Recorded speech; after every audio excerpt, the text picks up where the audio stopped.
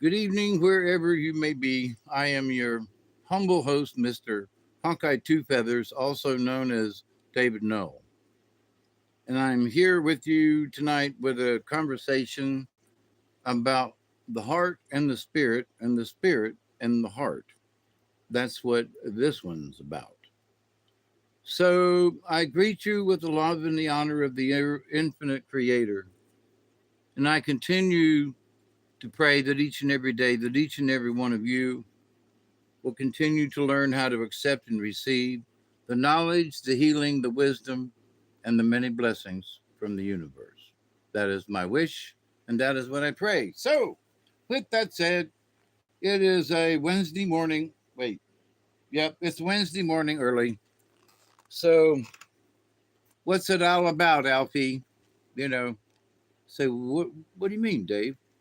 What do you mean, Hawkeye? Well, so many people out there doing stuff these days, and I have to ask the question, how can they do that? How can they have the heart to do what they do?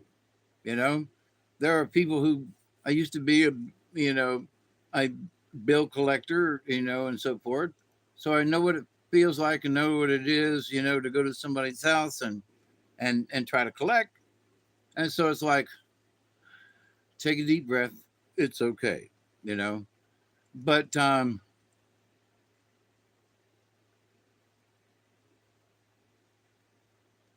these days, there are things going on to where it feels like um, there are some people who have literally sold out. As some people would say, they have sold their souls. Hey there, Witch Moon. It says my orientation is locked and to rotate the device. Am I sideways or whatever?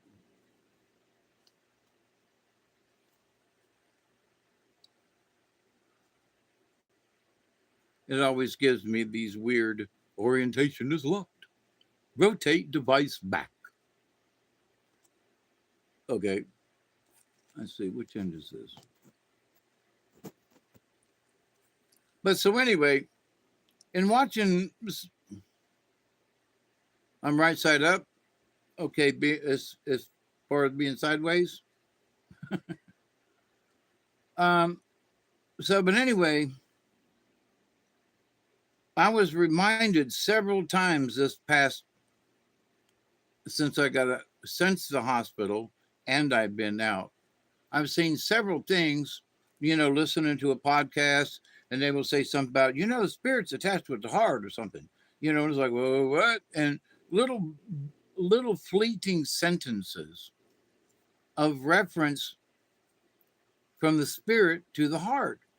And I'm personally, with being knocked out and pugged and prodded. And by the way, I've got, see that big bruise right there? Yeah, some lady came in the night and tried to insert an intravenous device, and that's what she left me with a week ago. But so anyway, tis what it is. Still got my thingy on, which is coming off tomorrow. This is the wrist where they went in to do the heart cath and also to put my stent in. So I'm a proud owner of a stent, and I am a card carrying member. Get this, because I have a stent in my heart. If I were to have an accident or something, and they wanted to do an MRI, the people who are doing the test need to know what kind of stent I have. I guess so that we don't blow up the machine and burst my heart. But literally, they gave me this card to carry. And she was like, no, Mr. Noel, you have to carry this with you everywhere you go, like a driver's license. And I went, what? So I am now I'm card carrying member of the Stint Foundation, because now I have a stint in me, but I can breathe better. And I'm still hungover from the hospital stay, but tomorrow's going to be better and the next day will be better and so forth. So, but I'm still here. That's the big part, you know. And I got my birthday wish was to get a stent. So you say, well, what's that got to do with tonight's discussion? Well, it's not about me and my heart thing, but it is. It is that during this 6-day ordeal that I went through to get this thing, and I'm still having the ordeal on the other side, meaning sitting here having a chat with you and having this thing and having all this stuff, and you know, so what does that mean? I really understand even more now what it means about the spirit is the heart. I had so much so much pain for a week after mine, but I had a heart attack too. I have a card. Oh, you didn't tell me about the card, Witch Moon. But yeah, I got a card. And I've only got one stent. And for me, the good news is I got to see the inside of my heart, you know, not just somebody telling me. No, I got to look at it myself out of the corner of my eye over there. It was like, is that me? And it was like, yeah, look at that, Mr. Doe, and blah, blah, blah, blah. And so I got another small spot in my heart, small spot, 30% maybe, but it's flowing good, is what my doctor who did the thing said to me. And that the stent, he said the stent went in smoothly. It adhered perfectly. And he was really happy the way that his procedure had went. He was like, that looks really good, you know. And Mr. No, I think that's going to do you good service in your lifetime to come. And I'm like, thank you very much, holy, you know, thank you, Jesus. Um, so being able to see it while he was doing it and being able to see the rest of my heart and going, you know, if I get over this and take care of myself, I got a ways to go versus I'm almost dead. Now that with the stent that's opened up this bad blockage that I had, and I can get a little more done. I can do a little more. Um, I can breathe better. And with all of that said, you see, I understand that my spirit feels better. Well, Dave, how do you, you know, how do you qualify or quantify that you feel better in the spirit? Well, what's that shit got to mean? Well, what it means is that I feel I always felt full of the spirit, felt full of the great spirit and the good energy, but now it's more. Well, how can you tell? It just feels more. I feel more something inside like I feel more. And it ain't from the heart, it's from my spirit, but it's the spirit from the heart, if that makes any sense. So is the heart connected with the spirit? Yeah, absolutely. I knew that ahead of time. Okay. So this is not like new information. It's just a tremendously different understanding of that information. And by being knocked out and being, you know, in that netherland between here and there during these, um, I keep wanting to say operation. It's not, it's a procedure. But I was awake for both of them. So I could tell what was going on. But at the same time, I was in La La Land. Mr. Grant down in Thomasville did me a super duper job of giving me what I needed at the time I needed it. So God bless Grant down there in Thomasville. He get my meds just right. So you'd have to been in the situation to understand. But since I'd been in Thomasville twice before, they were like, "Oh, Mr. Null, you're back again." Oh, okay. You know, so there is that for small town stuff. But what I've learned in it all is like last Friday at 1 o'clock p.m. in Thomasville, Georgia. I was wheeled into the unit, number 5 unit, and then there was some green-haired, purple-haired, body covered with tattoos, rings in their nose, says, and other places.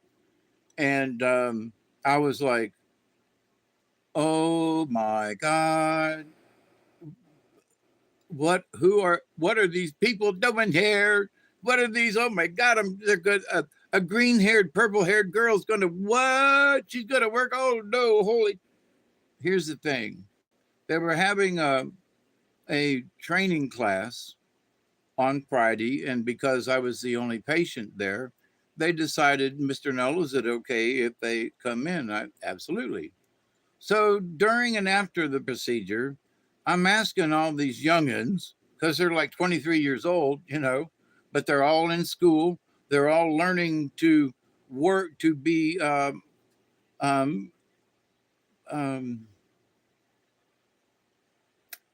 RN type nurses with the specialty in heart catheterization. Okay. So it's like, well, why are you all in here? What else? Because we love it, Mr. No. What? I mean, I asked him straight out. So why are you in here? You could have picked this or that. Why are you in here? Oh man, it's fascinating.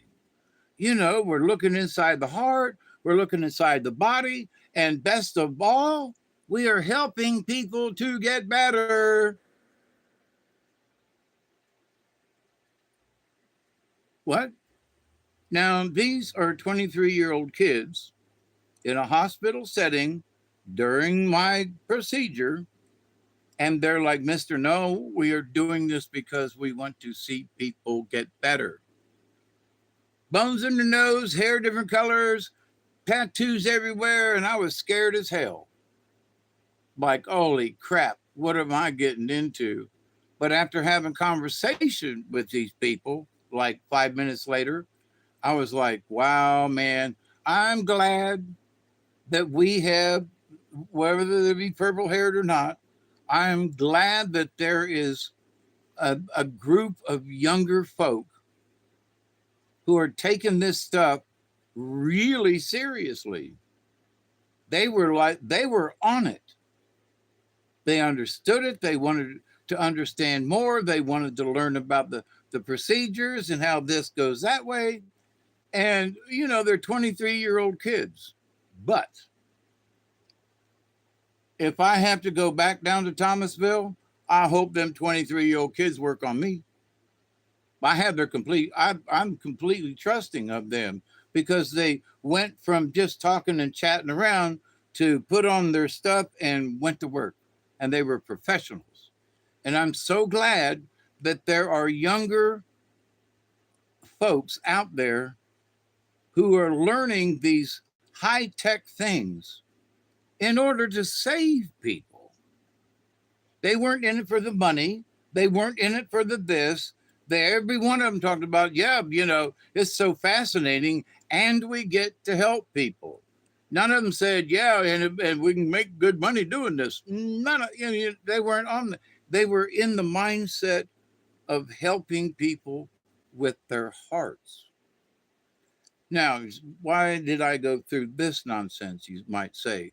It's because there are people with heart, these younger folks, there are people with heart fixing hearts so that other hearts can be healthy. Stop and think about that for just a minute while I have some coffee. But the bottom line is there are people, especially whom I would have never thought, there are people who are using their spirit energy, their heart energy, to learn and to conduct those things that will make the rest of us heart healthy and continue to be spiritual. I find that to be like, holy crap. Well, this small town in Georgia. Well, it's just this. And it was just another heart cath. Okay. It was just one, they just put in one stent. That's nothing big. There are people that have three, four of them things. So he's only got one. Big deal. So what's Dave got to do with this? Why is Hawkeye stepping in to have this conversation? Because during this, I saw the layers of spiritual energy. The spiritual energy with the nurses that wanted me to get better. The spiritual energy of my great doctor who's like, we're going to fix you this time, Mr. No. Just hang in there a little while longer, you know? The, the kindness of the other doctors there are like, we hope this is it. We want to fix it. And, happy birthday late. And, and off I went on Friday and had the procedure done. And here I am on the other side with a different feeling of spirit, better feeling of spirit. Dave, how is it different?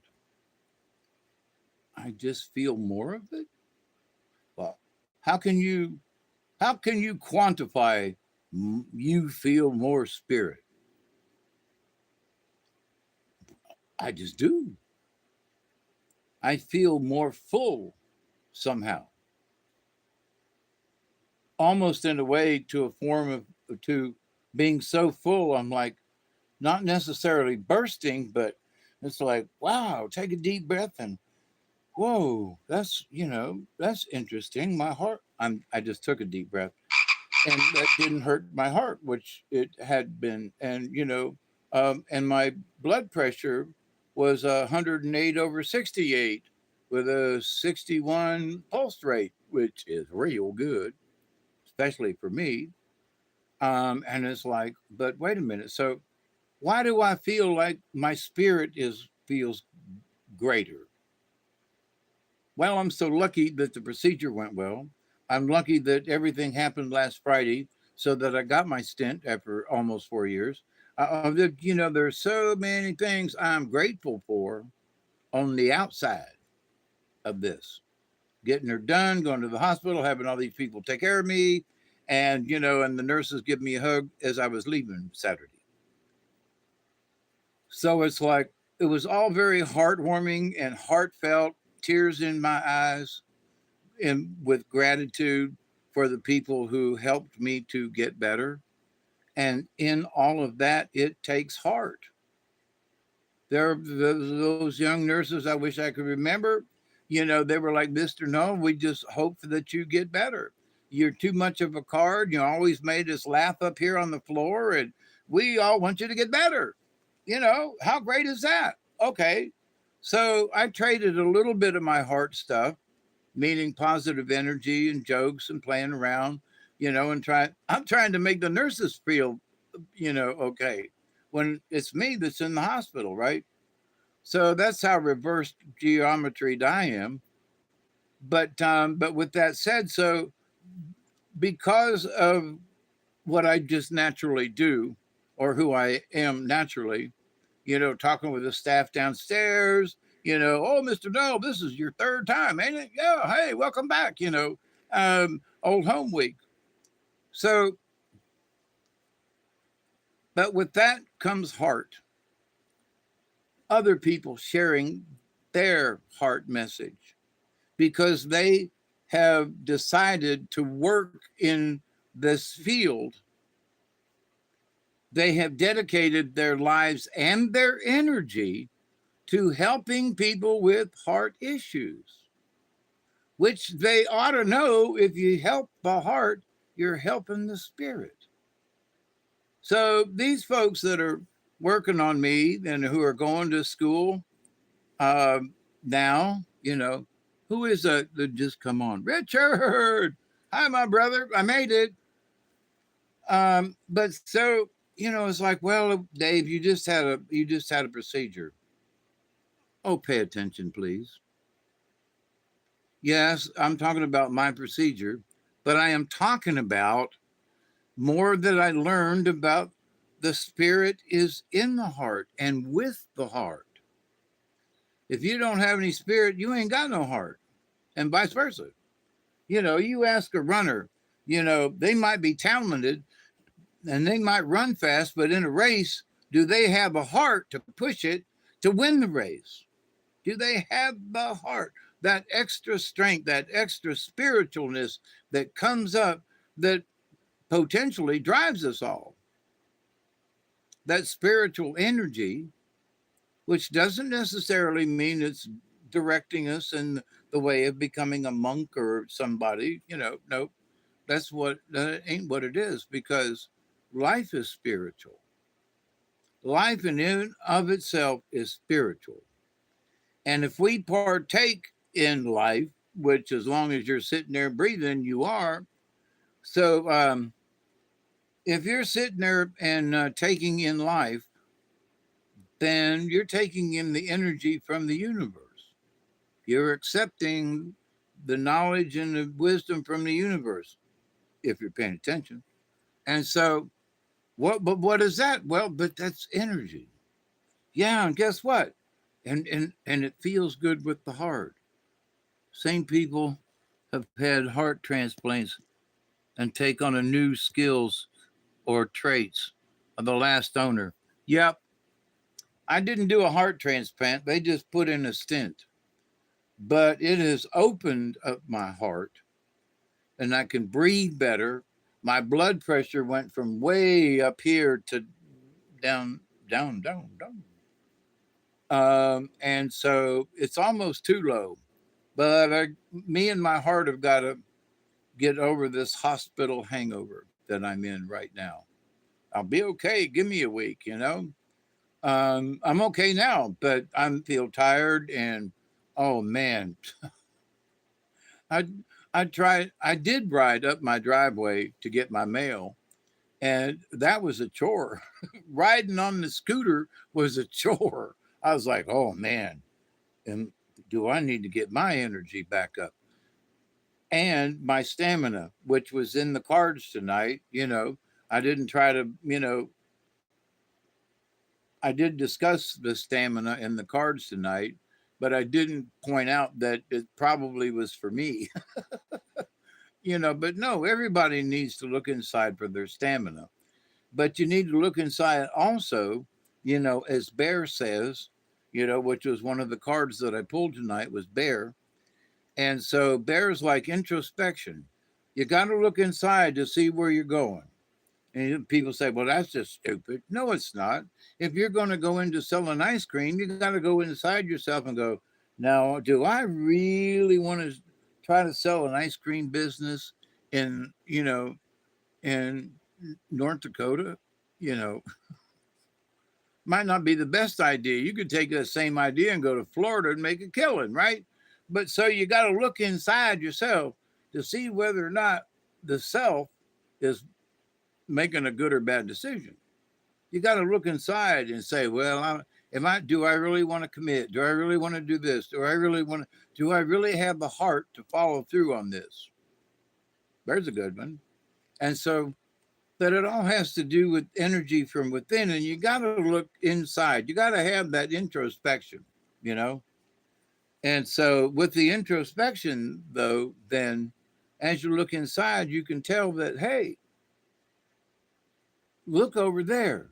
What? If you look over there, there's something good for you. Yeah, well, okay. No, if you look over there, there's something good for you. Now, I don't know what you mean by that. Hey, X, what you doing? Hang on a second, and I will. I got to find, oh, there's a bowl. So,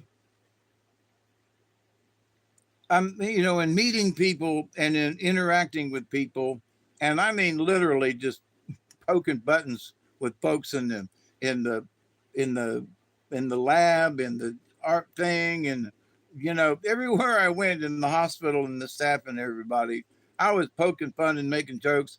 I had people laughing just going down the damn aisle when they were pushing me in and out of the hospital. So, Dave had a good time with that. But what I mean by that also is that regardless of who I met, even walking past me in the hallway, hi, how you doing? Wow, that's a really nice thing you got in your hair, which I said several times. And they were like, oh, thank you. But there was one that said, oh, thank you. No, I'm kidding.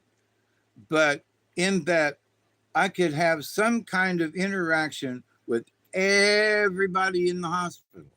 Everybody. If I could make eye contact, I could get you to smile somehow. And I guess it's my goofy look and my big beard. But to my simple point is that I understand how important my job is. My job is to touch base with people, to touch base with their energies, to touch base with who they all are. When I was speaking with the students and everything, to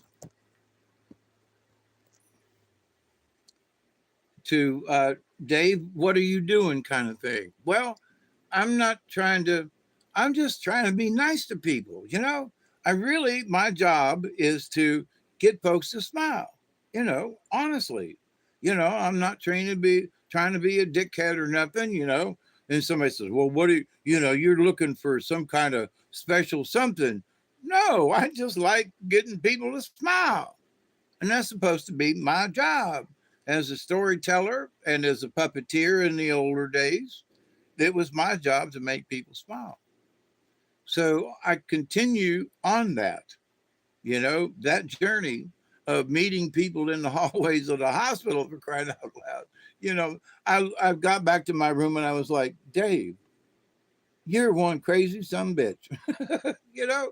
You are one crazy son bitch, making jokes and somebody you didn't even meet, whatever, in passing you in the hallway of the hospital.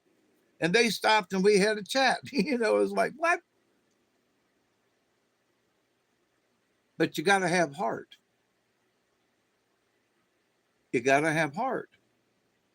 Why do you say that, Harvey? Because it's the energy that we put out. Why did I get people to smile? Because of my energy. And several nurses said, Mr. No, it's your energy. We come in and you just watch you smile, even though you feel bad. It makes us want to smile. You really, chirped up our day because they could hear me down the hall making jokes and stuff. So not everybody can do that. I understand that. But everybody can do that.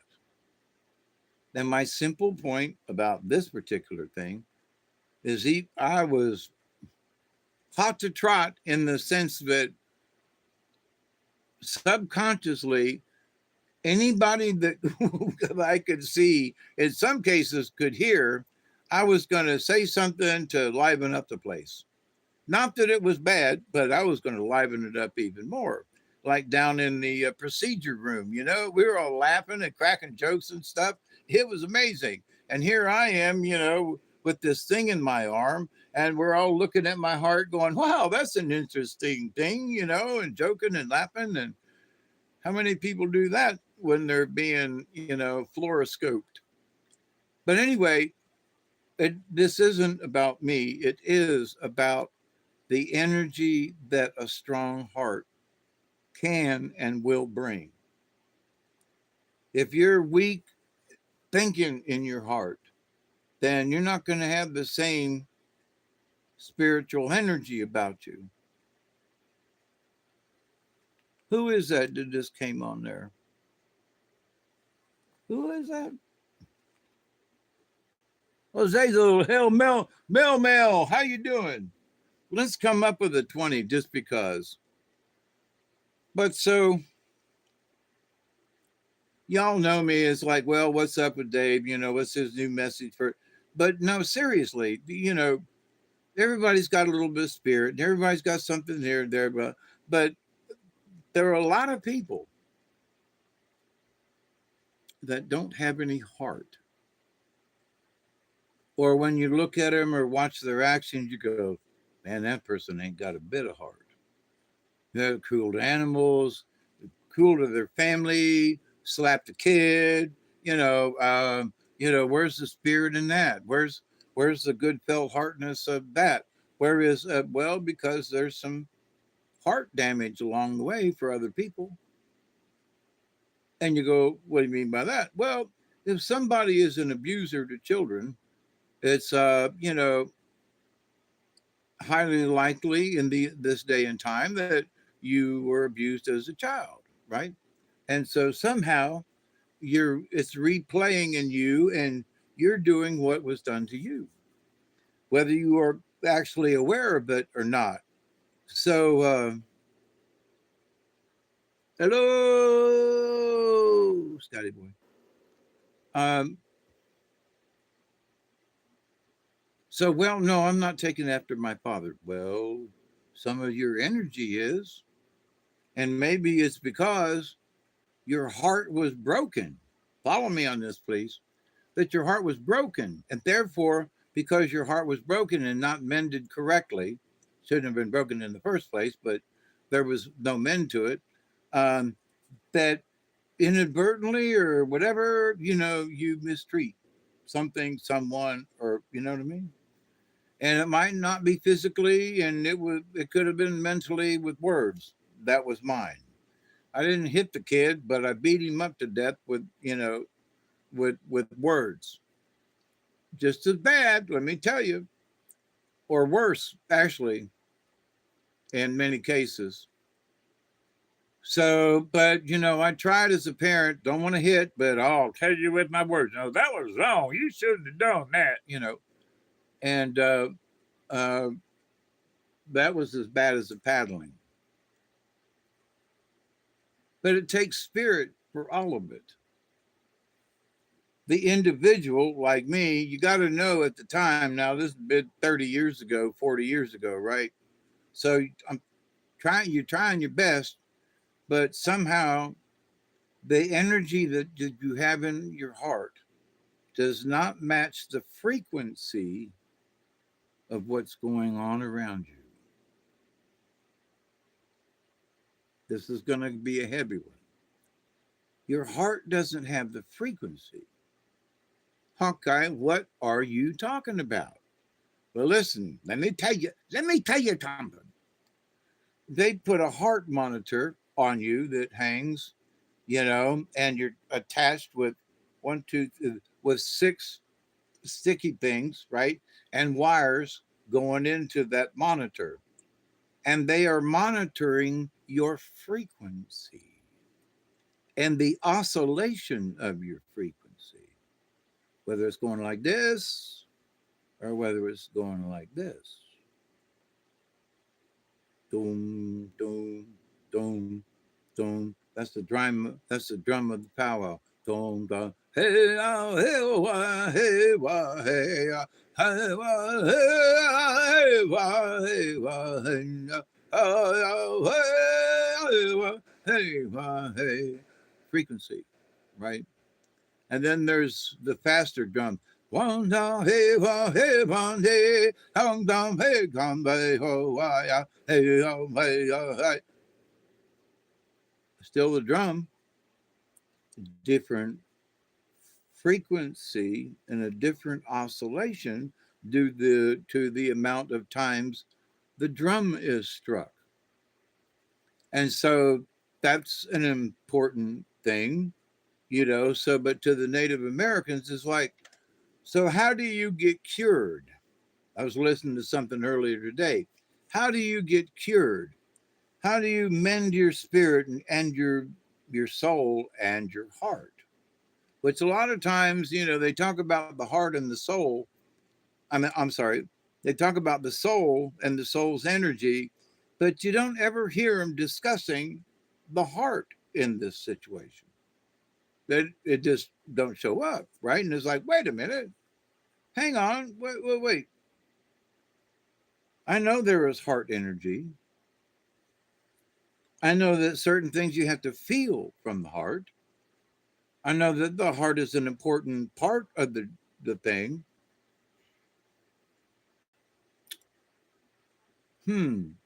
But when you listen to folks out yonder talking about things, They talk about spirit. They talk about consciousness. They talk about those things that are, but they never throw in the heart. Well, most of them don't discuss the heart. So for me, this is a lesson on many different levels. And the lesson is that absolutely the heart is part of the deal. The fact that the heart is strong or weak is a great reflection on the strength of the spirit. I mean, I was talking with one of the nurses the other day, and it was like, there's this man who's 68 years old, we can't talk about, but that he had a similar incident like mine, and that he just gave up. He was like, well, I hope you can fix me. I hope you. And when they did his stint and everything, was like, oh, well, thank you all very much. Thank you for helping me. And his energy was low. Like, dude, they just gave you your heart back. That's how I feel, which in so many ways, I've just gotten a new lease on life. No shit. Here's, whoa, you opened up this tunnel in my heart so blood can flow through again. Holy Jesus, that was something, and I'm wearing it right now. So, but it's making me breathe better, my blood pressure. What? And I should have had this 4 years ago. What? But I gave it my all through the years. If y'all have listened to me, I have kept my energy up as much as I could. But this time around, I told the nurses, I said, and the doctor, I said, I've had enough of this. I've been in enough pain. I've been in enough distress. I've had enough. And that was Wednesday last week, my birthday. And I said, my birthday wish is to have it done so I can not have to be, popped and prodded and everything. Fix me with that thing and I'll be good. But I've had enough. I looked up at the sky while I was in the hospital bed and I said, Jesus, please, I pray, I've had enough. Whatever message you want, whatever I'm supposed to do, but I've had enough of this pain. Please, please help me this time. 2 days later, which is as early as they could do it, I was first in line in Moultrie and in Thomasville, and I got my birthday wish. So, is there something to be said about spiritual energy? Well, I understand that the cosmos needed to align just right for this to happen for me. But if you have faith and believe, then you too will find that extra spiritualness in your lifetime. Take a deep breath. So, is the heart important for the spirit? Oh, please, of course. You know, why is Valentine's so important to some people? In that they can express their love to another, and for the person on the other end of it to accept that love or whatever, right? So, and but what is that thing that's traded? Well, here's a box of candy. Yeah, but so, and oh, I love you. Here's a box of chocolates. So great. Here's a box of chocolates, but that means I love you. This box of chocolate, it means what? Well, this box of chocolate means that I love you. Okay. So whatever geekiness it said, that if the person says it with some gusto and a little bit of oomph, that they're expressing a spiritual feeling to a box of candy.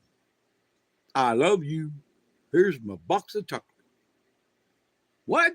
A box of chocolates? Yes. I love you. Well, but wait, that's got to come from the heart, don't it? Yeah, here we are with the heart again. Yeah, but if it comes from the heart, then that's spiritual. That is spiritualness coming from the heart. It ain't just chocolate, it's spiritualness. Oh, so everybody that says I love you with sending hearts behind it, guess what? Yeah, it's a meme, it's a thing, it's a whatever you call them things. Let me hit it and it'll show them, hey, the crow, what's up? Oh, Pathfinder. Wait, who else has showed up? Oh, that gummy. Stop it. Ancient Alien is a great show. Yep.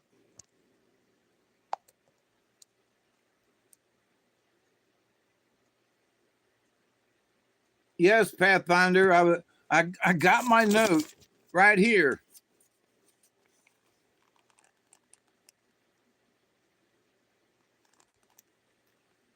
Oh, you can't see it. It says stay thirsty, my friends. My little note. Yep, sit right. Stay thirsty, my friends. But so with the, who was it that sang the song "Let Out Your Heart Light" or something like that?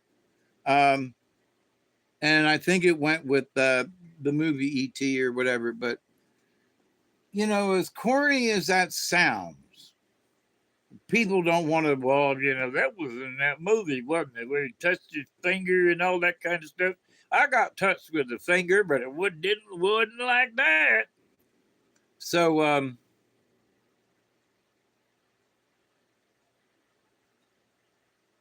but your heart light and the cards even tonight were, um,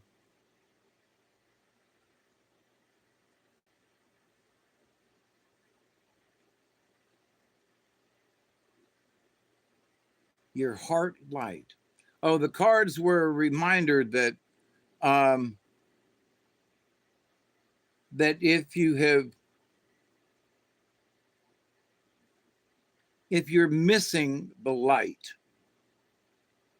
if you have been lost in the scrumpness, if you've been lost in the forest of stuff, thank you very much, Neil Diamond. Um, and I was sort of picturing him, but I couldn't think of his name for nothing. So, but thank you, Neil Diamond. But so many folks are like, well, I don't have the heart to break their heart. Dear heart. Well, bless their pea picking heart. Don't have time to break their pea picking hearts, but Lord have mercy. So, do we really give things heart? Do we give really when we see someone, meet someone? Do we give them a piece of our heart energy? Well, Dave, what you talking about?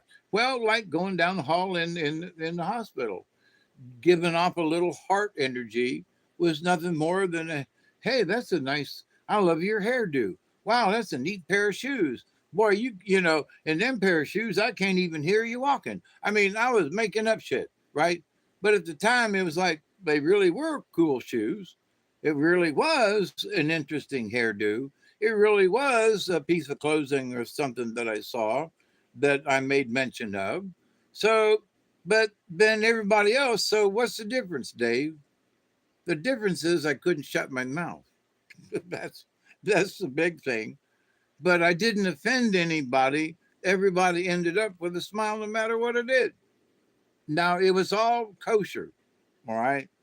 But the fact that I was talking with people in the hall didn't bother the two people who were pushing me down the hall. They were laughing too. So, and then I'd look up at the guy back there and like, hey, how you doing? You know, have you got your license for navigating these halls and stuff? You know, and somebody overhears me saying that in the hallway, and they go tee hee hee, and I'm going, yeah, I hope he's a good driver. You know, and I mean, it was stuff like that. But for me, I wasn't trying to overdo it. I was just having fun talking with people. I have fun to see what their expression is. You know, I make a comment about their hair. Do they blush? Do they turn their head?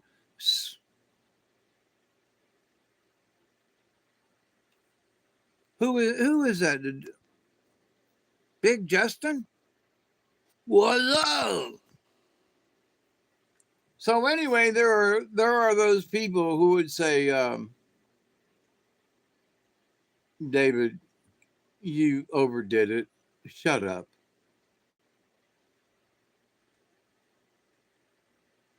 Why?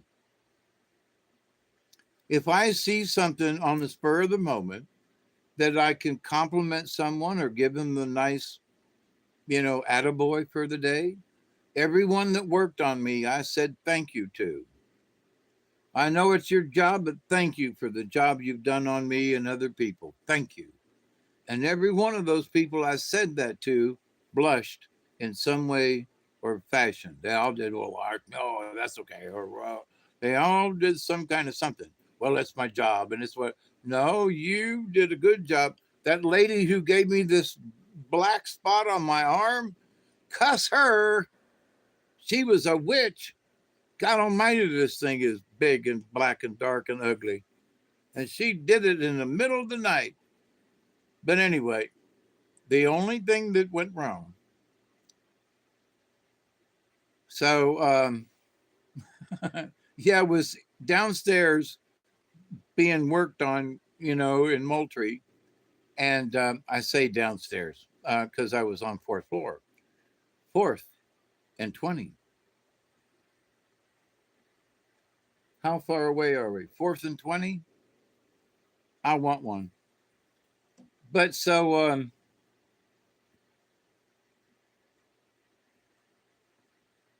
I forgot where I was. Good for me. No, but the heartfelt, when somebody mentioned something, what it was heartfelt, and I really felt for these people. It was heartfelt. Well, that kind of adds this extra little thing onto the heart. Felt. Well, what do you mean? Well, that message he sent me was heartfelt. Okay.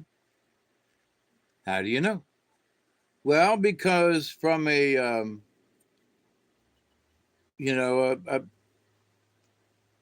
wasn't just felt, it was heart. Yeah, but what do you mean by that? It means that it's extra. We didn't just feel for you. We know you feel bad after your accident. Okay. Was that heartfelt? Sounded a little stale, right? So then you get the message, oh my God, I heard you were injured. And there are prayers from all of the family and friends and hoping that you get, better soon.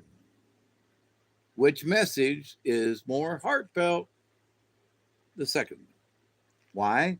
There's more information in there for one, but it's also that now it's not just me sending you good energy or prayers. You've included family and friends who are now they're being heartfelt to send you prayers. Oh my God, Judas had been in an accident with anything. Yeah, he'd been in an accident. Well, you got to tell him all that. I've been thinking about him. That he's got in an accident. Right. He'd be in the hospital. Well, yeah, they say he had to be there. Well, you tell him I'm praying for him. That's heartfelt. Versus somebody's like, yep, I hope he gets better. I hope he gets better soon. Yep. And okie dokie. Yeah, they really want you to get better, but it ain't heartfelt. It's not that it's negative or that they want to see harm done to you in any way, or that it would be very hard for you to get well again. But the person who's like, "Oh, Mr. David, I hope you to get, and we're going to send you prayers, and if you need anything, all you got to do is call and we got here's the number to the thing, and we'll pick you up, and we'll bring you food." We get heartfelt, right? So, but not every heartfelt is, you know, laced with all these things, but a good heartfelt sen- sentiment sentiment um, has all those things attached, and you kind of sort of know it. We're all pulling for you, and we all want you to get better. And if there's anything that any of us can do, so then with that said, then all of a sudden you are being heartfelt by all of these individuals out there who are saying something, praying something, on your behalf. Now, you all are my example. And the my adopted granddaughter was the same way. She said, I told all my friends to pray for my grandpa. I said, okay. She goes, I consider you my grandpa, Mr. Dave. So I asked all my friends to pray for you. I'm not her grandpa, but I've known her since she was a little child. And our interaction over the years, she has become my granddaughter. And to her, I have become her grandfather when she has two grandfathers. But I am more special than the other two. And she, you know, how did that happen? So, when I can barely get a reaction out of my own real granddaughter, it's like, okay, well, I'll talk to you, and hope you're okay. And you'll get better soon. And some of the messages I've gotten from my granddaughter, my real one, I got to give you an answer. I am kind of sort of worried about you, but yeah, it's just a procedure. You'll be okay. No, I damn near died at home by myself. Uh, yeah, it ended up like this, but you don't realize what it was to get to this point. Oh, it's a simple procedure. You'll be okay. Well, thank you. Do you realize how freaking hard it was for me to go through all this mess? The tests and stuff they did to me, the not being able to sleep, but maybe 2 hours in a row for 6 days, being stuck in the emergency room for 22 hours because they didn't have a room. Just all of these things, and you say, if they'll give it to you, you'll be fine. That's the message. Now, ain't that a little cold from my real granddaughter? Ain't that a little cold? Where my adopted granddaughter's like, "Oh, Mr. Dave, Grandpa, I hope you're better." And they brought me cake on my birthday, and they showed up in my room on my birthday to celebrate when I didn't get a happy birthday in a message from my real granddaughter. So I'm talking about things from the heart. So just because my real granddaughter said, "You hope you're okay, Grandpa,"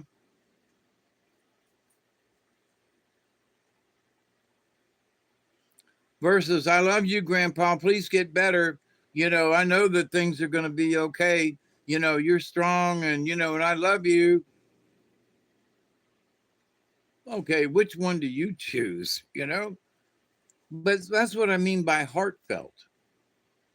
One of the people, very heartfelt. Miss Emma, God bless her. What a cutie. Oh, and she had her first homecoming last night, by the way. I can't wait to see her in her dress. It's beautiful. But so she's given her time to talk with me and to come to see me with her mama, and the fact that we can share. And I can tell you without a doubt that the heart energy, the spirit that I have that's attached to Miss Emma versus my granddaughter, because there we have involved ourselves in an exchange of spirit. She gave me some heart spirit to make sure that I was going to heal and be okay. And she was one of the first people I texted and talked to and said, I made it, you know. And but my granddaughter has yet to call me or speak to me after the fact. Glad you're home or whatever. And I've sent messages, you know, not a word or a comment back. So me and Miss Emma, my granddaughter, I tell you, we have exchanged spiritualness. She gave me some of her heart light, and I have obviously given her some of mine. Oh, she's 17. She ain't, just want to let you know, she ain't a little kid. She is intelligent, smart, beautiful, just, oh my God. And a common sense head on her shoulders.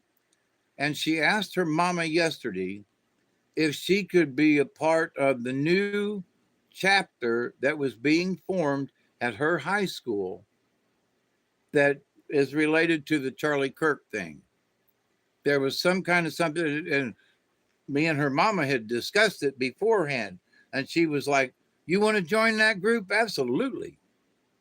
But she's like, was the vice president of the FFA one year. She was the treasurer or something one year. She's been off on airplane flights by herself to go to some of these conferences and things. And she just turned 17.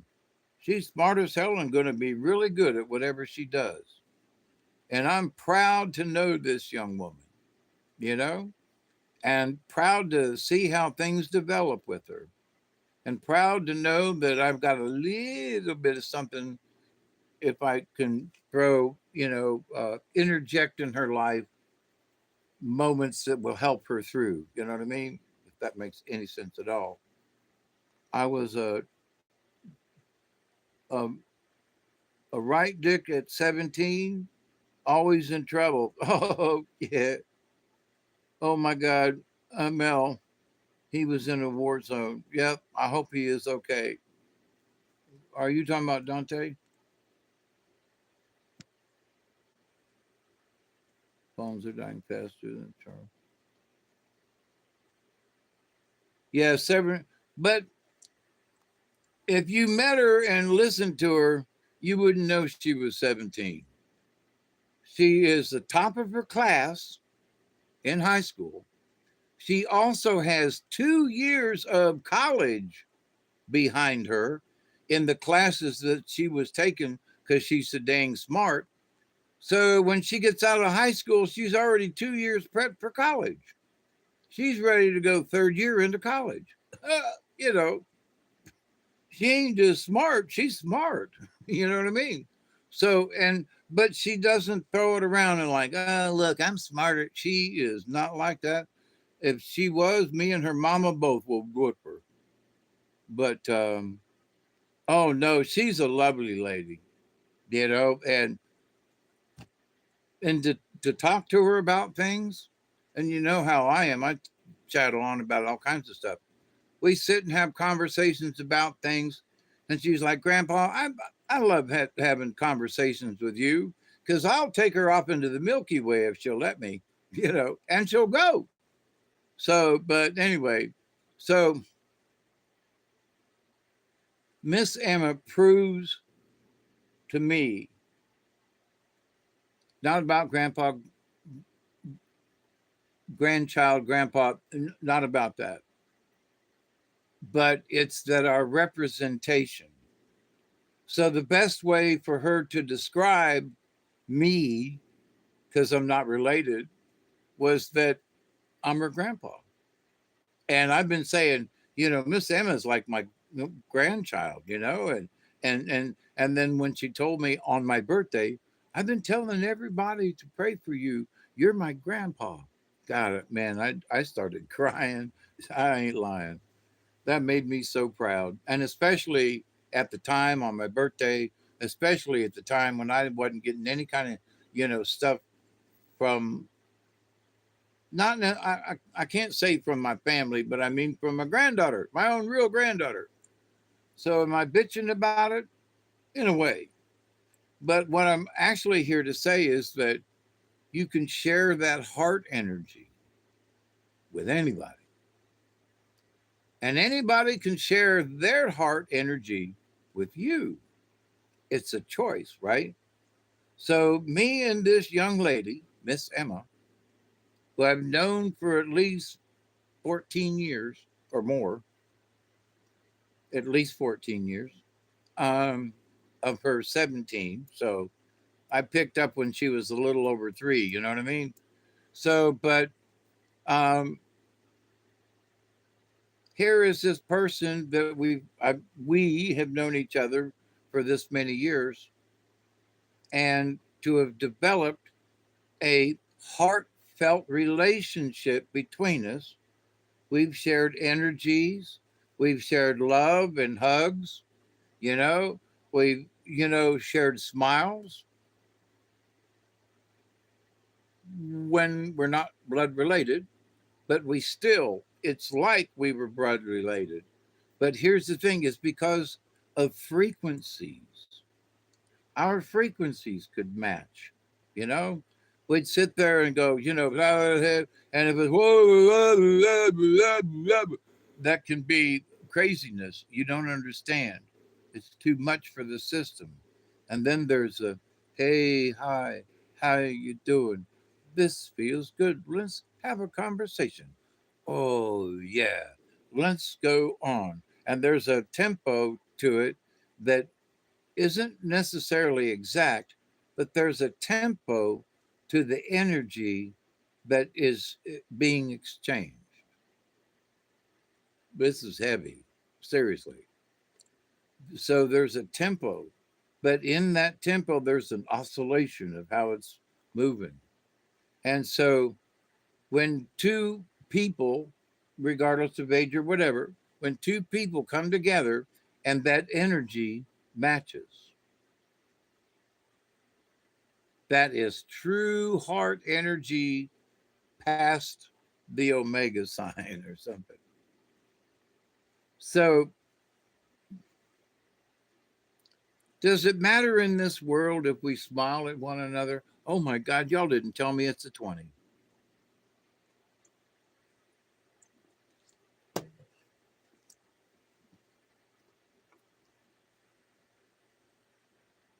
Goodness grape shoes.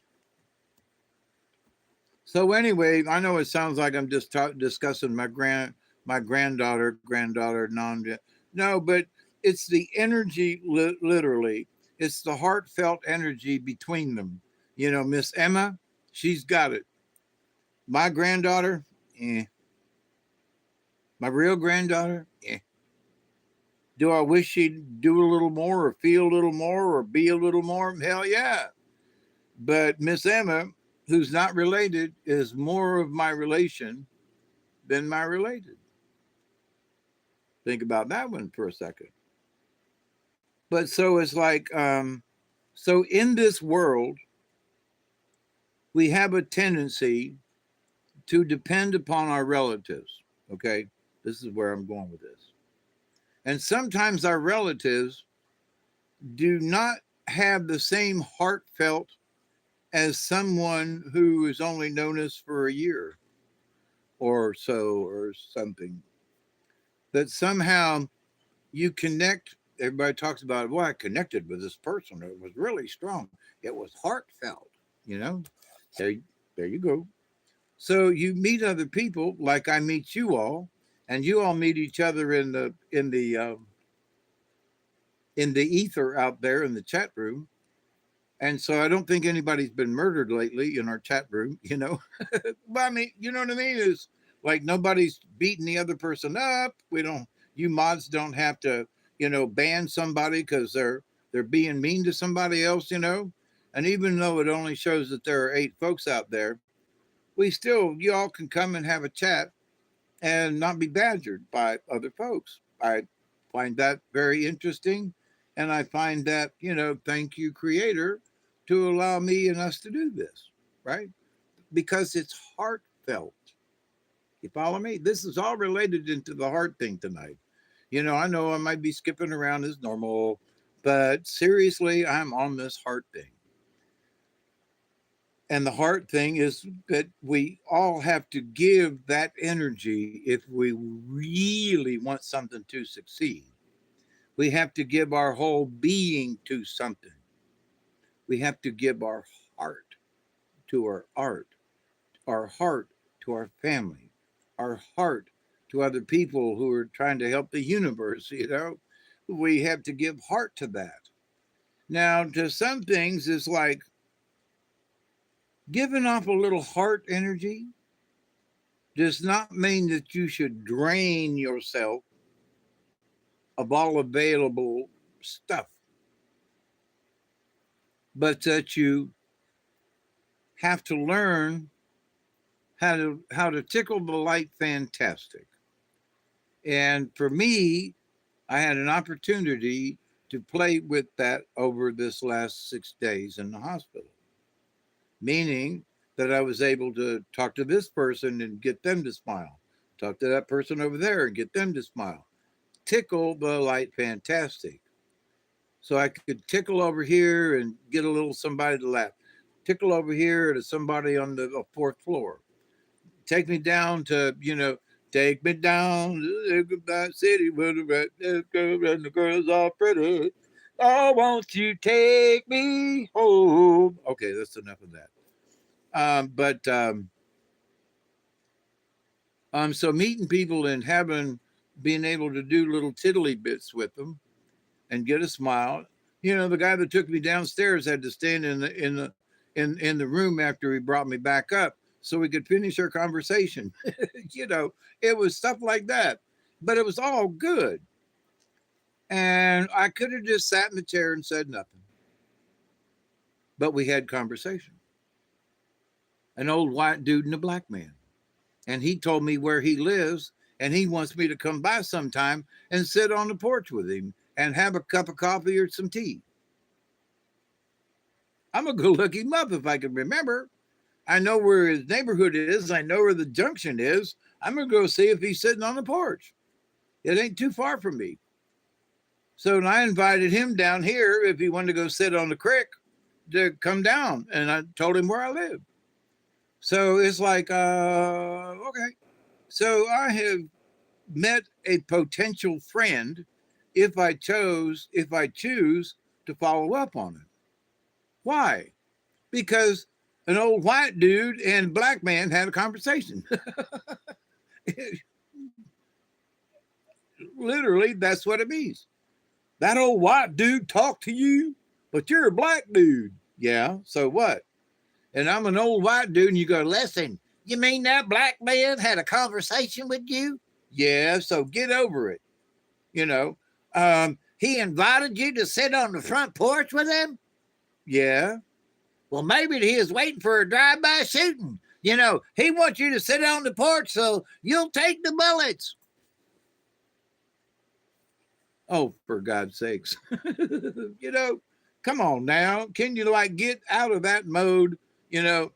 Black man and an old white dude decide to have a conversation while he's taking me down to be x-rayed. I'm full of radioactive chemicals at this point. And, because of the tests they were doing. So it's like, okay, so I'm glowing in the dark, and me and him are having conversation. And he's got to stay in the room a couple of minutes longer to finish our conversation. I love it. I love it. So while I was in the hospital, I got a chance to, tinkle the light fantastic, meaning I had this opportunity to have little conversations with all kinds of people. to find out where they were coming from, to how they doing over here, what's going on with there, because there are so many people in now saying, "Oh, Dave, Mr. Dave, it's over, man. But the end is coming, man. Nobody loves anybody, and everybody's happening, and the world's going to come to an end. And holy Jesus, and that's not even good anymore. And oh my God, we're all doomed." And then I meet people in the hospital, nurses, doctors, technicians. And some of them say, "Well, I'm not from, I don't live in Moultrie. I live in Sylvester." Or, "I don't live in Moultrie. I live up towards Albany." Well, I don't live in Moultrie or Colquitt County. I live down, near Thomasville. And so Thomasville, ooh. So how come you didn't go to work at the hospital down there? Because I like this hospital better. What? Oh yeah, I work down there and I like this one better. What? So then you find out that there are a lot of people in the medical profession who have worked for other places in this area, but who have decided that they would rather drive further than some institution is closer. I mean, okay, you live in Thomasville. Why are you driving up here to Moultrie? Because I don't like that hospital down there. Oh, so then you start to learn things. You know what I mean? Wait, what about that hospital? Well, it's okay, but there's more heart up here. The people up here in Moultrie, there's more of a feeling, there's more of a spirit, there's more of a, I get it. I get it because I saw it. I witnessed it. I sort of partook of it, if you will, as I'm late with this 20, but I'm going to partake of this right now. But it was all of the heart feelings from them to me, from me to them, the heartfelt of the hospital, the heartfelt of the people in their profession, the heartfelt from a granddaughter and my non-granddaughter, the heartfelt from my non. Anyway, Miss Emma, I'm still waiting on a text from my granddaughter. I won't get. Do I hate or want revenge? No. But am I going to send a heartfelt message back to her? Well, here's an update. I'm still breathing. The end.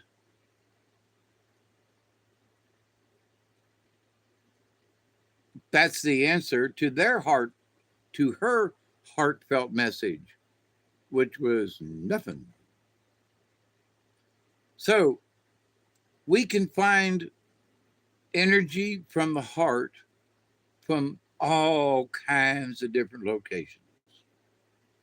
But are we open to it? I don't know. I'm going to this hospital. Well, so there are real people who work in the hospital. So why can't you talk to them? Well, that's the hospital. It's the hospital staff. So say hi to them. Good morning. How you all doing? Is this where I sign in or blah, blah, blah, blah, blah, or whatever it is. Some nurse stuck her head in, don't know from Jack. Happy birthday, Mr. No. I hope you feel better. And as soon as they take care of you, you will. And out the door she went on last Wednesday. These people didn't have to do that. I mean, they didn't have to do that. There was no sign on the door that I knew that said happy birthday, but they all stopped in to say it. God bless them, everyone.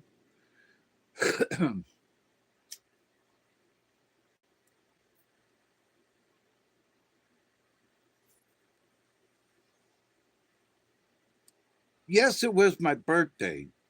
That's true. On last Wednesday, a week ago, the 24th. But the interesting part was I didn't ask the universe. In fact, I might have talked with this to Elderberry. It was like, well, you kind of feel left out, and you're in the hospital on your birthday. And yeah, that's all true. But if I had not been in the hospital, me and Duggar would have probably been by ourselves on my birthday, not as it's a negative thing, but the situation. Me and Duggar would have been to the house and maybe went down to the river, but I wouldn't have been around a bunch of people on my birthday. That just wasn't the way it was being arranged. But then I'm in the hospital for my birthday, and then there are all these people coming in, wishing me happy birthday, spreading the love and the joy, and I'm going, I did not ask for this. Honest to God, I'm sitting there and I'm going, I would have stayed. I would have been content to stay home with Duggar. I had thought about doing a live stream kind of thing and, sharing the joy of me being 73 and joking around or whatever. But being in the hospital and being, um, trying to find the word for it, they were all pumping me up with good energy for my birthday. Good energy, heartfelt energy. See, I'm still on the same topic. So, heartfelt energy came from all different sides that day, plus the days past it. But again, it's spiritual. There was spiritual energy being passed back and forth. I went and tickled the light fantastic. And when I tickled it, they were like, ooh, look, me and him can have a conversation. Me and him can share a joke. Me and him can share a smile. Me and him can just have a nice day. And it was that simple, but it worked. And I wasn't trying to do it on purpose. It's just who I am. you know, oh, can I talk to you? You're sitting across the room. Here, let me move over there and let's have a chat. That's how crazy I am. But I didn't know it at the time, and I'm realizing it right this minute, kind of thing. That um, Creator sent me there.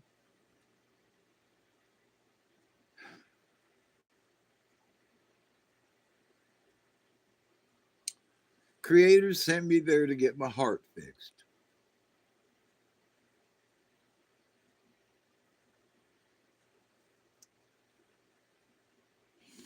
After 3 years plus of the suffering, Creator sent me down there to have my heart fixed.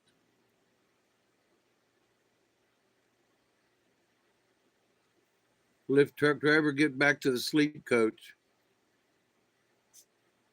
Be good. So I knew my heart was hurting physically. I knew I needed this procedure. So did the doctor, so did other people. And it wasn't enough until this year. So, with all my prayers leading up to right now, please, God, please, Creator, please, to the Goddess, whoever's out there, allow this to happen. Just, just let it happen. Before it was like, nah, ain't bad enough. Nah, call back another time. Nah, wait another year and come back. So I've been suffering. How much suffering does one take, or what's required to the universe to say, okay, let's fix you this time? What's the criteria? You know, I've studied this. It's me, right? What is the criteria? So my criteria has been up to this point what they say. What my criteria is, I've been sick with this for 3 years. They knew 3 years ago that I had a bad spot, but it wasn't bad enough to fix in their eyes. Last time they did it, last year, not bad enough. Okie dokie. This year, what have I been praying for? That it's fucking bad enough, you know? To my Miss Emma, she said, "Oh, I want to pray that you'll get better." Nah, I don't want that. You got to pray I'm going to get worse until I get fixed. And then we can go back to praying for the good stuff.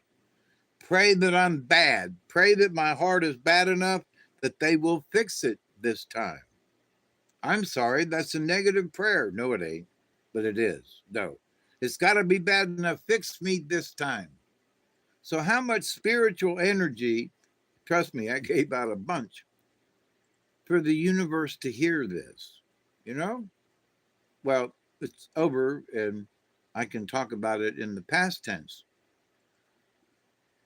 But with all of the people that I'm thinking of as I'm going through, the nurses' faces, the black gentleman that, took me down to the lab, the other person that wheeled me over here, the two guys that took me down to Thomasville, the lady and the guy that took me, wait, they took me to Thomasville. It was the other guys that brought me back. Anyway, I'm thinking of ambulance drivers, what? And so it was only the ride, in a very short, hi, how you doing? But with everybody, I made sure that I had some kind of human contact with them. Somehow I broke the ice. Hey, what's this do if I push this button? Oh, God almighty, don't touch that, Mr. Dove. Okay. That almost happened. And then the other guys were like, don't touch that. I was like, whoa, yes, sir. I was just pointing at it. Get your hand down. Okay. When you're on the stretcher that they're taking you between places in the ambulance, there's this great big monitoring thing that sits over you at your waist, between your waist and your knees. It's this great big huge device. It's thick, it's this tall, it's got, you're hooked up to it. So there's your heart rate, there's your pulse rate, heart rate, pulse rate, same thing. There's your BP, there's your this thing, this is checking your whatever, and they're all, going across the line in real time. And so when they get about a mile from the hospital, the guy hits the button and it sends that report at that time to the hospital. So when I go into the hospital, they have a record of where my heartbeat and everything is at that moment. So in case they, need to do something, well, his heart rate's okay. It'll be all right. All right, put him over there in room number 3.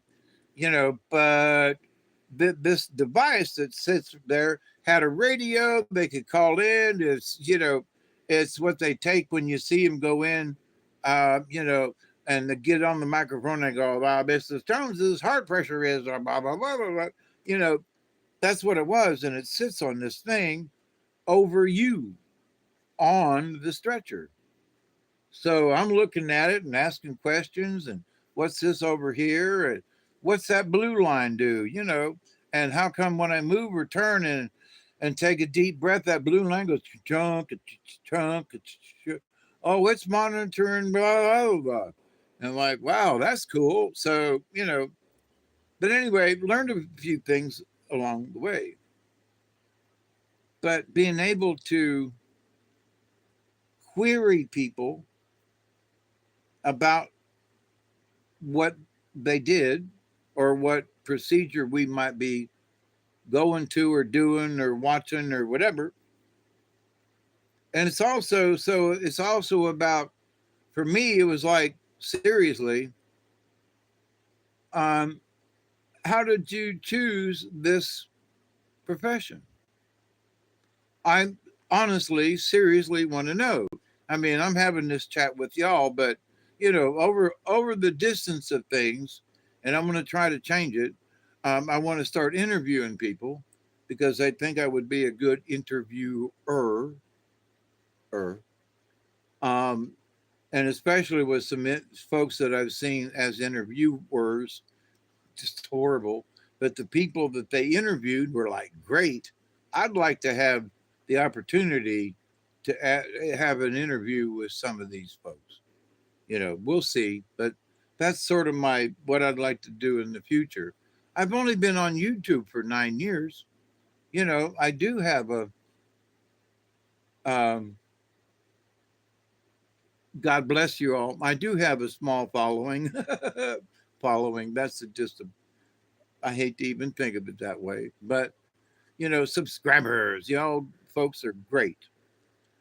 And the fact that I can trust you as my mods, that's even greater. And over the years, I just trust you more. So to me, that's a wonderful thing. And that is heartfelt. I think you might outstay, outstay me possibly, outstay you. I know you do, Chloe, and all of y'all. I know it. I feel it. I can tell. And yes, Scotty boy, you're on borrowed time. Well, let me tell you, I thought I was on borrowed time too.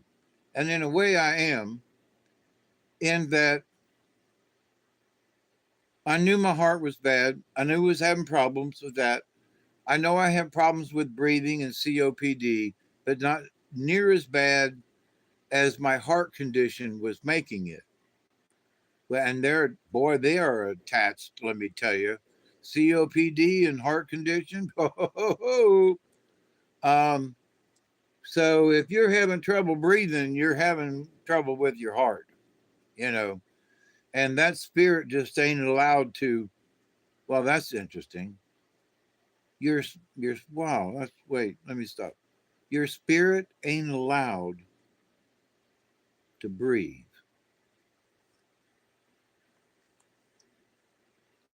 That's an odd freaking comment from me.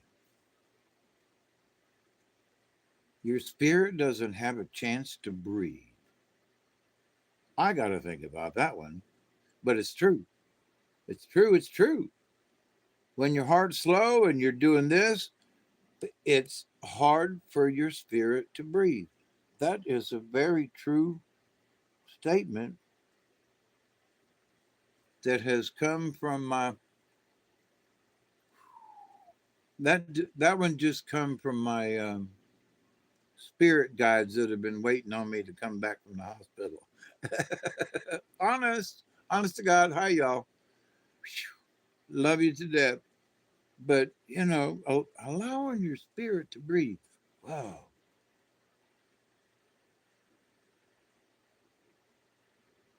So, what would be sort of an example of that? You know, your spirit not being able to breathe. In that there is so much turmoil in your life, and there's so much depression and stuff, and maybe a family member has passed, or maybe something has happened. Somebody's lost their job, or they lost their pension, or they lost both, or all of the above, and they're trying to deal, and you're losing your house, and the kids are a mess, and and your son just shot this guy called Charlie Kirk, and all of a sudden the whole world just goes to shit. And there's no way that your heart can breathe. You just feel like somebody's sitting on your chest, just and you're it's really difficult. So during those times, it's not hard to prove that it's difficult for the spirit to breathe. There are things that literally take our breath in. I can't deal with this. No, there's too much. Oh, come on, please, no more. The heart is suffering, obviously, but so is the spirit. And with that kind of reaction or action, maybe, is that I can absolutely attest the spirit ain't breathing right. Neither are you getting the correct amount of oxygen in you, nor is it being pumped out through your system the way it should be. Um, and part of it is because there's a blockage with the spirit. So, because it's so overwhelming and there's so much pressure upon the psyche, your psyche, that it's stifling. And what is to suffer from it? It is your spirit that can't breathe. It kind of boils down to something very simple, is that there's so much pressure that's clutching at you. Like the pain I felt last week, where it felt like something was clutching my heart and squeezing it. And not as in, it wasn't so much a heart attack, which was surprising, although the enzymes were showing up. Um, the EKGs were showing up not too badly, which was a little befuddling. But when they saw how big the blockage was, they didn't hesitate. They went ahead and did the stent on me. But so there are people that are like I have been for the last 3 years, heart sick, literally. Yep, we see a blockage there, but it ain't bad enough. Okay, come back later. Take your medicine. Okay. Next year you go back and you go, whoa. So nope, not any better. Not got, bye bye, see you later. But you still got the heart issue. You still got the pain. Still got the shortness of breath.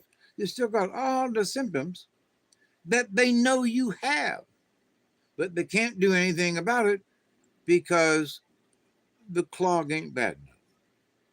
This is honest, right? Okay. So now to the universe, sweet Jesus, please make it bad enough this time. Now, why do I keep repeating this? It's because I was using heart energy to get heart energy on myself. As a shaman in training, I had to use my own personal juju to stay focused on they're going to do it this time. They're going to do it this time. They're going to do it this time. The universe is going to be okay, Dave. They're going to do it this time. This was just a week ago. I mean, Wednesday last week, they were doing a test on my pulmonary. That's when, my buddy that wheeled me down and back, they filled me full of glow in the dark stuff and took pictures. And so this way, that way, upside, back way, and I'm back, but they pumped me full of goo that made me glow in the dark. So now I've got to get that flushed out of my system that's making me feel odd while I'm in the hospital, right? And so now my heart is like, holy Jesus. And then they come back early in the morning and say, it wasn't your lungs. You don't have a blood clot anywhere in your bronchial stuff. Now, that's really good news, okay? But it didn't explain my issues correctly. So, more heart, more sweet Jesus. Come on. Come on, let this take place this time. Serious prayer, serious meditation last Thursday all day to get to Friday. And so I knew I was getting the test, but I didn't know I was getting fixed. So there was one had to come before the other. So at every stage of this has been another freaking lesson, you know? Why was Coyote in the cards tonight? Hey, Dave over there. Well, but it's not that I kept doing things to stub my toe on. It seemed like the universe was just making me look like Coyote, you know? In that, well, we're trying for another one. Hit, bong, something falls on my head. And, well, that's not it. Well, what about this? Bong. Well, it ain't that. Well, what about that over there? Don't know. Hey, let's run into a rock. Why don't you? So, Coyote, right? Coyote the trickster. So, I've seen Coyote recently in that they've tried to trick me into different situations. Well, if you just take this medicine, right? So if it weren't for the insistence of Dr. Upong, Larry, oh, I didn't tell you about Larry, um, was that he went in and said, I have a patient, 73 years old, he just had a birthday, and that he is having severe chest pains. We've checked out, it's not a bronchial issue. He's not going to, he does not have a blockage nor a blood clot or any kind of clot. Um, his pain is a blah, blah, blah, blah. This is his third time here. And we're sending you pictures of what he looks like now from the inside. So they immediately sent the pictures via email, which is amazing. And the doctor in Thomasville had a chance to look at them and go, yeah, I see that blockage. Send him down to us and we'll fix him right up. That's cool.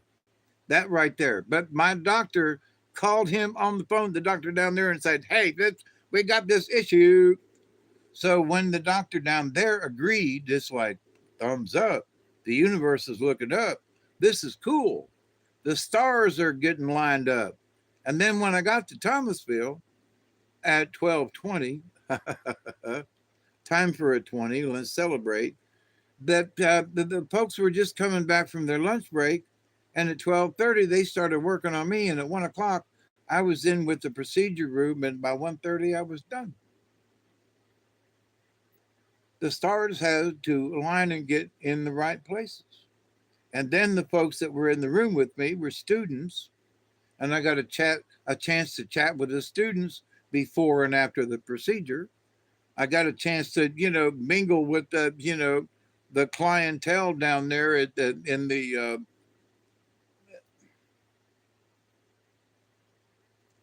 their procedure rooms, not operating rooms. But then they have all around this main area where they put you before you go in and they bring you back when you're done, and they make sure that your heart is monitored and all these things, and they take your blood and do all the checky things, make sure that you're okay. And God bless them, every one of those people were using heart. Dave, you're just overwhelmed. No, because I spoke with those young people with the green and blue hair and the bones in their nose who were really serious about doing their job and seriously about learning the profession of how to look at the heart and fix it. They're amazed. They can't believe it, and they want to learn it and do it. That's from the heart. Well, the people in the room taking care, they could be a nurse anywhere they want to be, but they're a nurse in the area where they do these procedures. It's sort of like a pre-op, post-op kind of thing, but it's not an operation, but it is a procedure, and it is in a sterile condition, etc. But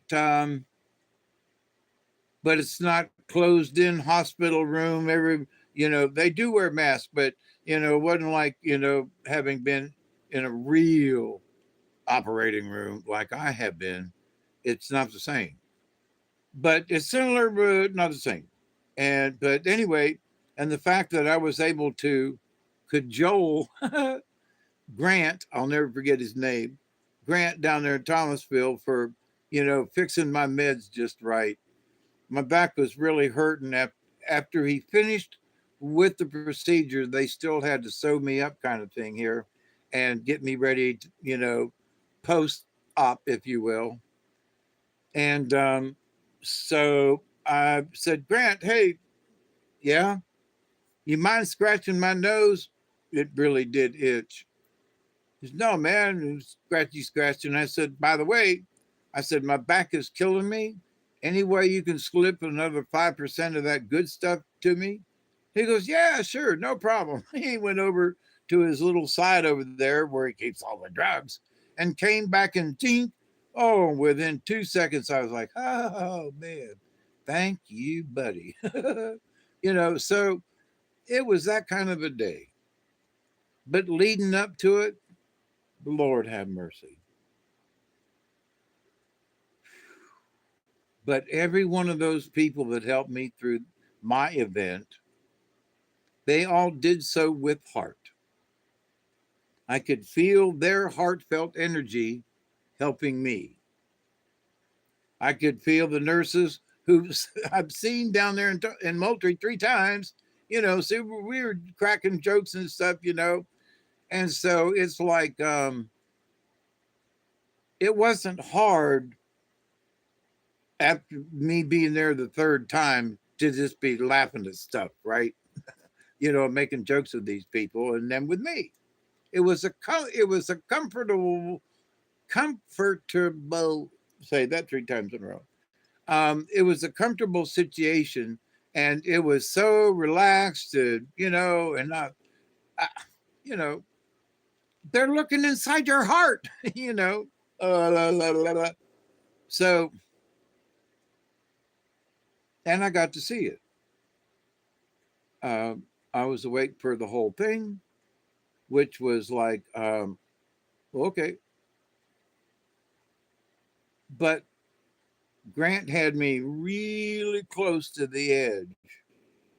So I can't remember the person in Moultrie, but for some reason, Grant, I saw it on his shirt, and the way he was facing me. So Grant, yes.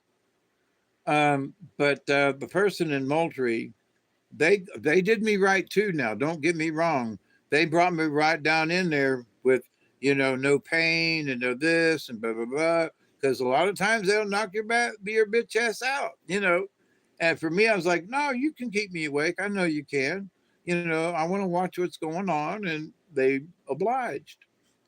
So, how many times do you go into a procedural operating room type place and finagle for your drugs while they're putting you under? It's like, just get me right down there and just hold me right there. I'll be okay. And if I hurt a little bit, throw a little bit of that Demerol in. Oh, you can do that? Oh, that'd be wonderful.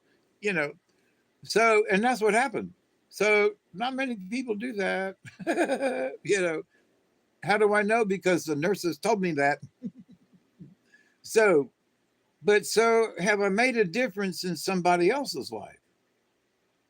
I'm a crazy old white man with this long beard now and cracking jokes with the nurses for the third time, cracking jokes in Thomasville for the second time, and just being rambunctious in my little ways of discussion. I tickled the light fantastic. So, to all y'all out there, I was in the hospital and I still had an outreach with people. I still, and it wasn't forced. It was just me yapping away. But if you yap away with a smile on your face and a care in your heart, there goes the heart thing again. That heart energy that comes out can bounce with somebody else's, and they go, "Ooh, there's some heart energy over there," you know. And then so when you smile at them, they go, "Oh, that's a heart smile." It ain't just a. So there's a light in your eyes. What? Turn the flashlight on, damn it. There should be a light in your eyes. You're too dark in there, you know. And one of the cards tonight said, you know, don't forget, if you're in the darkness, to look for the light. The light is eternal. And that eternal light comes from the heart. All of this is related. It's all related. Nah, Dave, ain't no shit related. You know, you just making this stuff up. Well, I had a whole week by myself in the hospital to think on some of this shit, okay? And after the fact, I've only had a couple of days to reflect on some of this shit. But in reflection, everyone who approached me, I could tell some people had a little more sparkle, and some folks just had, there was sparkle there, but it's like, okay, I think I see some sparkle there. And then they would smile, and you go, well, that seems like a pretty genuine smile, you know. And they'd have a chat with you for whatever it was, and how they're discussing things. And it sounds like they've got kindness in their voice, you know. I'm thinking about this one um, black woman who was working in some department that didn't have as much heart as some others. And the lady that was over here ain't got nothing to do with the fact that she was black. It's just she was. But then the person over here that represented a different faction of the hospital who was there at the same time, it's not that they were in conflict, but this lady over here is being real cheerful. Now, you know, if you have any trouble, that you contact us and we'll make sure that blah, blah, blah. And the other lady's like, well, the rules are that such and such, and blah, blah, blah, but such and such. And this is evident, and isn't this right? Yes, that's very true. And, you know, but, you know, if you need any of our help, we'll be right with you. Just give us a call at this number here at 555-1212. Bring a smile, you know. And like, well, what? You know, so it wasn't that the other lady was wrong with her, but the energy she had was not near as bright as this other person over here who just happened to be white. That just is how it worked out. But now I had some black nurses, so before y'all get racist on me, I had some black nurses that I dearly loved, honey, let me tell you. And they'd come in just to be bopping and a smiling, giving meds, and hey, Mr. No, how you feeling, and doing all, and taking my blood pressure when we thought I was going to die, because my blood pressure was so high. I mean, it was really high, y'all. I ain't lying. So it's not like, well, he only needed one stent. That's what some folks, he only needed one. It's no big deal. Go home. But my blood pressure was 220 over 138. No, you know, 138 is supposed to be the top number, not the bottom number.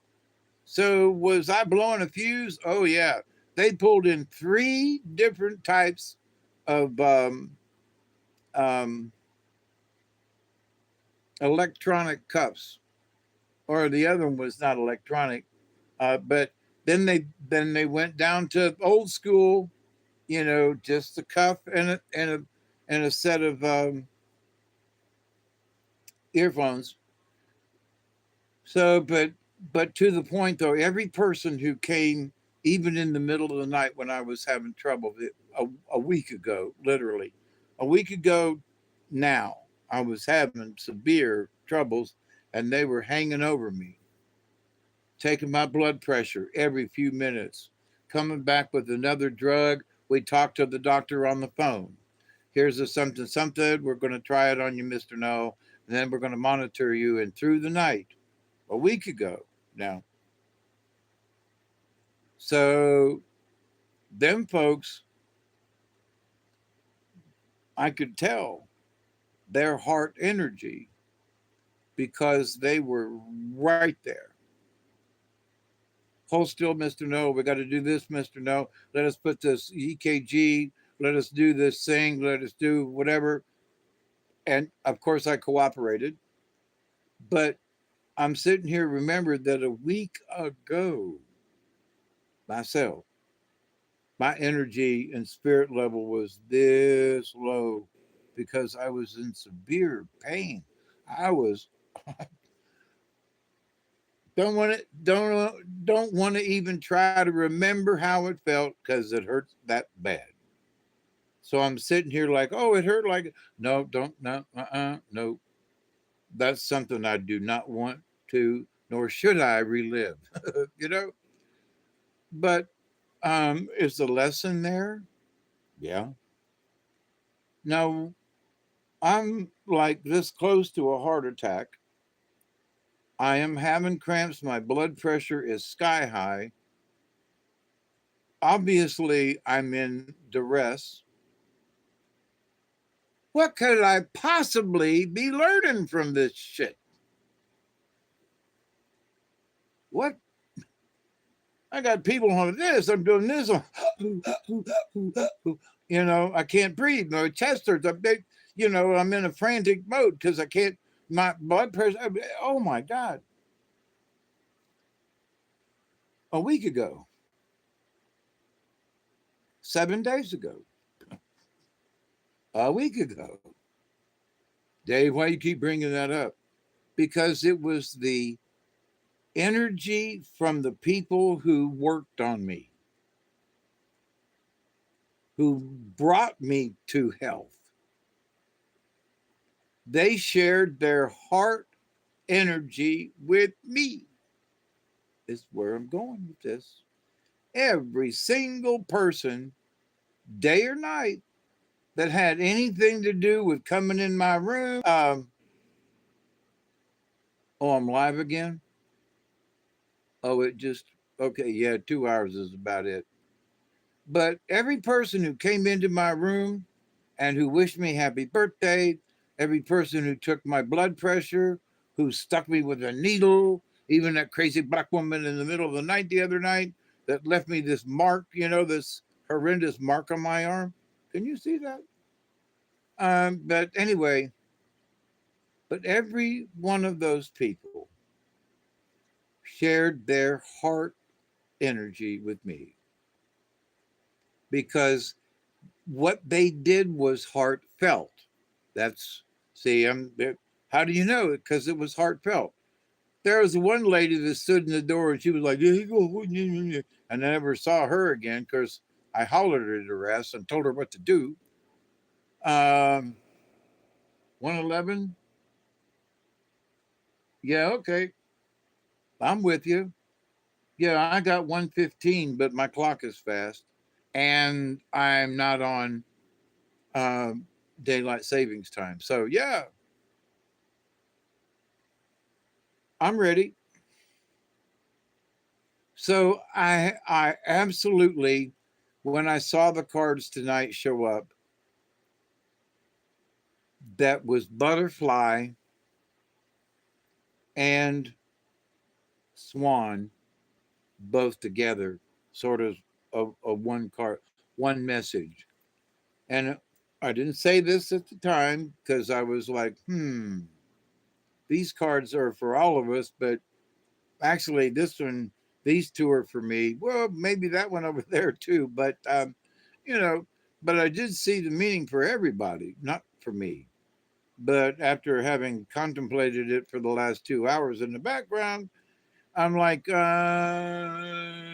maybe those cards were more for me than everybody. And I'm sorry, I didn't mean it that way.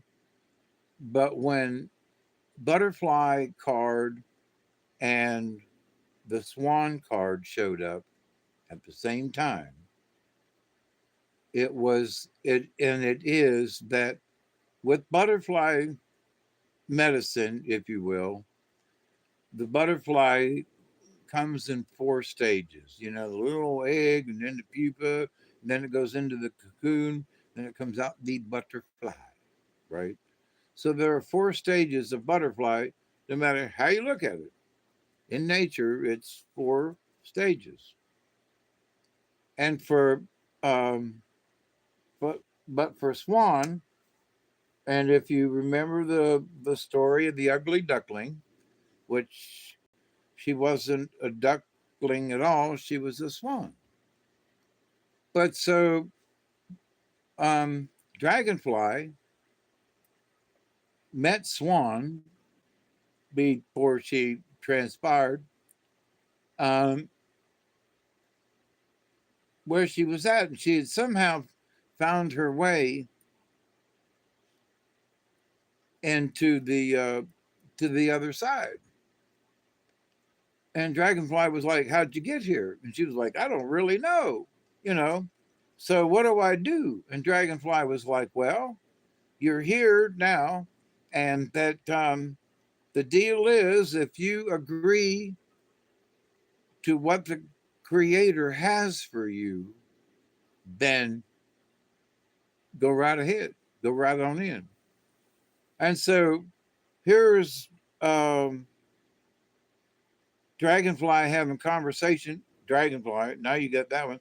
And now you got, here's Butterfly, sort of like Dragonfly, but not, in that they fly and flutter, whereas, you know, the ugly duckling as the swan is a different kind of flight, but they still fly. There is still this transmutation, right? Which is the butterfly. You're going to change from this into this. So here is, you know, poor old Swan going, I don't know. But at the same time, the 2 or 3 days later, Dragonfly meets again with the Swan and goes, Swan, what? And Swan says, I accepted what the Creator had for me.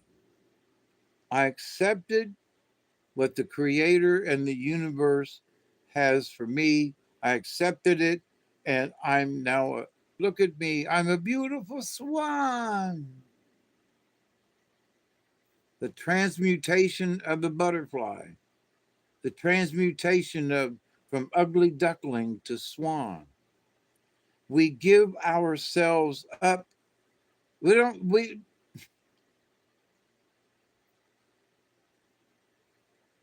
that's a, let me say this out loud again. When we give up ourselves to the Creator, kind of sort of like, it sounds like we're slaves, but that's not it. You know, you're a beautiful princess. Oh my God, I bet you are. So, but for each of us, we can be the swan. It's about the grace. It's not the swan image itself, it's about the grace that Swan accepted as part of what the Creator had in store. So for us, we're not slaves to the Creator. We can do any goddamn thing we want to and suffer the consequences. But if we go along and don't push against the river and the things that come to us in the universe, we allow to happen. We don't like this, we move it this way, but we try to, you know, have to not have huge conflicts. You try to stay out of jail for a year and ruin your life with a 20-year sentence. Me, you know, you don't do stuff like that. And if you do, then you got to clean your shit up or you're going back. So, you know, I've had many choices over the years and I've made a really bad choices over the years and really bad mistakes. And maybe this is karma for the last 3 years. It's almost like a sentence. You know what I mean? Maybe you don't. But it's been like a sentence to me. You've been sentenced to 3 years of heartache before you can get fixed. Well, some bitch, did I sign up for that 3 years ago and I don't remember the contract? You know what I mean? Cheers.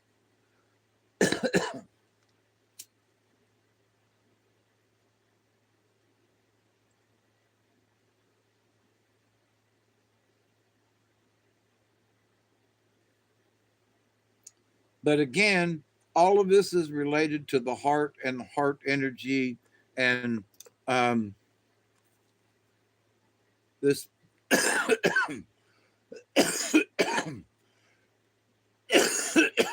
woo doggies. And for the spiritualness that resides within us. Everybody's got some spiritualness. It just depends on how much they want to stoke the fire. There are some people, as you well know, they've got good energy when you're around them. They're good people kind of thing, but they're just kind of well, the word smoldering comes to mind. And I'm trying to figure out why. Smoldering comes to mind. Okay, go. Well, what the hell y'all be talking about up there? Smoldering. Maybe it's the smoldering of a.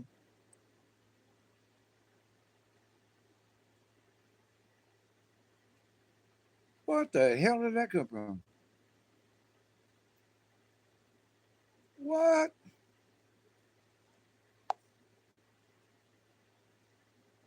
That was weird.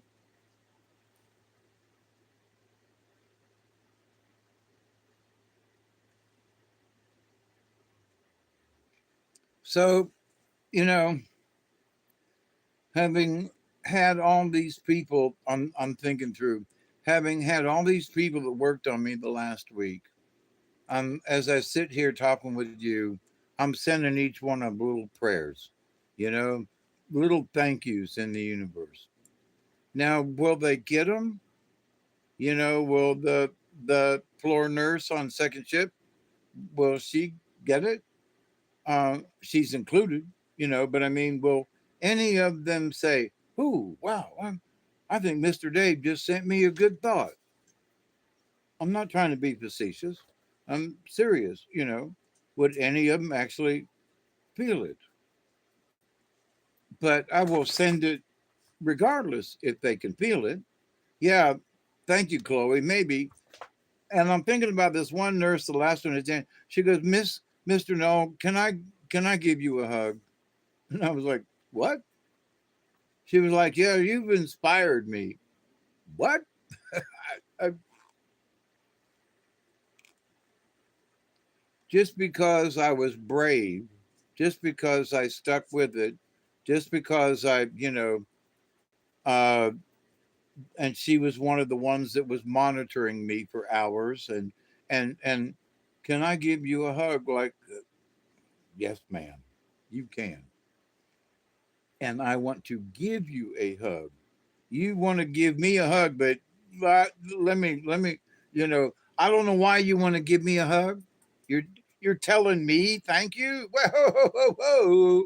You're my nurse. I'm supposed to be thanking you, which I did. Scotty boy, that's absolutely right. And that's not to be narcissistic about it. But over the years, because you all know I am a shaman in training. So I could see my shamanism, as it were. I'm in a hospital. I'm the one that needs healed, you know. But how can I heal somebody else with everybody I met? Good or bad, nurses, administrators, whatever. They got a smile, they got a poke, they got a something. I tinkered with the light, fantastic. as I call it, meaning that whatever energies are in and around whatever's going on at the time, I find something to like ding dong doom doop doop doop doop and tickle the light fantastic. That's what I mean. And apparently I still got it, which I think maybe I wanted to prove to myself I still had it.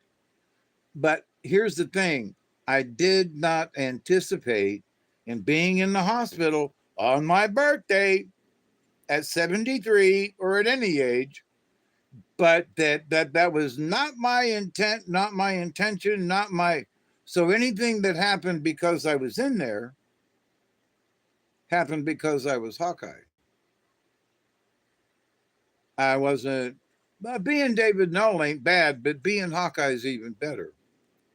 So as I learn in my shaman's journey, as I learn in the pain that I have been through for years, I still got pain in my back. We're going to deal with it. I still got my thing on my arm a week later. That's okay. I'll take it off tomorrow. And yes, I got to take my meds, Chloe. And they got me on 3 different new meds too, damn it. But I'm here, I'm breathing, and my blood pressure is steady as, and it's lower, much lower, much lower. So anxiety is out of the air. My being anxious with, are you guys ever going to fix me? To the point of my struggling a week ago. If you knew what I was going through a week ago,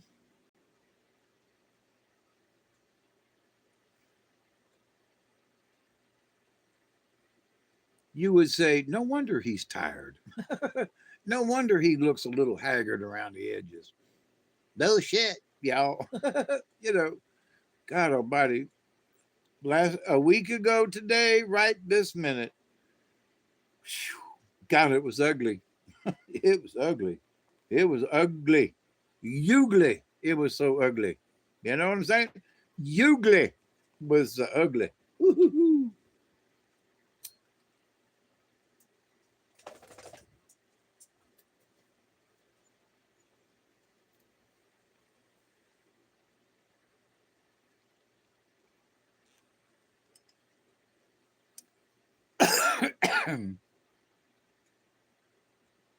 Fugly. You damn right, Richard.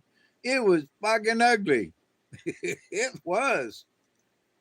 And I'm not trying to, I mean, it was ugly. I mean, we all thought I was going to die, you know, with the way they was pushing um, heparin and what's the other one? Hydralazine. Give him another 50 milligrams of hydralazine. Let's see if we can calm him down. Holy shit, you know. And man, hydralazine, 50 milligrams. Yeah, all right. Pump him for another 50 milligram. We got to give you 50 milligram. Are you sure 50 milligram enough? 50 milligram, but hydralazine. A new medicine I'm on.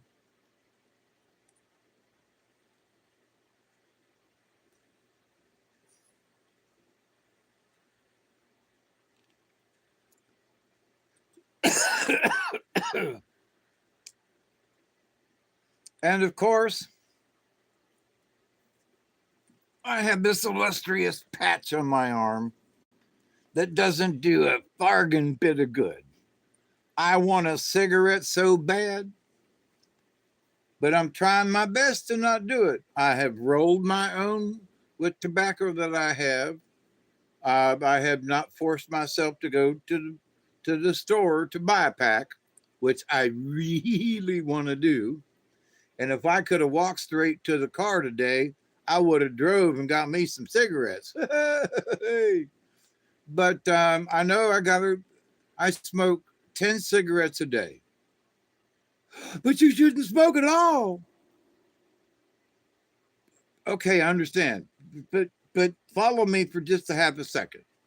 I have obviously a heart condition, and it's like going on and on and on. Yep. I've been smoking for the last 60 years of my lifetime. I started smoking when I was 13. 60 years I've been smoking. Now, I saw the inside of my heart through the fluoroscope and everything and what they did. And I only needed one stent. So, hang on. I only needed one. There's another little blockage down over here in the corner, but it was flowing well, and it was only about maybe 20, 30%, but it was down over here. Okay, but that's all you need is that one. Okay, pull out. Let's look at the situation. Now, Dave, why are you talking this way? Because I'm 73. I know at least 5 people that have more stents in their hearts than I have in mine, and they are all younger than me.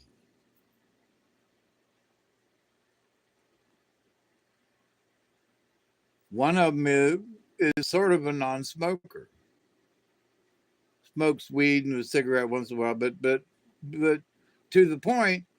So everybody says, well, you know, them 10 cigarettes now, they're going to kill you.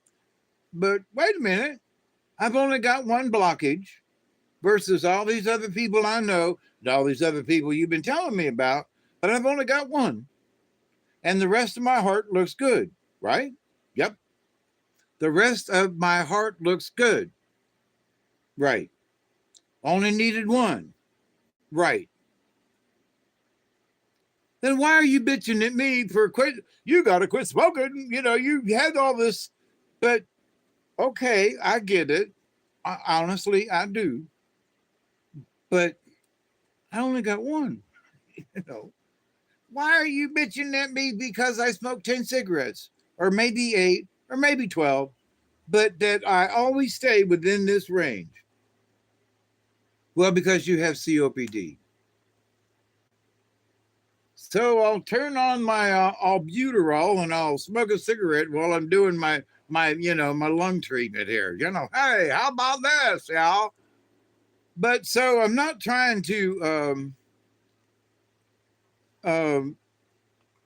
make my smoking, well, you know, only because you just because you just got one stent, you can go ahead and smoke all the fuck you want to. That's not where I'm going with this, honestly. But it is that you want to bitch at me about my 10 cigarettes, and I only got one stent. And now that we fixed that one, my heart looks good. Hell, I should be able to go back to a full pack a day.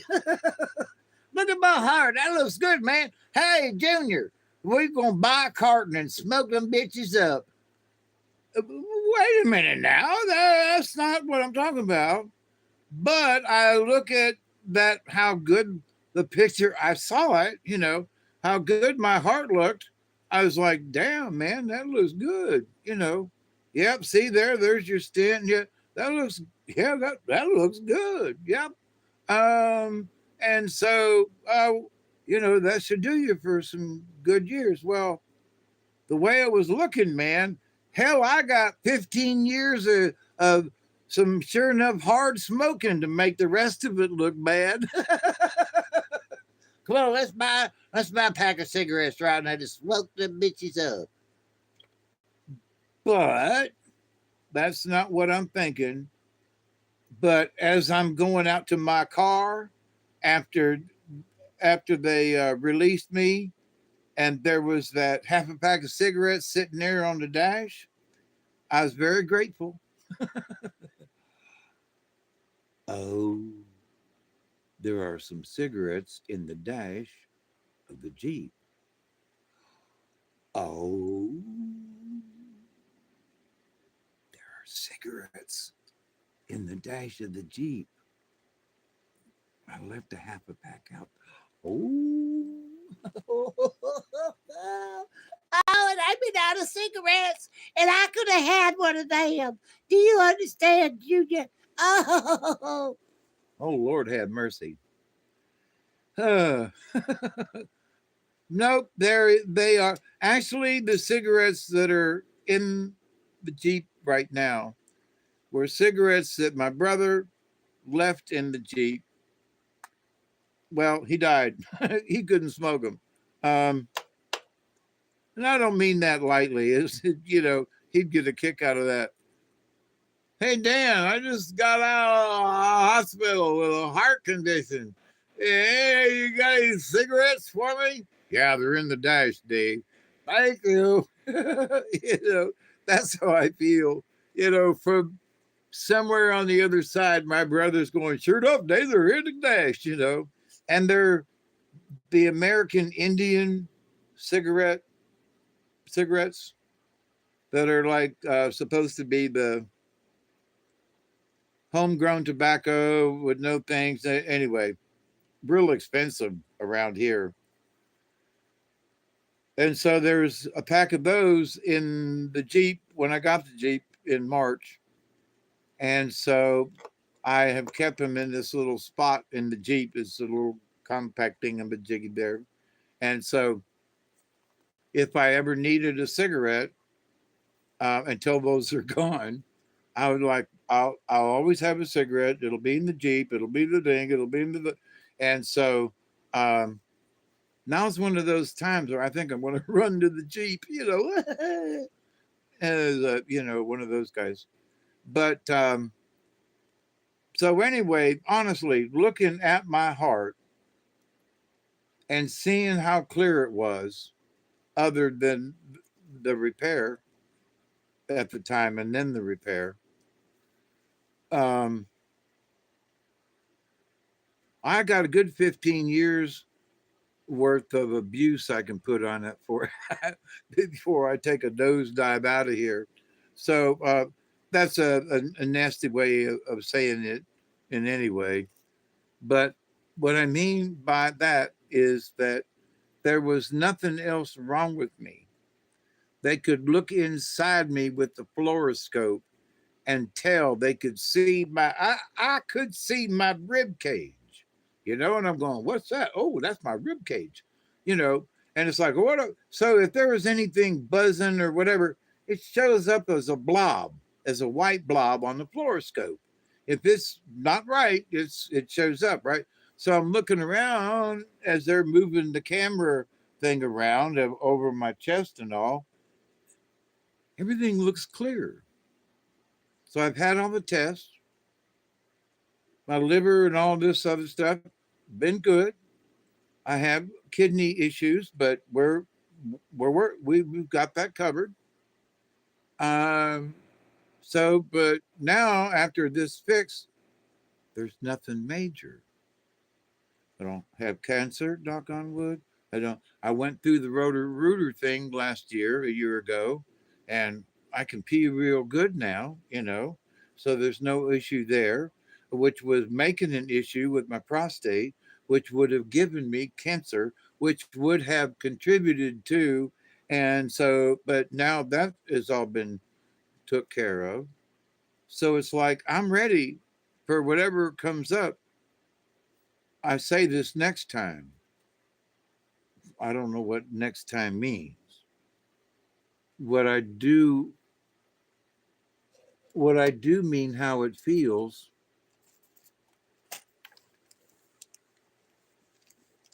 is that I've got an opportunity to not just sit here in this chair and die. I have the opportunity now to get up and do something. It's another opportunity. And I say another because it took them almost 4 years to make this happen, right? So, yes, I repeat it again. I've been in a lot of duress these last 3.5 years. It's been really tough, a lot of chest pain. And it's actually more like 5 years because my chest hurt before I went to the doctor. So this has been happening a long time. It has slowed me down greatly. And now that it's fixed, I just don't know what I'm going to do with myself. Why? Because I'm 73 and now I got my heart back. Went to the garage and they sort of changed my oil and, changed the filter. And here I am on the other side, and I absolutely feel like there's more for me to do. I don't have a clue what that means.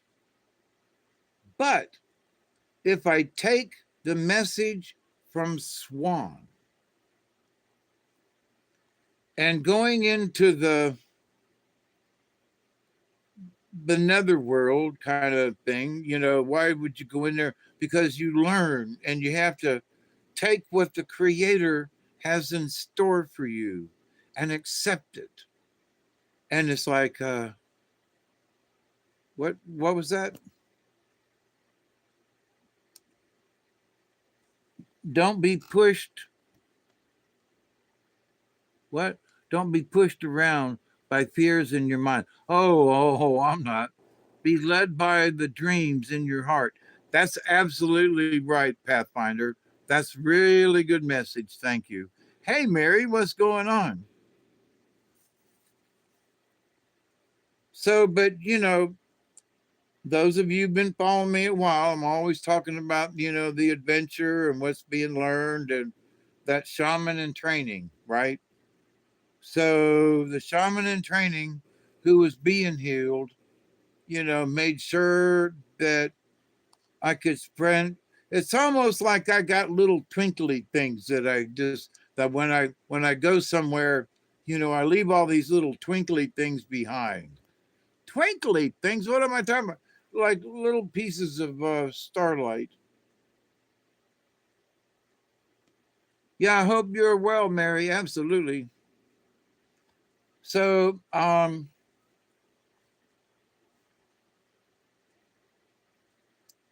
yes, all these people who help to heal me, it is their job every day. But as many of them said to me, I've not ever had anybody compliment me for doing my job. And I was like, ma'am, I'm sorry, but if I could get up off this table, I'd give you a hug. Of course you do a good job and you're good at what you do and you're kind and gentle and you have serviced me with heart.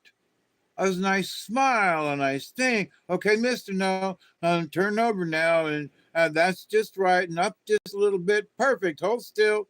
And I go, thank you very much. She goes, for what? For being kind to me and for allowing me to twist my back because I got a bad back. And oh, well, no problem, Mister. No, no, you don't understand. You've been kind to me. I want to make sure that you know that I think you're doing a great job. And so people are just look at me with the weirdest of looks, like, but I'm an x ray technician. Yes, but didn't you say you've been doing this for the last 25 years? Well, yeah. I said, then I've probably been here, seen you before, because I've had a bunch of x rays over the last 25 years, and a lot of them in here. So, hi. So my thing was, hi, how you doing, Miss Technician? And she laughed, stupid stuff like that.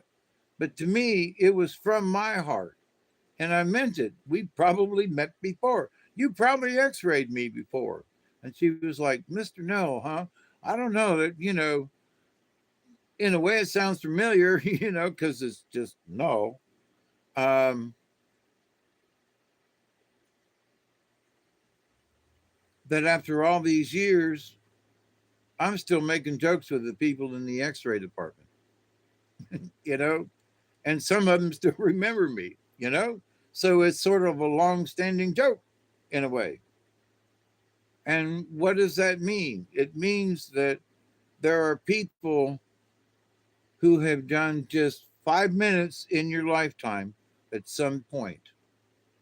They had you come in, you lay on a table, they do a thing, they prep, They take the picture, they do da you da da, and so it's this little blip of time, little blip of time.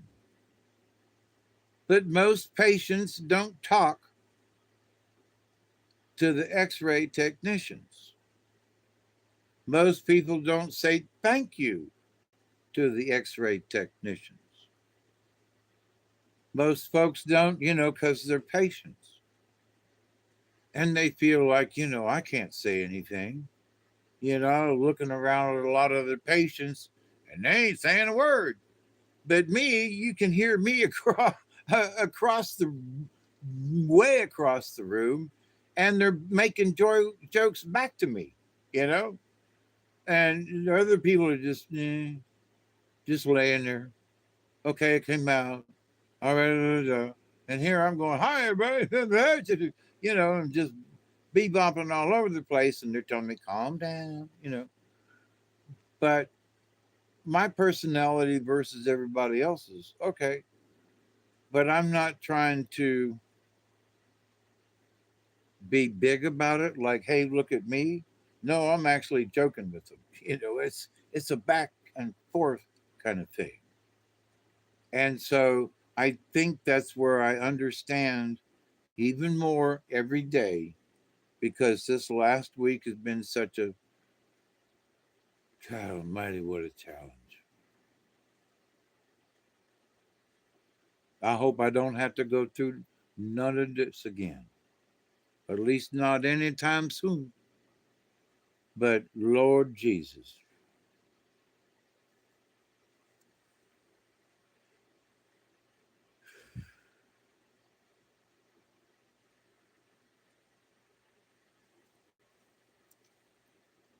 it really has been a lot. I know I've said that, and I know I've tried to put that across. That as I'm sitting here a week later from what I was going through last week,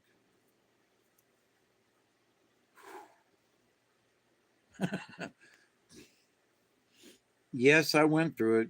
I mean, I'm sitting here, borderline crying because it was the only thing I could do was to go through it. The only way to win was to stay at it. The only way to succeed was to make sure that I kept running right to the end. I'm thinking of when I ran track. You got to the race. You don't stop 2 feet. You don't slow down when the finish line comes up, which you may have seen some you know uh, runners do. They'll just before the line, they'll just take one step, and the other guy wins. But you gotta run through the line, because that's what they'd tell us. If there's a line across there, across the track, you gotta run through the line. Okay, my eyes still ain't working right. Who was that just come up? I seen over here. Adam? ADAM? That's what I see. That don't mean that's what it is. I talked to the technos too. Why exactly? Why not? Mary? Exactly. And I've known techs over the years. Remember when you asked me if I tripped in a previous life? What? And I actually tripped hard. I was what?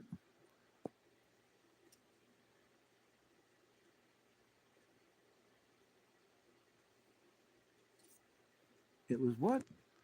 Oh, come on. Oh, I was amazed that you actually predicted that. Yeah, sometimes I have those days where I'm right on the money. And I just do what the spirit tells me. It's sort of like, the cards that I'm referring to were the cards I pulled tonight on Robert's show, Milky Way Soul Tribe. And You know, when I picked the swan and the butterfly at the same time, I was like, it's one or the other, and the spirit said, nope, it's both. So then when I got down to it and I read it and saw it, um, you know, the butterfly is about transmutation, you know, changes. And the changes and the stages of changes, right? And then Swan is this entered the dream time.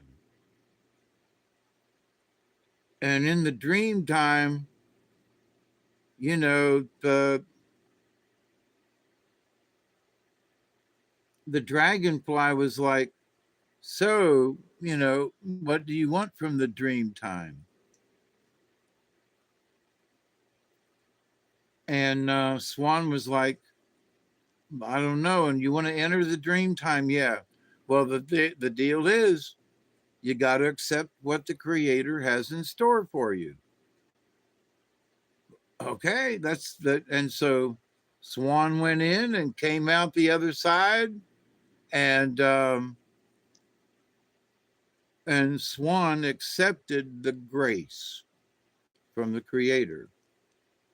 So in all of this, you know, yeah, you can learn the this and the that, but for me also, kind of a little tip on the top as I look at this is that, you know, my lesson in this too has got to be like Swan, although that was nowhere near on my mind. But I absolutely entered the dream time, I can tell you, with all of this mess. And in the dream time, I was praying, please fix, please, you know, we got to do it this time. We got to, come on, Lord. Please, to the universe. I'm praying, I'm begging, right? The dragonfly reminds me of Brian. Does it really? So dragonfly asked, you know, Swan, you know, here in the dream time, do you or don't you accept what the creator has in store for you? Not that it's bad or that you will be some kind of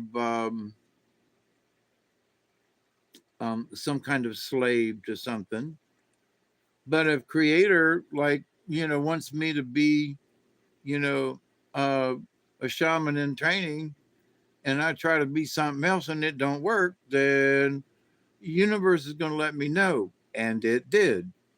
And so I'm still learning. I'm still a shaman in training, and I still want to share any messages that the universe can, you know, to bring to you, and to me too. You know, this is, yeah, this is a lesson. But as Coyote, uh, wait a minute, back up. No, as Wolf in the cards tonight, Wolf card is that going out and learning and bringing the knowledge back to the tribe kind of thing.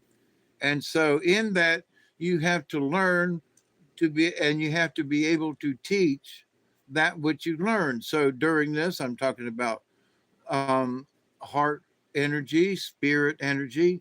The the two are inextricable. They're right together. You can't strip them out together. I mean, separately.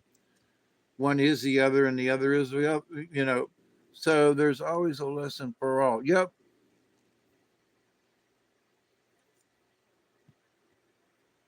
Oh wait, there was a whole bunch of.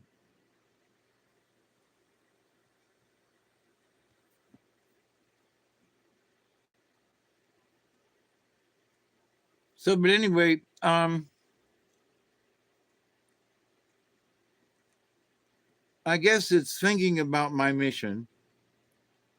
Um, Hawkeye, your mission for the next week is to have a heart attack and really needing help and needing the attention of physicians and RNs and LPNs and DNs and anybody else with an N that was going to help you to get better, to help find out what's exactly wrong with you, and to help you to make sure that when you leave our care, that you will be in better shape. And that's what these folks believe. Oh, it's your little town down in South Georgia. And all the nurses and everybody from the surrounding area would rather drive extra miles to work in this hospital. And because they do so, they show that, guess what? That they care even more.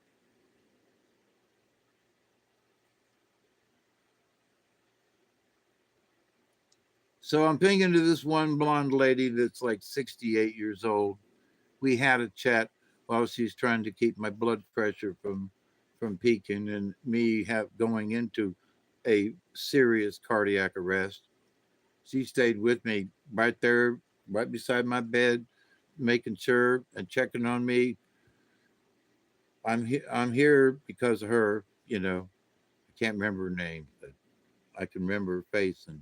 And she brought in my meds, standing in the door. We had so, but to the whole point of that, it's like,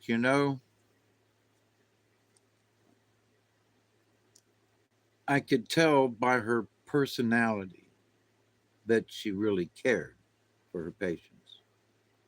And we had the conversation. I was like, yeah, well, you're working as a nurse or everything. She goes, no. She goes, I really do care about my patients. I know there are some nurses who don't. And we had this conversation, while I'm clutching my chest, right? And um, which is odd because I told her, I said, keep me talking so I'm not concentrating on this because all I want to do is clutch my chest and holler. I want to be distracted, but at the same time, try to, downplay how my chest feels and what my blood pressure is and trying to do this mentally, trying to help, so we're having this other conversation and how, that some of the nurses and stuff that she works with, it's obvious that they don't have the same feeling. And how do you describe that? Well, Dave, it's a feeling. And how did right now they're in the field of stuff? What is it? The field of psyphonetics or something. It's like the using the ESP part of your brain and the psionics. I think it might be called. To that point, I have believed in this and talked about it for years, you know, and that those folks that, I've had psychedelic experiences with is like, we connected, you know, and there was no other kind of thing. There was no dee dee dee. No, it was there. And it was proven by the both of us to the other person by the, anyway. So, but, the psi energy, not the psyche, but sort of, but the psi energy they're talking about, psionics. And so are there are neurosurgeons and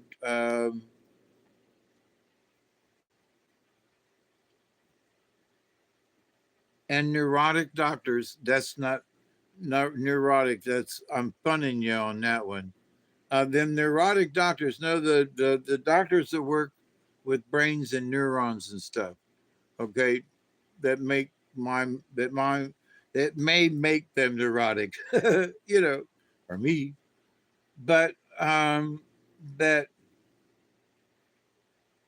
there is our we can send messages with our thoughts, and it's the idea of ESP, but it's a little more than that now, right? Because they have found that the autistic children that they have connected with are all meeting in the ether.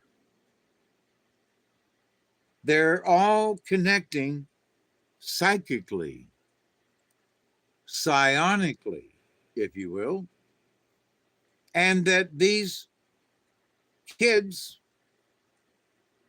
who are nonverbal are having communications with other nonverbals in the area psychically. And they meet at a place called The Hill. Where is it? It's out there somewhere. And out there is where they imagine it to be.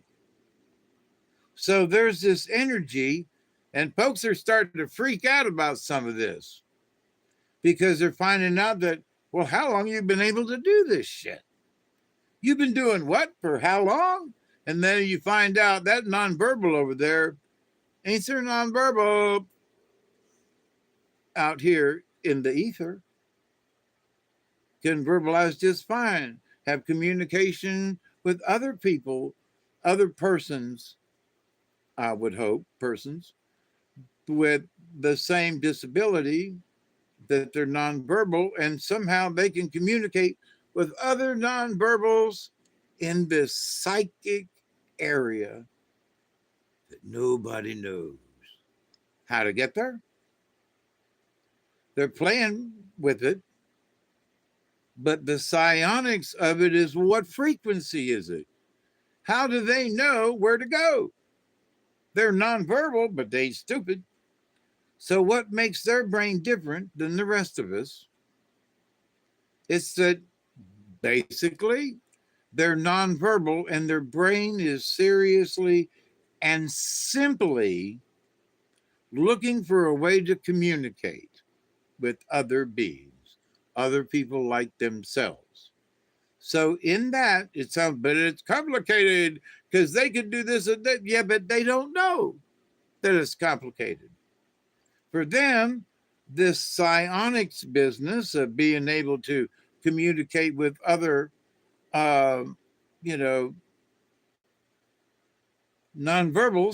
is that they don't know they're not supposed to be able to do that, but they find out that they can. And well, wait a minute, that nonverbal just spoke to somebody on the ether net, not internet, ether net. What?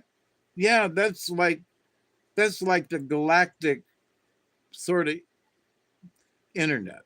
It's not for everybody, but it is for folks that are nonverbal. And they got the free reign of the place. They got the whole bandwidth, right? They got that whole bandwidth to themselves. Why? Because nobody knew it was there until just recently. Nobody knew they could do this. Nobody knew that they was talking psychology, that they was using their brain power to discuss things with people in another state of reality too, but literally in another state, another location, which ain't got nothing to do with it. Okay, it's just that they're finding that if there's a group of nonverbal kids that go to school in the public school system in Indianapolis, Indiana, for why I picked that spot, I don't know. But so for that group of kids, people, nonverbals in that area, they would know by who was in the area. So at first there seems to be a proximity to this, that kids within a township would hear other kids in the township. Why? Well, because they're closer together.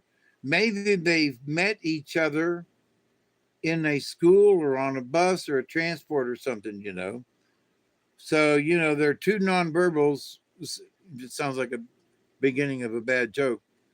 There are two nonverbals sitting on in their chairs on the bus looking out the window, riding down the road. Oh, and they don't know, or maybe they do. Here's the thing. But maybe they don't know that the nonverbal next to them in their close proximity is the person that they're contacting when they're in the ether net. Dave, that sounds a little far-fetched, but that's what they're finding. So, but these two, because of their closer proximity to each other, because our auras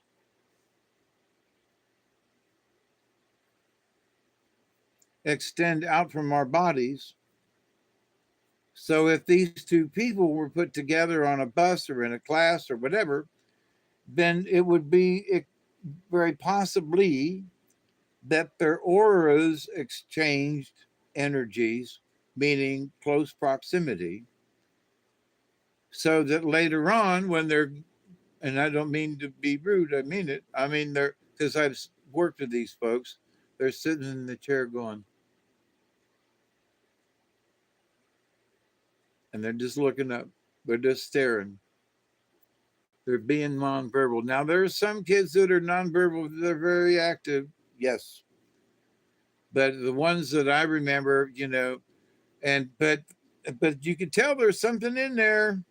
So now, when they go home to rest at night and they turn off the light, the people turn off the light and they say, "Oh, good night, John or June or, Bartholomew or Gazilda, that don't mean you're going to sleep. That means you're going to go play with others. You're going to meet them at the hill." And each group so far studied, like I'm making the Indiana, Illinois thing, the Indianapolis, I'm making that part up. I don't know. But I'm saying that here's a group in Indianapolis. I'm sure there are nonverbal people in Indianapolis. Okay. So possibly and probably this might be true what I'm saying. But that these people have communicated with each other because of close proximity to one another at the same location out there in the ether that they call the hill. We can scratch our heads on this for a while. But for me, this proves my theory and what I've been trying to describe for years is there is this telepathic spot out there and everybody's got it. And it seems at the moment there's this, just think of it as a bandwidth, right? It's a radio station, it's a frequency, it's the oscillation of the universe. But in all of that, it's true in that there is a frequency out there that autistic people are tuning into themselves without any of our crappy lessons. They're doing it themselves. They're teaching each other how to use that ether net where they're at. Does that make you think? Does that make you wonder? Does that make you want a 20 a little early? It does me. And after seeing the green-haired, purple-haired, tattooed, bones in their nose people, mostly girls, that am I worried about there being technicians in the future? I saw them young people in Thomasville.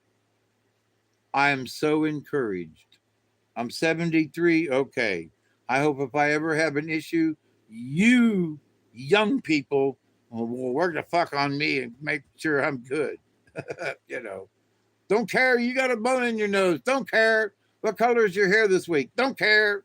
You put on that gown and that lead vest. You work on me. You got my vote. I didn't think I'd ever say that. You know, and some of these people, I was like a little worried. You know, if I met you on the street and I said things like this to them, you know, I was like, you know, just by looking at you from here to over there, I would not, you know, I would not take you for an x-ray technician in the heart cath area. Well, yeah, but I love my job, you know, because I was being kind of pokey, you know. I didn't say, hey, you with the green and purple hair, but she knew who I was talking about. So, but with that said, I think they answered me honestly as a patient laying on the table and a person who's in class, basically observing this and participating because they freaking love their job and they think it is so cool that they can get inside people's hearts and help them. I now have a renewed faith in the youth of today because we see pictures of the bad guys. Wow, look at them youth out there. They ain't no damn good. And look at them, you know, folks with the, you know, the pierced eyes and the this and the that and you know, the bone in their nose over there and the purple and green hair and the tattoos. Oh my God, the tattoos. Well, a tattoo ain't gonna hurt you. At least not that I have seen. Otherwise, I might have been crushed before now. But anyway, so it has to do with, you know, what's in their hearts. Surprise, surprise.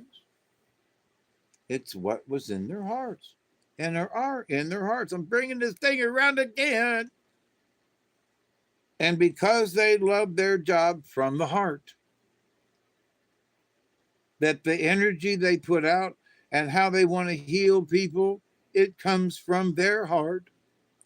So here's my heart being healed by hearts, you know, and the heart thing, and I'm in the heart department, and you know the heart and the blood pressure with the heart and everything, and now it's like the porthole is opened up in my heart to breathe better, to accept, get this, to accept the oxygenated blood to pump in my heart so then it can then be pumped out to the rest of me. Whoa, that was an important spot. You know what I mean? That spot in there right now is an important spot. And I intend to take care of that puppy, right? So, but with it about 15 minutes after and 2:50 on the clock, I'm on at 3 o'clock, I'm gonna shut up here. I liked her little fat belly. Really? That was out of context, Dave.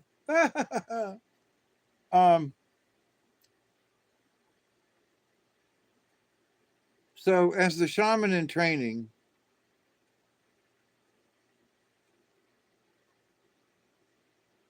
to be able to see, I know, well, you're talking about yourself, but from the shaman in training point of view, the fact that all of this transpired the way I'm sort of describing now over the last week, this time last week, I was in serious trouble, you know, a wheezing and a season and a EKG's hooked up to me.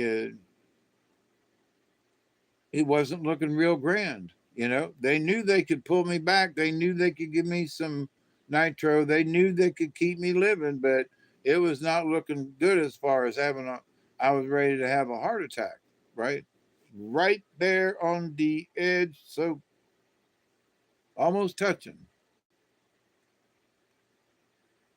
But that blonde haired elderly nurse in the hospital last week looked over me like an angel. And God bless you if I could remember your name. But so I know that my heart was healed with energy from other people's hearts. I know that it's possible to share heart energy with other people because I did my best to show my thanks for their efforts of keeping me alive. A week ago today, right this minute, I was huffing and a jiving. It was not looking good. Here's my markers, you know. See this? You know, I still got my markers.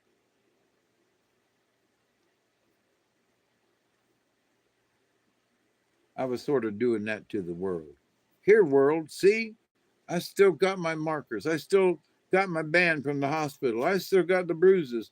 I still got the thing where they went in. I still got the, you know, it wasn't last year or 10 years ago. It was 5 days. It was a week ago, you know. So the pain is very real. And what do I mean? Why am I trying to explain that? Is that with the pain came lessons. With the pain, there were folks standing over me to help me, sharing their life force. Okay. And that's where I'm going with this. It ain't about my, it's about that they shared so much of their energy to keep me well and to keep me stable and to get me so I could sit here and have this conversation with you right this minute. Happy 20 early.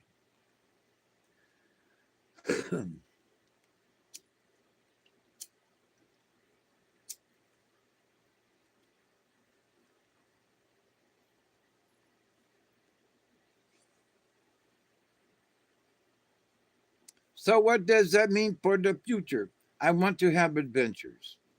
I talked with my friend yesterday, and I'm like, you know, he's like, Dave, we've known him for 50 years, right? And he's like, Dave, he says, you know, so I'm glad we made it through. So, what are you doing? Oh, nothing. You're retired? Yeah, I'm retired too. And he's 2 years older than me. So, he's 75 or 6. And he's a Libra too. So, but it's like, so what are you doing? Ah, nothing much. Ah, what are you doing? Yeah, I'm up here in Illinois. Yeah, yeah, yeah, yeah, yeah. Okay. So why don't you come down and let's go have an adventure? We now I'm thinking this. We've known each other for 50 years. We know some mutual friends of ours over the years, and we're both still living after 50 years of knowing each other. Ain't that worth something? What I'm thinking. Let's go on an adventure. He comes to Florida every year, you know, and stays with people. Sometimes he's got a little camper he stays with, and a little camper he stays with, a little camper he stays in. But, you know, I'm like, you know, I got a place up here. Bring your stuff in and park. That's all you got to do. You know, there's plenty of room. You know, pick a spot. You don't even have to be close to the house.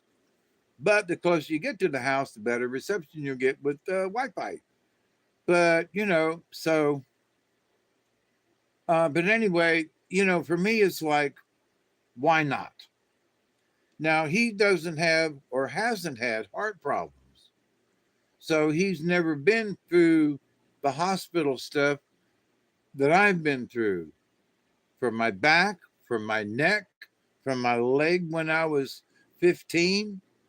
None of it. He's had a no bone or very few bones broke because the job he does and things, and you know. So his lifestyle, not to put him wrong or anything, has not been crash and bang and boom and twisted stuff.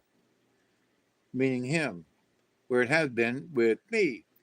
So for me, it's just like, come on, man, what are you doing? Well, I'm just hanging out. So you're 75 years, you're 75 years old, you don't have a mate of any type, man or woman. But you're just hanging out and you're just, well, what are you going to do tomorrow? Well, I don't know. Like, I got too much to do all the time. you know, I don't have this, well, I don't know what, I don't have nothing. Okay, unless you make something, right? So I'm trying to asking with my heart, like, come on, dude, let's get together and go on an adventure. So I got a maybe. I'll call you back. So, okay. But I look at this extra time and it's going to be for adventures. Now, why do I say that? Because my adventure means that I'm going to be traveling. I want to go out to Missouri to see elderberry. And while there and out in that area, if there's anybody else nearby would like to hook up, have coffee, or maybe do a powwow or something, um, and I would like to go back to Ohio to visit my family, and I know that there are people along the way that I would like to stop and see, or at least have coffee with, or something, and that would, to me, that's the adventure. It's sort of like I'm gonna do the solo, at least up to this point, the solo trip that Brian and I and a few others wanted to make. And Brian and I had talked about this, and he's like, we're going to get together this summer, and we're going to rent a bus, and we're going to do it. We're all going to get together, and we're going. He said, David, I'm going to come down and get you, and then we're going to go down to Pensacola, and the folks down there. Um, I can't remember the name right now, but down there at Pensacola, at Everard Beach, uh, and then we'll go out to and visit such, and then we'll go up to visit such and such, and we're going to make a great big circle. And I remember that so clearly, and I'm like, I still want to do it, and yeah, I'd like to do it in Brian's honor. You know, um,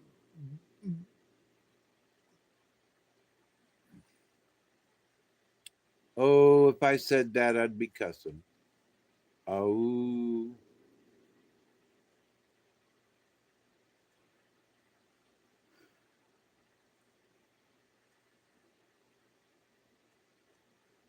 I wouldn't do it because I wanted to draw attention to it and Brian and the original Milky Way, um,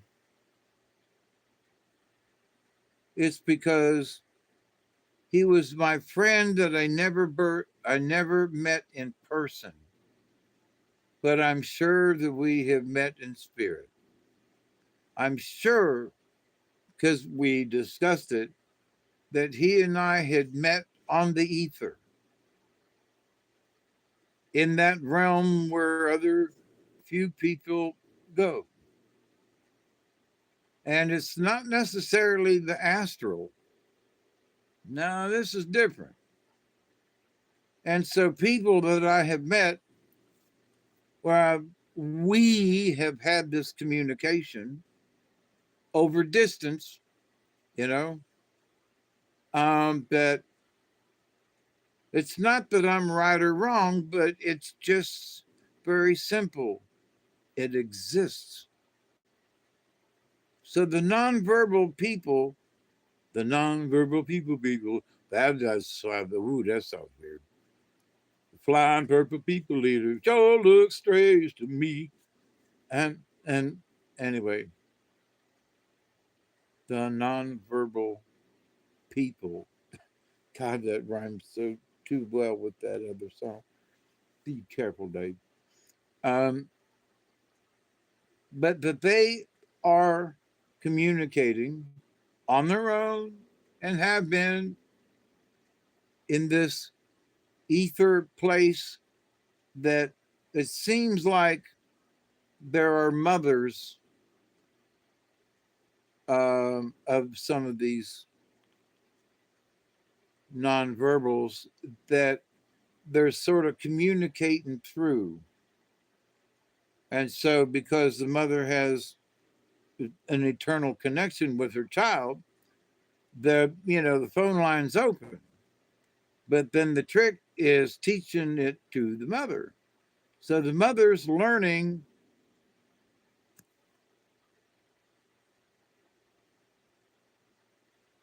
like Braille from the other side because it's all symbols, things, it's in this.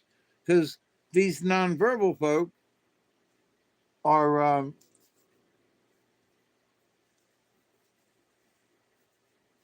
able to chit chat back and forth. They know how to do it, but they can't tell you. Brian was my guide. What? Crap.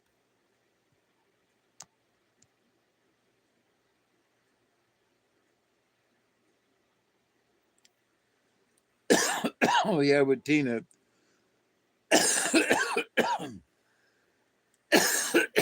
You know, I'll just make a comment about this. I love you, all I do. But there are some folks out there that I have put forth, like Miss Tina. I would love to have a chat with you.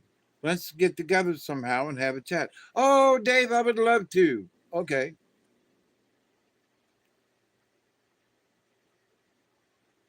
Don't tell me you want to if you don't want to. I'm poked it. Well, I know I'm busy. Don't care if you're busy or not. Just keep me in mind. Send me a, okay, not now, but later. I still remember, I still want to. Okay, no problem. I understand. The world is what it is. But to have someone, not just her, but to someone that I have at least met online that seemed that we somehow connected with our energies because of the similar things that we discussed, the similar ways we felt. And it's like, so, um, 20 minutes worth of getting to know you, having conversation, and then, next time.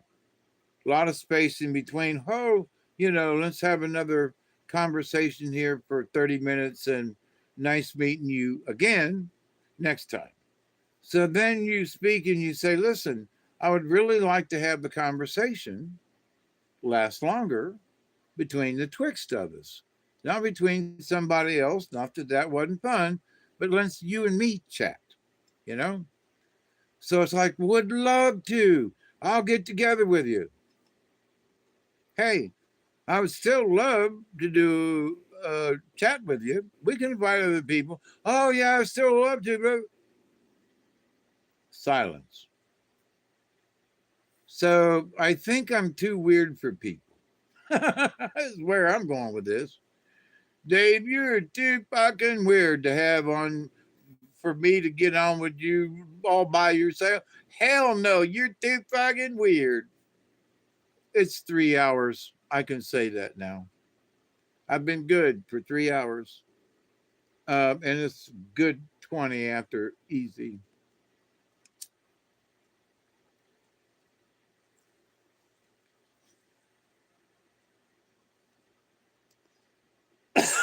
And the reason I'm saying this is because this year,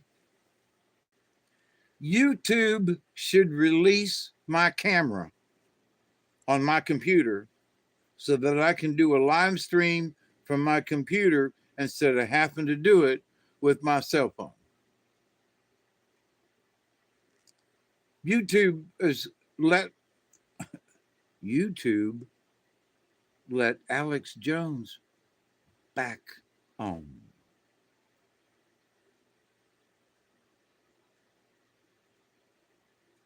YouTube has allowed Alex Jones and InfoWars to broadcast again on YouTube. They have been off for years, right? Do you know what that means? Do any of y'all out there have any idea what that really means? YouTube has allowed Alex Jones back on able to live stream Infowars.com on YouTube? What? One of the most sanctioned, yes, radio, because they was radio before internet, but the internet radio kind of thing. If you couldn't watch Alex, you could find him on a station sometimes. So they wrecked this man. You know, whether he did this or whether he did that, don't matter. You know, has he told more truth than lies? Yeah. Has he got sued every which way, you know, from Sunday? Yeah. Is he still here after 30 years? I be damned. He is. And I'm still here after 30 years, you know? But, which means that there were things that I knew about through Sister Helene and about the Vatican, that when Alex Jones come along, he was the first person to talk about the Vatican and some of the stuff. And I was like, wait a minute, Sister Helene told this to me in 1970. And now here's Alex Jones, who brings in Leo Zagami, and they're talking about the Vatican and the people underneath and the things going on. And I'm going, holy crap. Some of that I was already told to me by a Dominican nun. Wait a minute. So immediately I was like, I'm going to listen to this guy, right? So, but Dave, oh, you're in with this conspiracy theory. Well, I don't believe Oswald shot Kennedy. The proof up to this point is that Oswald was literally downstairs when the whole thing went down. You know, did he haul ass and some other stuff? Yeah, but he didn't kill Officer Tippit either. You know, they framed that shit on him. But, you know,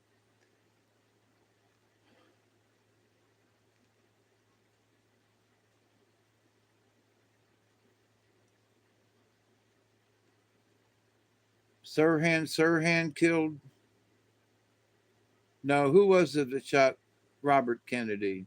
And then they come to find out that Robert was actually shot from behind. You know, he had a couple of shots in him, but what killed him was a shot from behind, and that was done by a Secret Service person type that was in a something. And, you know, but all the newspapers, you know, he was shot in.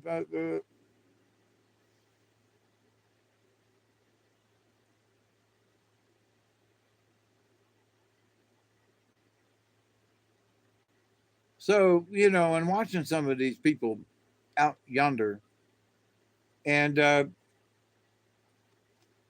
there's so many different levels of paying attention.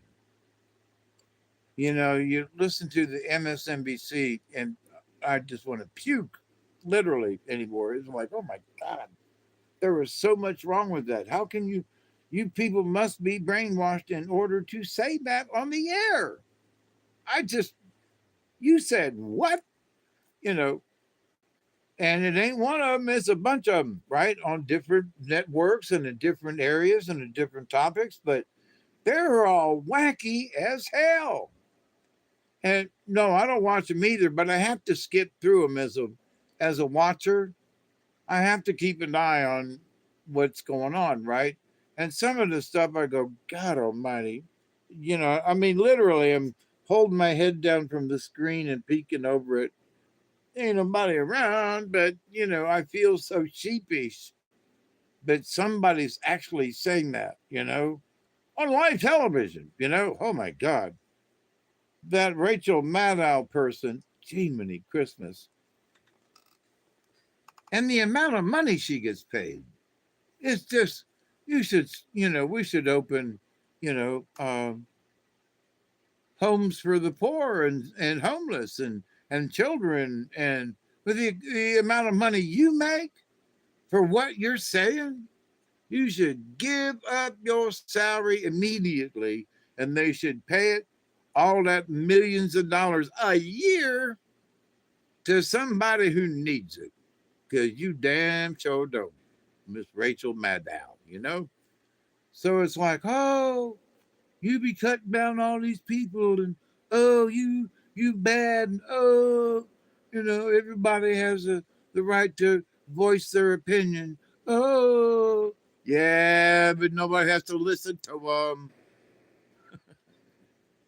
Go ahead, voice an opinion, but nobody got to listen to you. And I am gracious and grateful that you sit with me and listen. You're probably playing pinball and you just got the line open.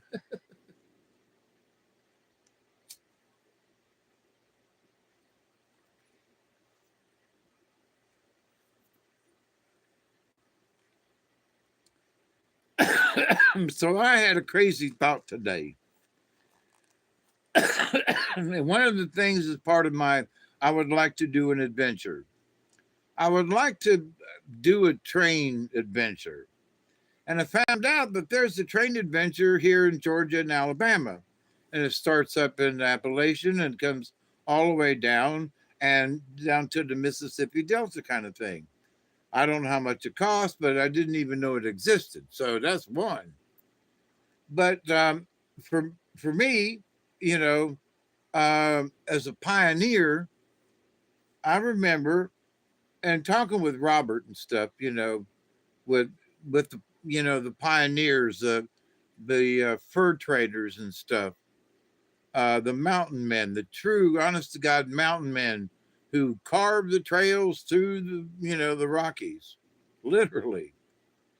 And so that's no little feat by any stretch. But that I would really like to take a train ride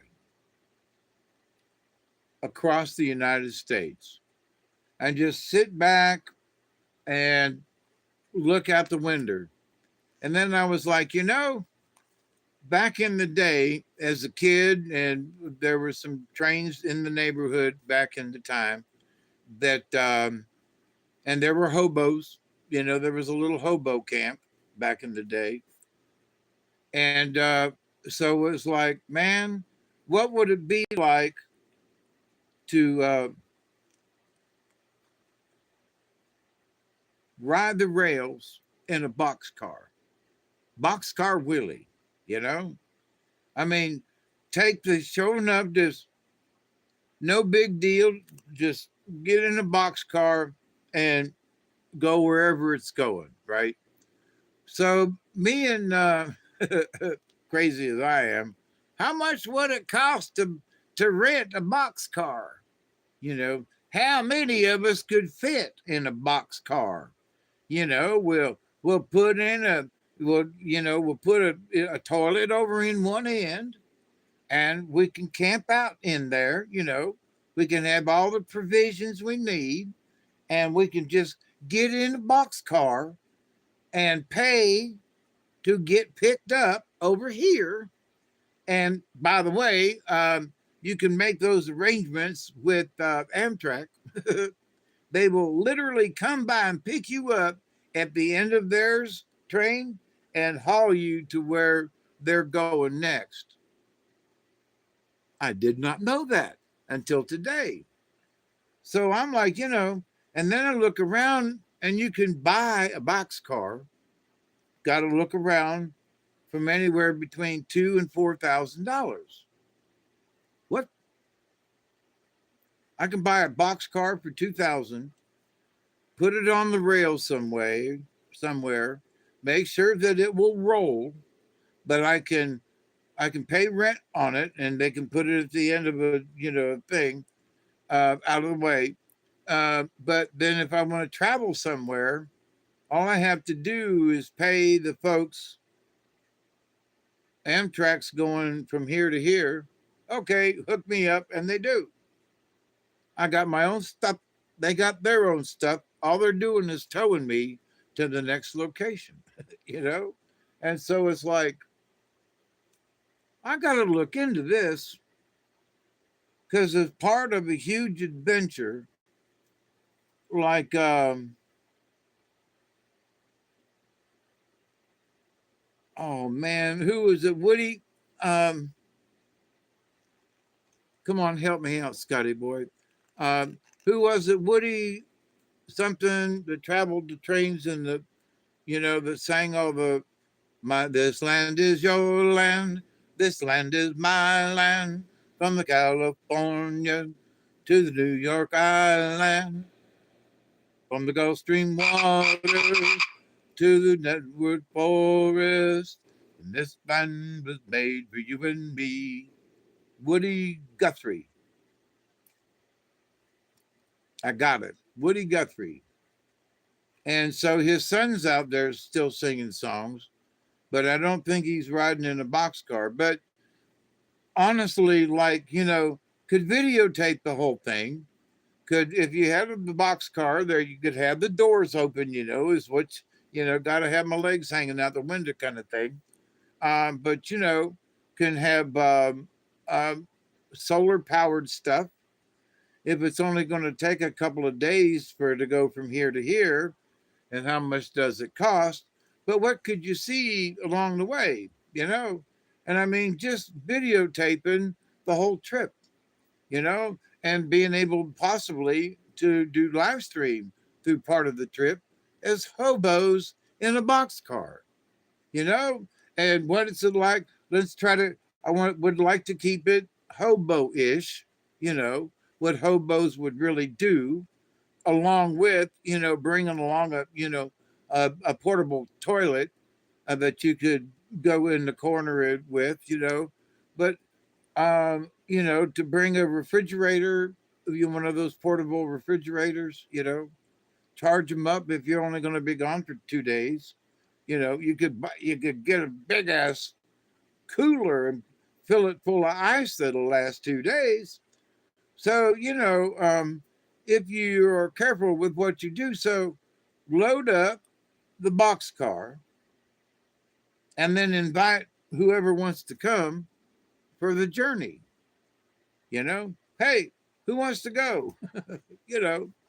And maybe sell tickets to help cover the cost. But I mean, as an adventurer myself, how much would it cost for me to travel across the United States? How much would, but for me to choose where I wanted to go? Here, drop me off over here. There's going to be another train pick me up and take me up north. And I would just be able to follow, go from drop off to drop off to drop off to drop off. And I could leave at any time, sell or wreck or whatever, recycle the boxcar at any point, and say, okay, done with that, because they got them places too. But to hitch a ride literally with your own boxcar around the United States? Oh, dude, I got to think about that one.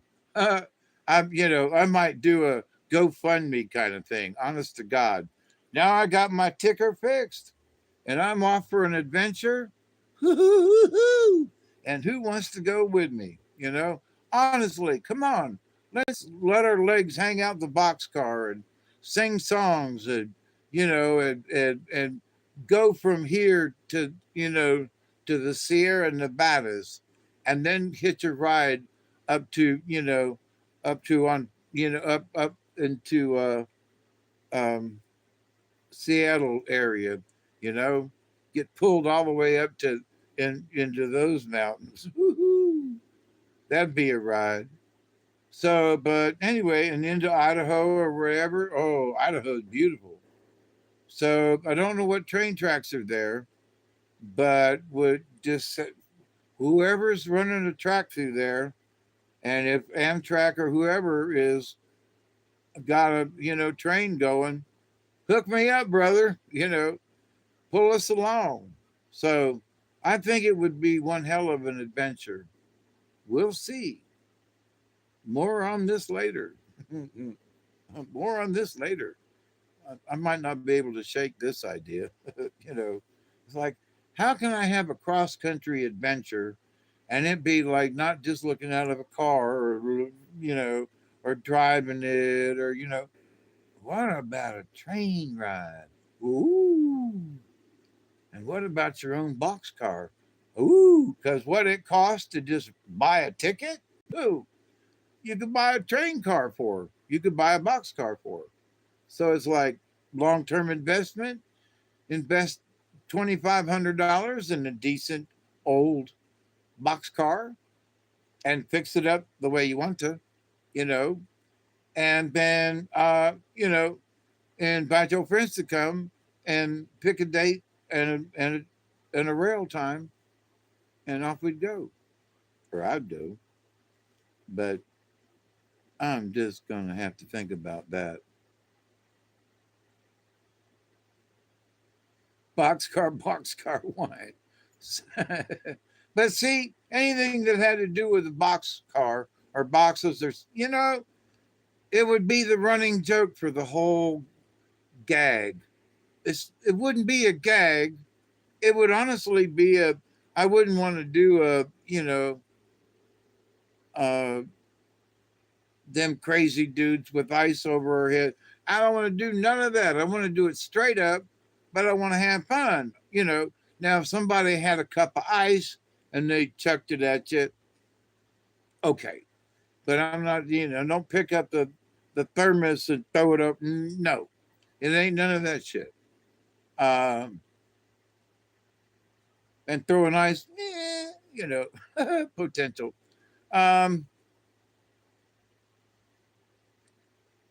But for those, I would say, that would go for the ride, that anybody that had the cojones or the internal fortitude to follow along in this excursion, if you will. What about poop? Portable toilet, a chemical toilet over in the corner with a tarp like carnies do. And, it's like you only got to go a couple times a day, so go over there. Everybody don't look. Nobody's going to look. And even if they do, they're only going to see your feet at the bottom of the stall, which is going to be a blue plastic tarp stapled up in the corner, But, but the thing is that folks that are going to go are going to have respect if you got to go. They'll go, okay, Dave, go on over there. We'll stand over here by this side, even though it's a chemical toilet, we'll stand over here and give you a little privacy. Thank you all. So you got to work that way. As carnies, we work that way. As family that was way too many of us in a small trailer, we took turns pooping, and the only distance between us was a cardboard door, and hey, how's that poop coming out? Not too bad. Oh, lots of incense. That was the big one. And that was my brother Danny. But and I mean the bathroom's right there. No, I mean the bathroom is literally right at the edge of the screen. That's where the bathroom is. And whoever's pooping on the toilet is right there. Intimate, yes, but you get over it. Man, I had to poop. I know. It's okay. Go ahead. Feel better? Yes, I do. Come on out. Spray some spray, But that's a small travel trailer. I'm thinking of a boxcar. There's plenty of air to air out whatever poo might be smelt or dealt. But so going into a chemical toilet, you go empty it wherever you're going. Now, my thing is that with this boxcar, if I were to just say I wanted to go from, I would want to go through some hilly country. So if I could pick the route, I'd want to go sort of Tennessee, North Georgia, somehow mountainy kind of thing, rather than down here in the South with just southerny thing, which I'm already used to, right? Let's see something different. So can I get a route that goes up here? So I'd have to worry about wherever I got my boxcar from to that location, right? To start from to go, right? So I say I want to leave from North Carolina and go west, right? That could go through Tennessee, that could drop down over here, or but I'd want to go all the way to San Francisco. Why there? Because it's farther north, and I was almost to San Francisco with my brother Danny, and we didn't quite make it. But all of the mountains and all of the stuff and everything that was in that area, and it was like, holy crap. So to have a train to go through California that far north would really be a trip. It would put you up where the big redwoods are. And then when you got to San Francisco, you could hang north and go up to Oregon and into Washington State and see all of the volcanoes in the distance.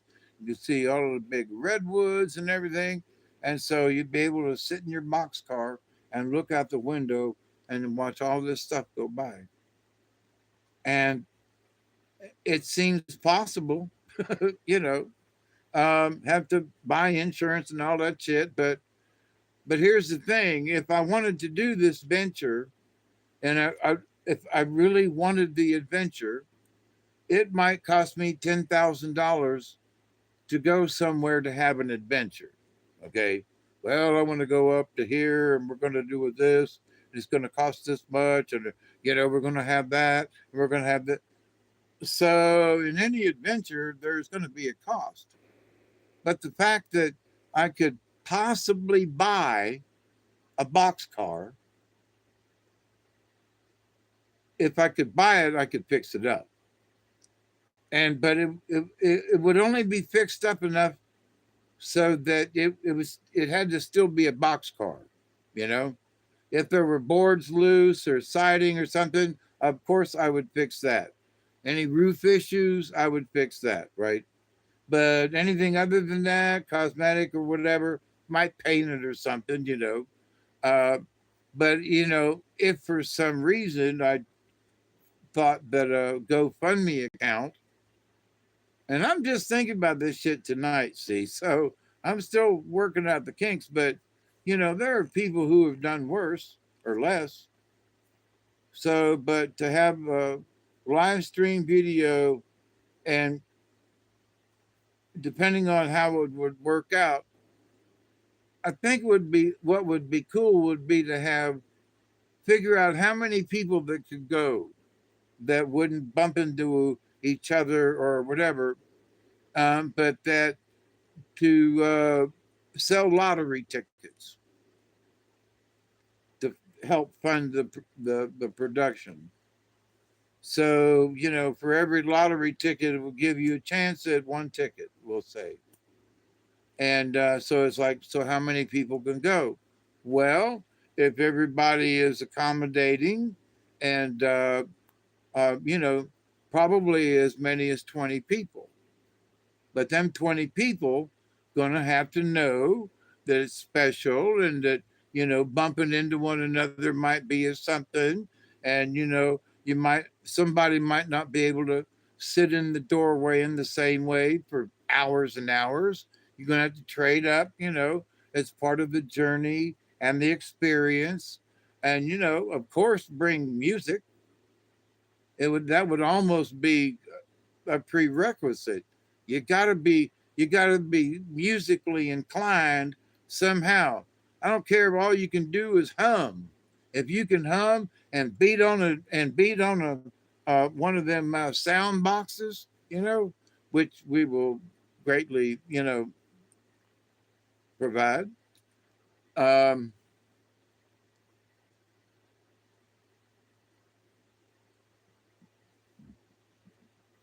Greatly provide. But no, I'm going to have to think about this. I mean, seriously, I would love to go on a train ride across the United States, like Woody Guthrie and the old timers, back in the 40s, you know, just for the hell of it. Look, I can just see looking out the window and seeing the farms go by and thinking the songs. Good morning, America, how are you? Don't believe you. I'm your native son. I'm the train they call the city of New Orleans. I'll be gone 500 miles till the day is done. Lifetime on the city of New Orleans. Illinois Central, Monday morning rail. 15 cars and 15 restless riders. 3 conductors and 25 sacks of mail. All along the southbound Odyssey, train pulled out of Kankakee, rolled along both houses, farms and fields, passing cars that have no names, freight yards full of old black men, and the rain cars of the rusted automobiles. So good morning, America, how are you? Don't you know me? I'm your native son. I'm the train they call the city of New Orleans.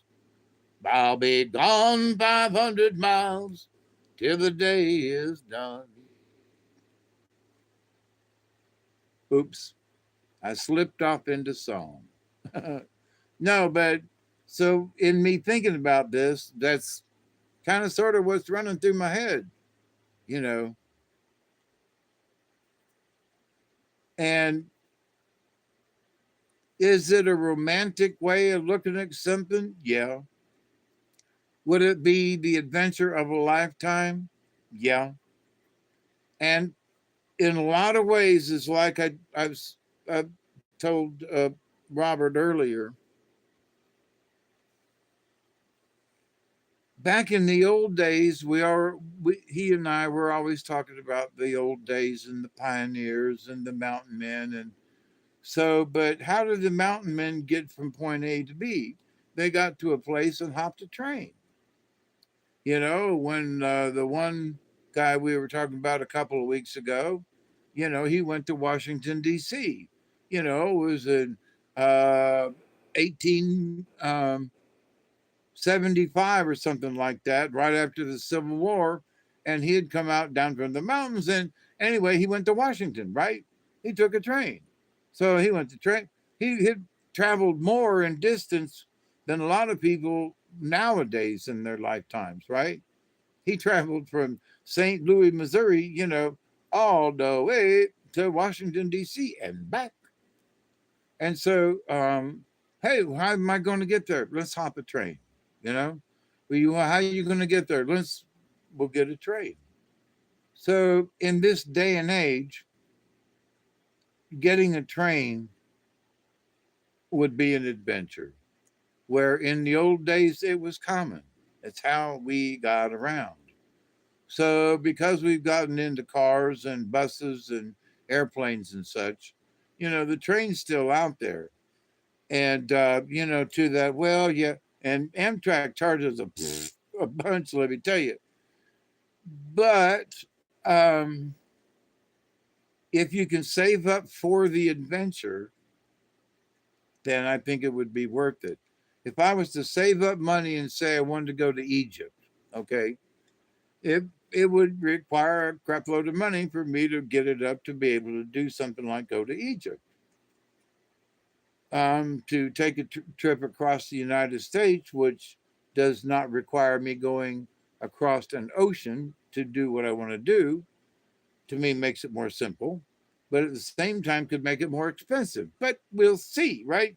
So, but the fact that without even looking, you can buy a boxcar from $2,000 to $4,000.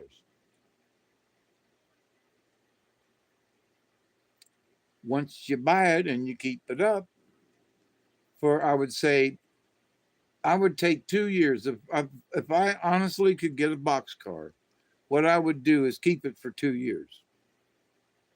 And I would travel it around as far as I could afford to take the boxcar and the train.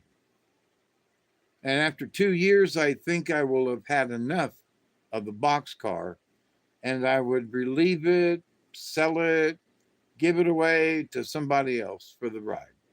Honestly, it would be a giveaway. Here, do you want it? Are you going to take care of this? Yeah. You want it? Yeah, I want it. Okay, here it is. You can have that boxcar in 2 years, But in some places it costs $2,000 for a plane ticket, or $2,000 for something, and then that doesn't count what you got to pay for over here. And so I'm looking at $2,500 is like, well, if I really wanted to do something, it would probably cost me at least $5,000, easy. And I would expect to pay $5,000, easy. So can I get an old boxcar, buy it, fix it up, and be able to provide for a being pulled across the United States and around by Amtrak? Could I afford that? you know, let me see. Who wants to go? I'm like, like a band of gypsies, we'll go down the highway and my way on the road again. I just can't wait to get on the road again. Life I love is making music with my friends. And I can't wait to get on the road again. On the road again, like a band of gypsies, we'll go down the highway. We're the best of friends, insisting that the world be turning our ways. Our ways on the road again.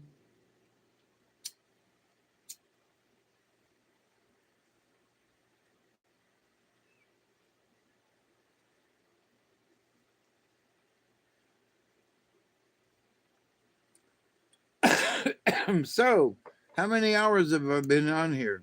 3 hours and 42 minutes. Woo, we're coming down on a 20, ain't we? Can I hang out a little longer? So, what y'all think of my stupid idea about buying a box car and going on a journey?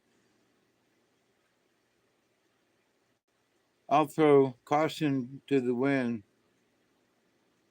Flu is what?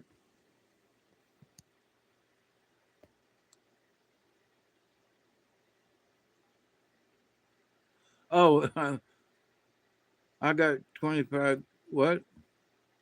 2,500 bucks right now. We good to do this?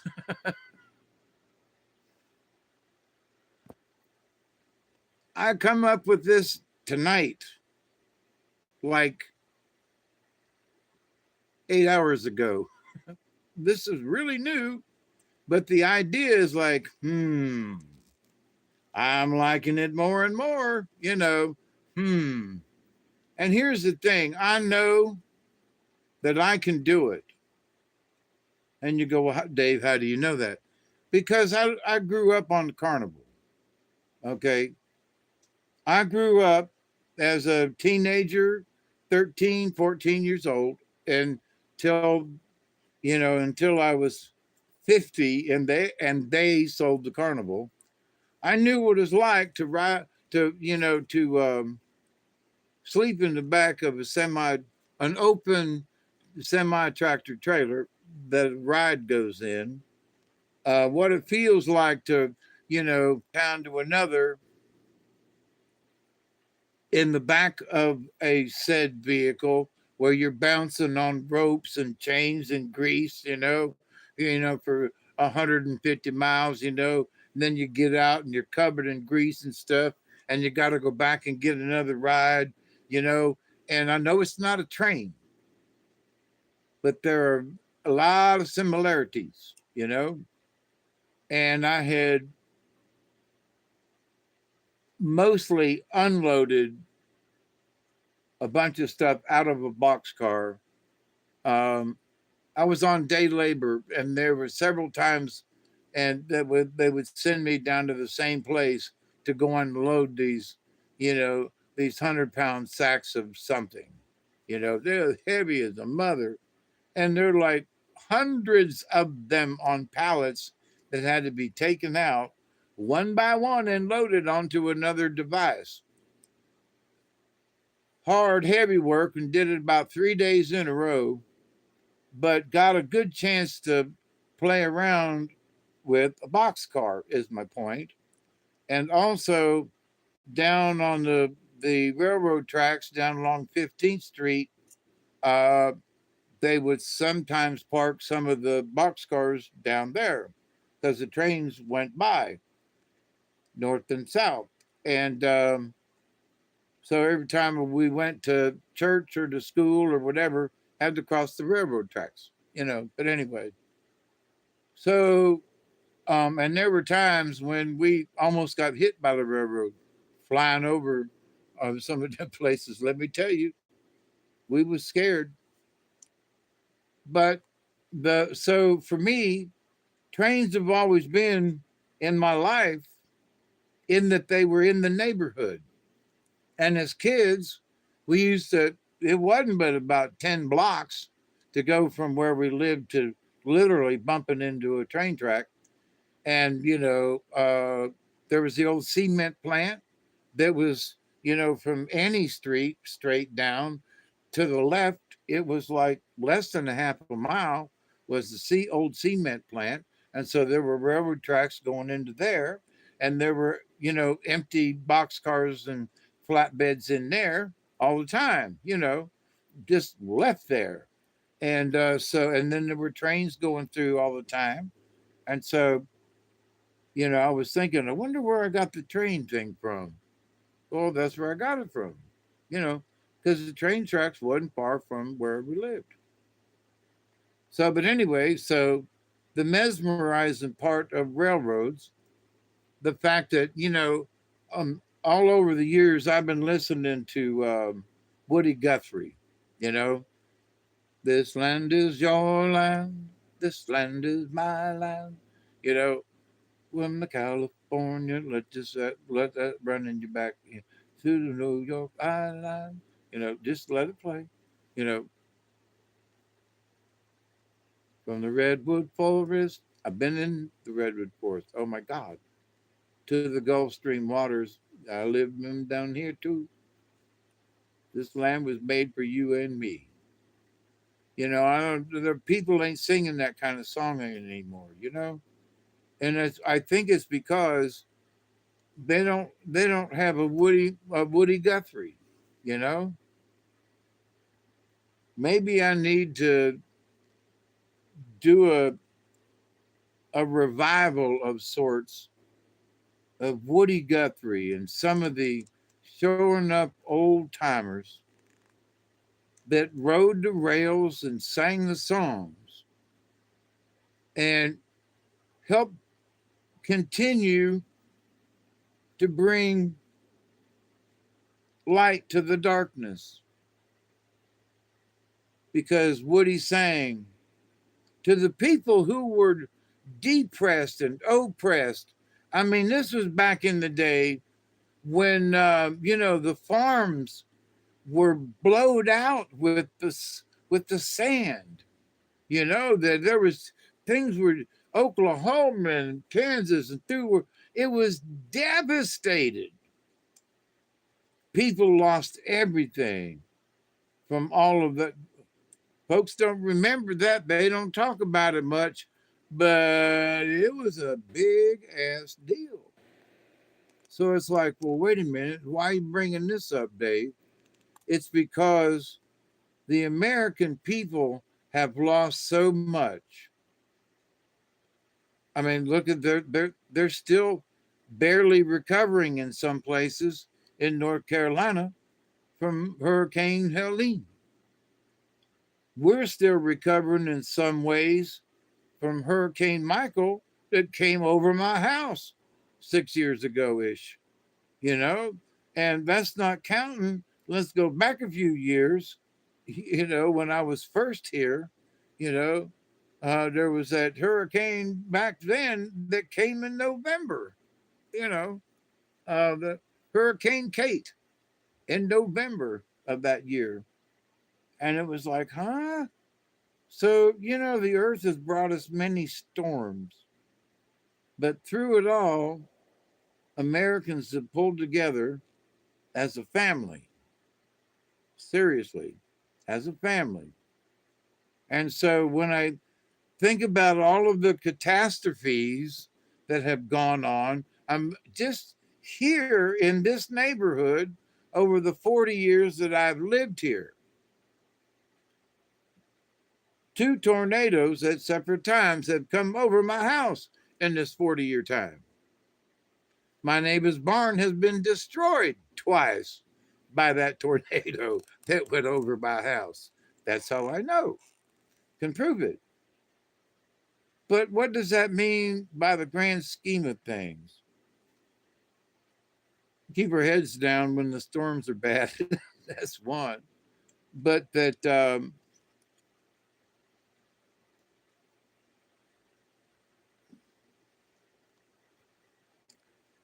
this land is your land and it is my land.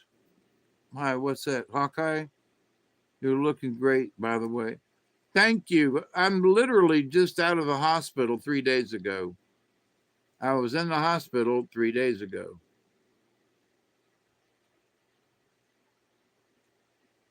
I thought it says bread is killer. I was going to know, not YouTube. You shouldn't eat a bunch of bread, Mr. Dave. I don't. Chill. But you said beard. Oh, my goodness. I can't read. Thank you. Your prayers have been heard.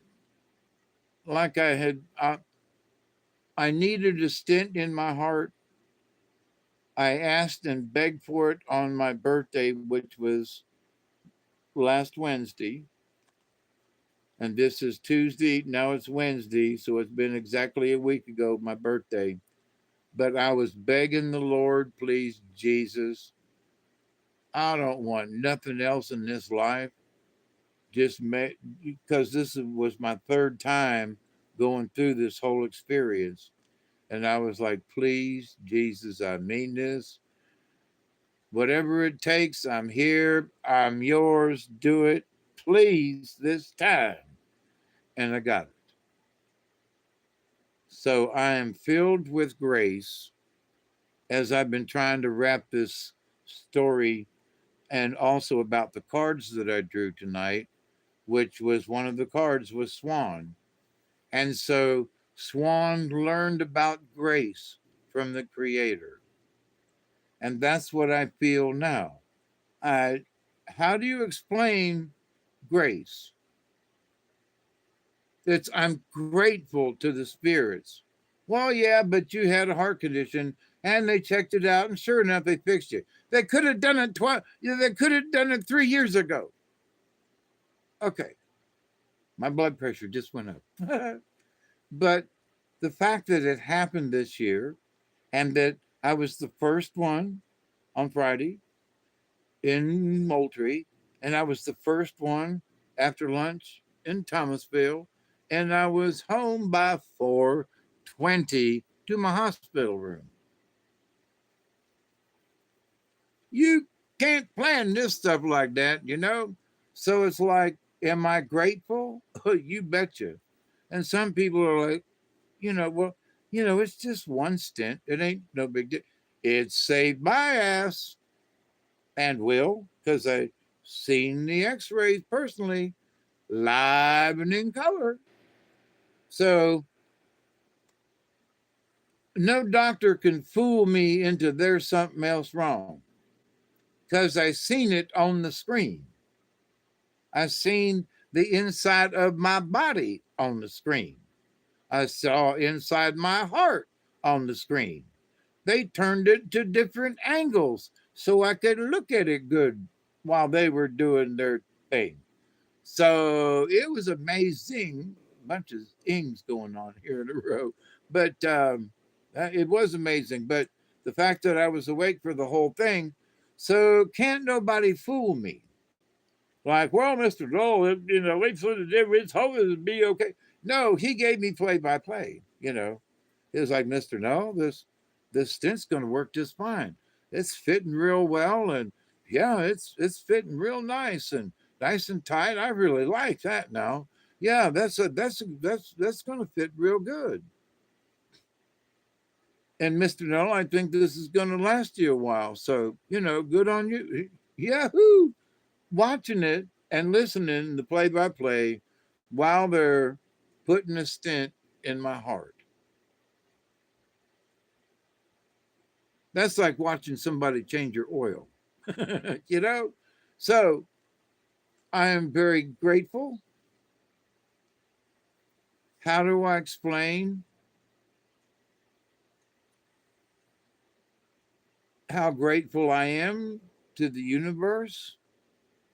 I've been talking about all the nurses and all the people that I've met for the last 4 hours. Holy shit, it's been 4 hours. So for the last 4 hours, I've been talking about all these good people, how they've all given me their energy in order to help me to heal, in order to help me heal to the point I'm at right this second, and thinking about, I know it's their job. It's what they do every day. I know, calm down. But oh my God, they gave their life energy to me. I'm going to take it. And I told every single one of them that. I'm going to take this opportunity that you all are giving me. And I thank you from the bottom of my heart. While they were doing the, closing me up here, with my arm still in a bandage, closing me up here after the procedure. I know it's been 4 hours and I'm still talking about the damn procedures. Give me a break. I'm out of the hospital a week. It was really tough. Okay. So, but with that said, still, there were so many lessons that I learned. And I do intend, especially as I'm sitting here talking to you right now, all these people that lent me their energy, they do it on a day-to-day basis. I mean, every day they do it, Yeah, God is good, absolutely. And so are all these people. And it rejuvenates my soul to see that there is this hospital full of people like ants in a way. They're up and down and back and forth and go to the lab and here's the x-ray and, so in this, 5-story structure, in Moultrie, Georgia, that these people can get along, that they can literally work together from floor to floor if they need to, that the people on the nursing, on the people, the girls on 4th floor that took care of us, know people in the hospital that are transportation. They know people in housekeeping. Some of them know people in radiology, depending on which department. So the people in the hospital know more than just the people on the floor or from their area. They interact with other people. So The interaction of all these people amazed me. That's why I'm talking about it for 4 hours here. But it, I'm amazed at the coordination. Um, I'm amazed that if I needed something, that they were right there. And I always try my best to not overstay my welcome, if you will. Hit the nurse's button every 10 seconds to bug them. Now, but so when I hit the button, they knew I needed something. What's that? Mistakes don't what? Mistakes don't equate to allegiance. Wait, did I miss something? Hang on.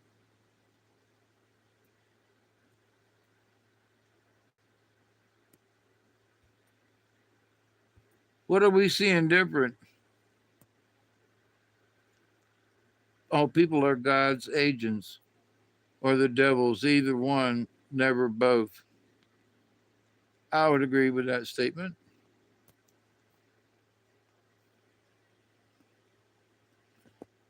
Having seen the devil in people, that's scary as fuck. And having seen the light of the angels of all the people that I have just recently met from the hospital where I was at, I have faith because everyone who came in there and wished me a happy birthday, some of them were my floor nurses and they came back in later on.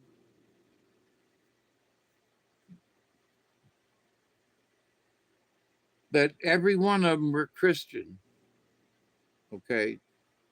Black ladies, white ladies, they were all Christian. Okay. Uh, thank you. It was a week ago, right about now. So, but thank you very much. I'm 73 and gonna kick ass. So that's why I was talking about the boxcar thing. I wanted an adventure to remember. It's all I do get allegiance as in pledge to allegiance.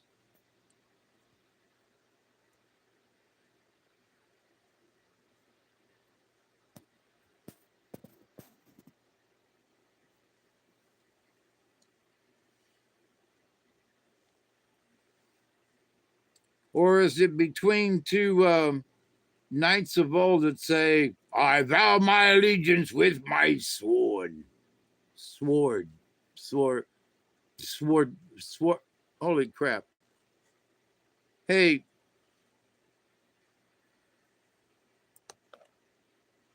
y'all want me to come back? I gotta go get some coffee and turn off the coffee pot. You want me to make more coffee and sit for a while, or are you done?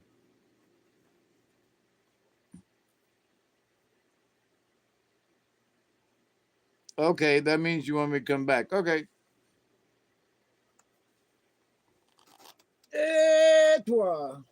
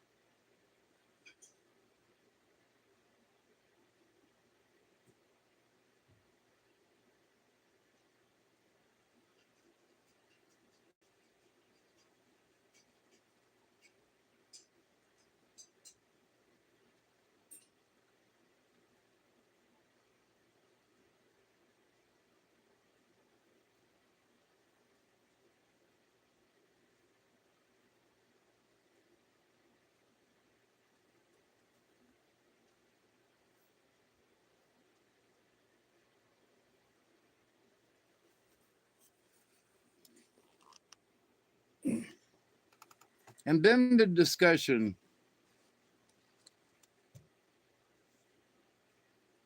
I was thinking, walking in there to the kitchen and back. Cheers, everybody! Here's some good coffee.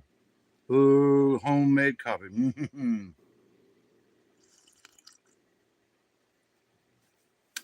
That's good. So I'm in the hospital, right? I know I'm back on that again. No, but this is cool. So the had been in uh, the ER for 22 hours. So I didn't get a room until 3 o'clock on Tuesday, although I went in on Monday. Okay. So I didn't get a room until Tuesday. And it was late in the day. So because of such, dietary was not available. And I got whatever they had sent up for me that was just on the menu. So, and on it was a cup of coffee. It was hospital coffee. Now they brought it in on the tray and they got the thing that keeps everything nice and warm and groovy under the steam thingy and everything. And it was good. It was good. Don't like green beans, but it was good. Coffee, take the lid off and smell of it and go, really? This is coffee? Oh. Okay. There's some powdered stuff. They did send a little carton of milk. Oh, thank you, Jesus. So add a little milk, add some sugar, only 1 pack. That's all they gave me. And stir it up, fingers crossed. I take a sip and, God almighty, where did this stuff come from? Now, I have been in the hospital there before. Cough tastes like crud, just like it does now. Coffee tastes the same. So, but what I learned last time in, and shame on me, literally, because this is mind control in a way. It is manipulation. I did not necessarily flirt, but I used the situation to my advantage. Okay. So, and because it was my birthday, I said, what would be nice? To have a real cup of coffee from the nurse's station. Lord, for my birthday, that's all. I mean, I was kind of sort of preaching this when what would you like, Mr. No? You don't have any presents? No, I don't want nothing. You know what I'd really like? A good cup of coffee. Is there any way y'all could get me some coffee from the nurse's station? Last year when I was, and this is the truth, I said last year when I was here, they were kind enough to bring me some of that good coffee from the nurse's station. Is there any chance y'all would be as nice this year? This year to bring me some coffee from the nurse's station. Oh yeah, mister. No problem. The next thing I know, there's somebody from dietary who has this big cup. And they're like, what's this? Well, somebody heard that you wanted a real cup of coffee from the nurse's station and they sent downstairs and got you this big cup of coffee. And then about that time, the nurse comes in going, here's your cup of coffee, Mr. No. I was like, oh my God. So, but anyway, I thought it was a real thing, but I gotta say that because they changed the nurses over this last week, I did play it, but they already knew. I was like, put it into the other nurses. If there's some coffee before they turn the pot off, to make me a cup and bring it down. I don't care if it's 4 a.m. 2 in the morning, bring me that cup of coffee. I will take it, right? And if it cools down, I'd still drink it, you know? So, but anyway, birthday night, this will be exactly a week ago, right now. The nurse on second shift brought my medicine into me, which Chloe, if you're still there, I still need to take, by the way. And brought me a thing of vanilla ice cream and a spoon and said, "Happy birthday, Mr. No. I told you I'd bring you some ice cream." And she brought me 2 chocolate cupcakes about this big out of a vending machine. But she had asked me, "What do you want?" And I said, "Oh man, some chocolate cake. That's all I want. Chocolate cake, blah, blah, blah, blah." And but she literally went somewhere and looked for chocolate cake, and the best she could find was the cupcakes. God bless her. You know, I was like, I wasn't going to die if I didn't get a chocolate, but it was good nonetheless. So that's how kind these folks were to me. And I know I'm dawdling and I'm talking about it, but that's how great these folks were to me and how they treated me. Not knowing me from Adam or Hill, you know what I mean? Now, a couple of them probably remembered me from the last couple of years with my other um, surgical things that happened over there in the same hospital. And I ended up on the same floor. So, yeah, God is always watching. I believe that, you know. And here's one thing. There are a lot of people, from what two nurses told me. She said there are a lot of people that going into something like what I was already in and was going through and needing a stent and the whole thing. And she said how they just give up. And they were like, "This is your third time in here, isn't it, Mr. No?" "Yes, ma'am." "Your third time and you ain't giving up." And I'm like, "Nope, I'm not." And it's worse now, thank God for that. Because if it hadn't got worse, I'd have sent me home again. So this time, bad enough. I kept praying for that boy. So, but it went in well. The doctor was like the way it went in. I got to see it with my own eyes out the left side of my head. And it's like, holy mackerel. So I feel good to go. And I'm absolutely blessed now. And that's what I was trying to get to before is that I have been through the dream time, if you will, like Swan. And in the dream time, you know, it's in order to see and understand what's there, you have to accept what the Creator has given for you or shown for you, or. So, and Swan said, "I'll do it." And so on the other side, when this little ugly duckling turned out to be this beautiful swan on the other side of the dream time, Dragonfly came by and said, "What? Look at you, girl. What's going on there?" And Swan said, I I feel the grace from the Creator. I feel that which, you know, Dragonfly, you told me to accept. She accepted simply what the universe had for her. And what the universe had was to turn her into a swan. And up to that point, as an ugly duckling, she wasn't accepting that too good, if you follow along with the story. So, but when we pick up on Swan, who has gone into the dream time, we forget all the stuff that little Swan has been through as the ugly duckling. So it's like, yeah, well, okay.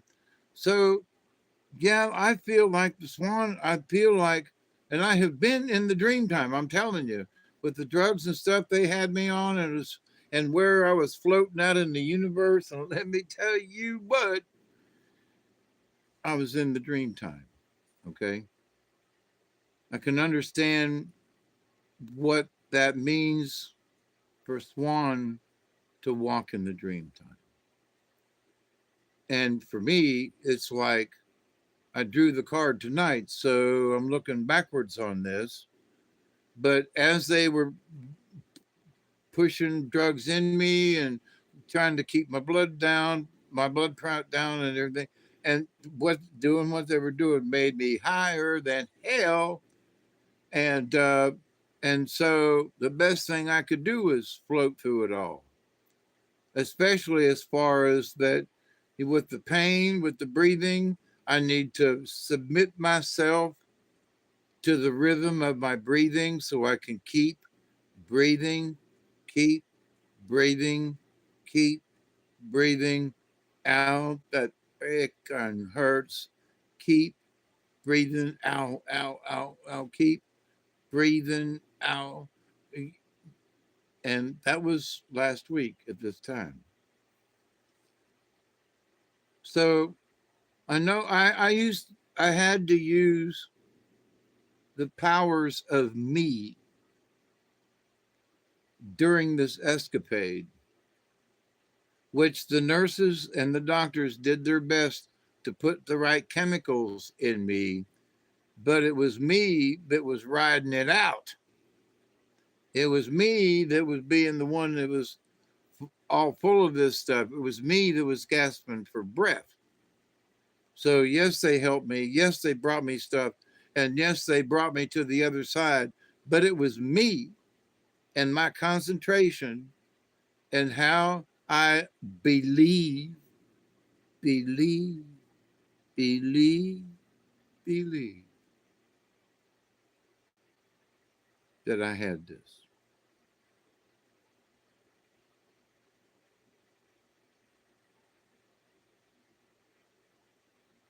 You got this, Dave. I know. I just got to be tough. Cheers, Dave. You got this. I'm not trying to be narcissistic, but I know of all the times in this lifetime and up to this point, having been through this thing this being my third time, all the medical, all the stuff, all the pain, all the stuff up to this point, right? And I'm like, as tough as it is, I got it. But son of a bitch, does it hurt. Son of a bitch, is this difficult. This is a hard road to hoe. I'm, 5 days out of the hospital as of now. I can't wait to see what a month does, I surely intend to keep up a good positive attitude about things. I surely intend to try to encourage other people to be positively positive. And at the same time, to try to be practical. So part of my brain's like, so how do we do this, Dave? You've got this new understanding of the heart, a new, better understanding of the energy that comes from the heart. And all of these people in the hospital you were just in all gave some of their heart energies to help cure your heart. I know I keep running around in circles with this, but that's how much it means to me. And you folks are the only ones I can vent with. Not that this is a venting, but the fact that if you could have seen somehow some of them and the interaction and the smiles and the thing and the stuff, and I'm like, I ain't lying. I got no reason to. If anything, I am so flippin' proud. I am Let me get this right.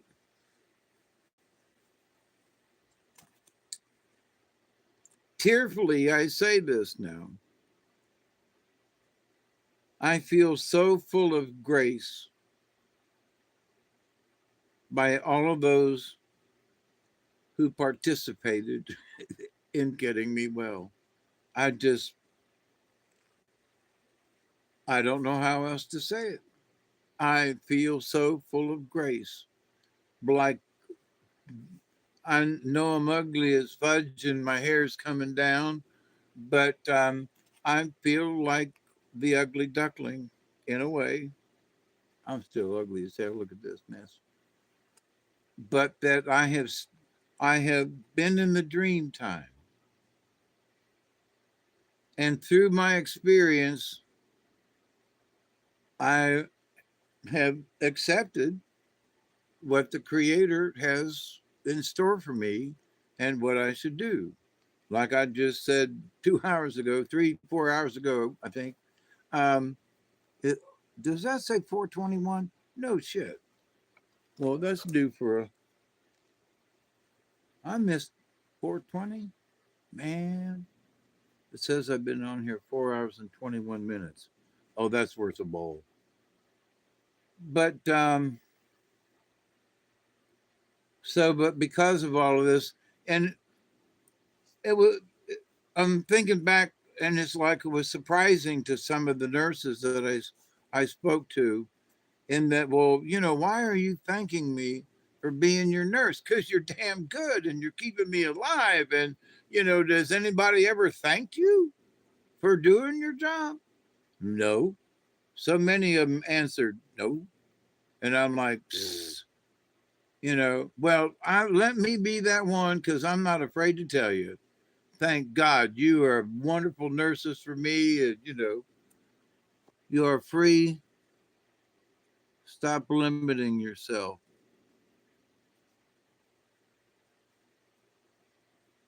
Is that to me?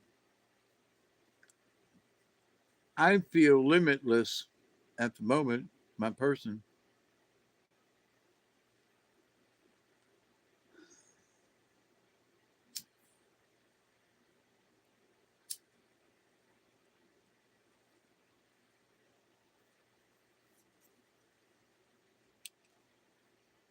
No, Rib, the 20 is a running joke for me. What? Smoking weed is a what? It limits you?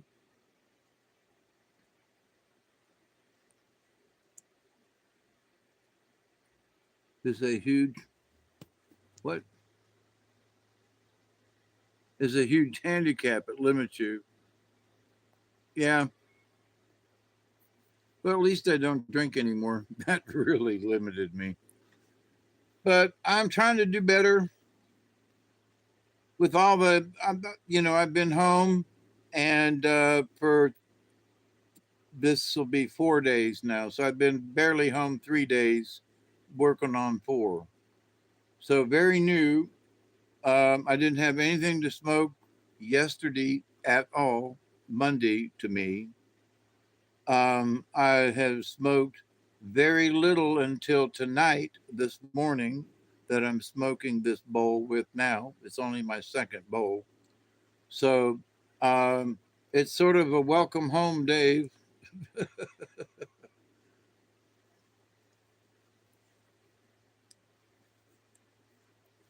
And there are a lot of people who say, smoking weed is a handicap, but you really don't know how my brain works.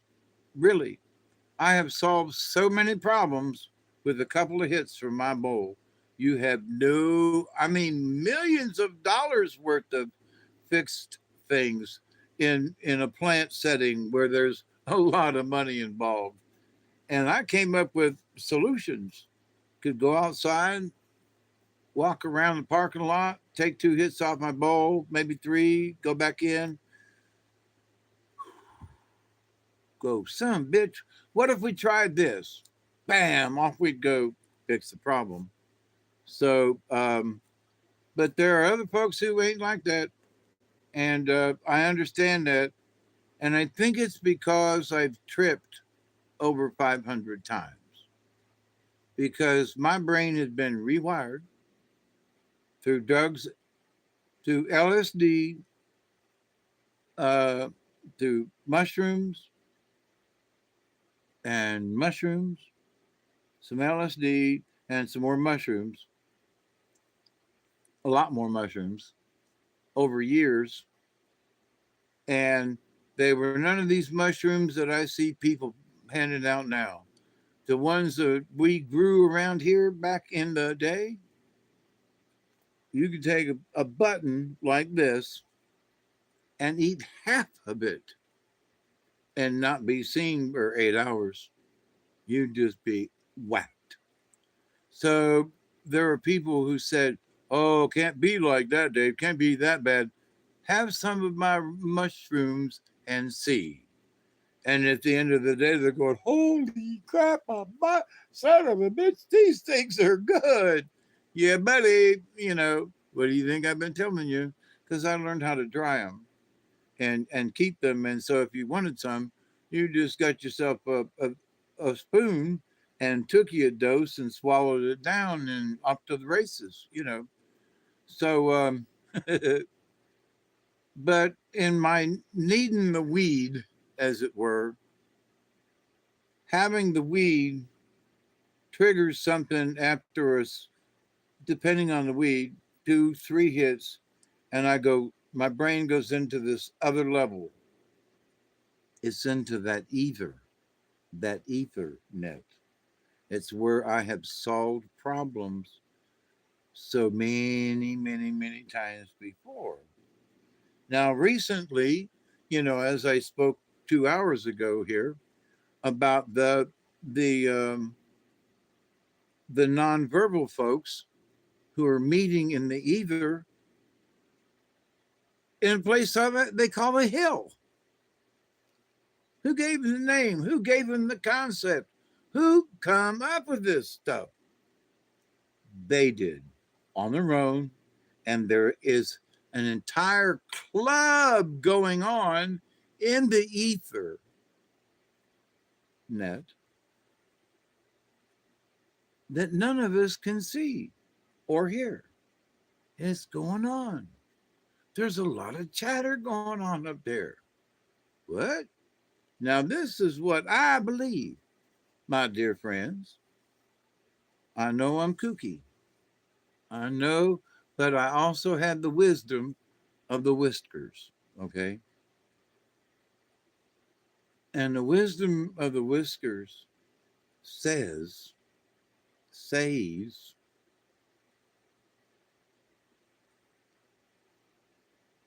I can't remember. I forgot. Honest to God, I'm sitting here going, "Oh, no, not one of those. Oh, please, no." All right, I'll do some filler and see if I can remember. No, God almighty. Oh, I can't even remember what I was talking about. It went right out the window right there. And then as soon as I start laughing about it, it's all over then. So cheers, you know.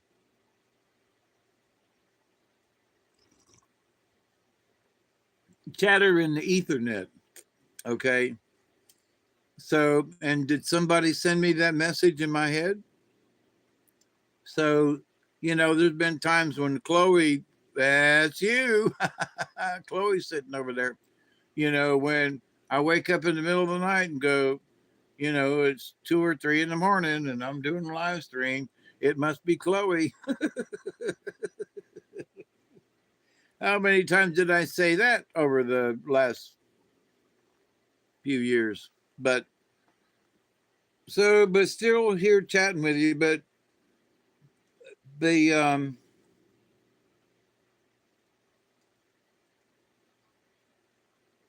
understanding of what I know about me and my brain and the psychedelics that I have had, and one of the things that Brian and I discussed before his passing was how many times each of us had dropped acid or mushrooms or something, right?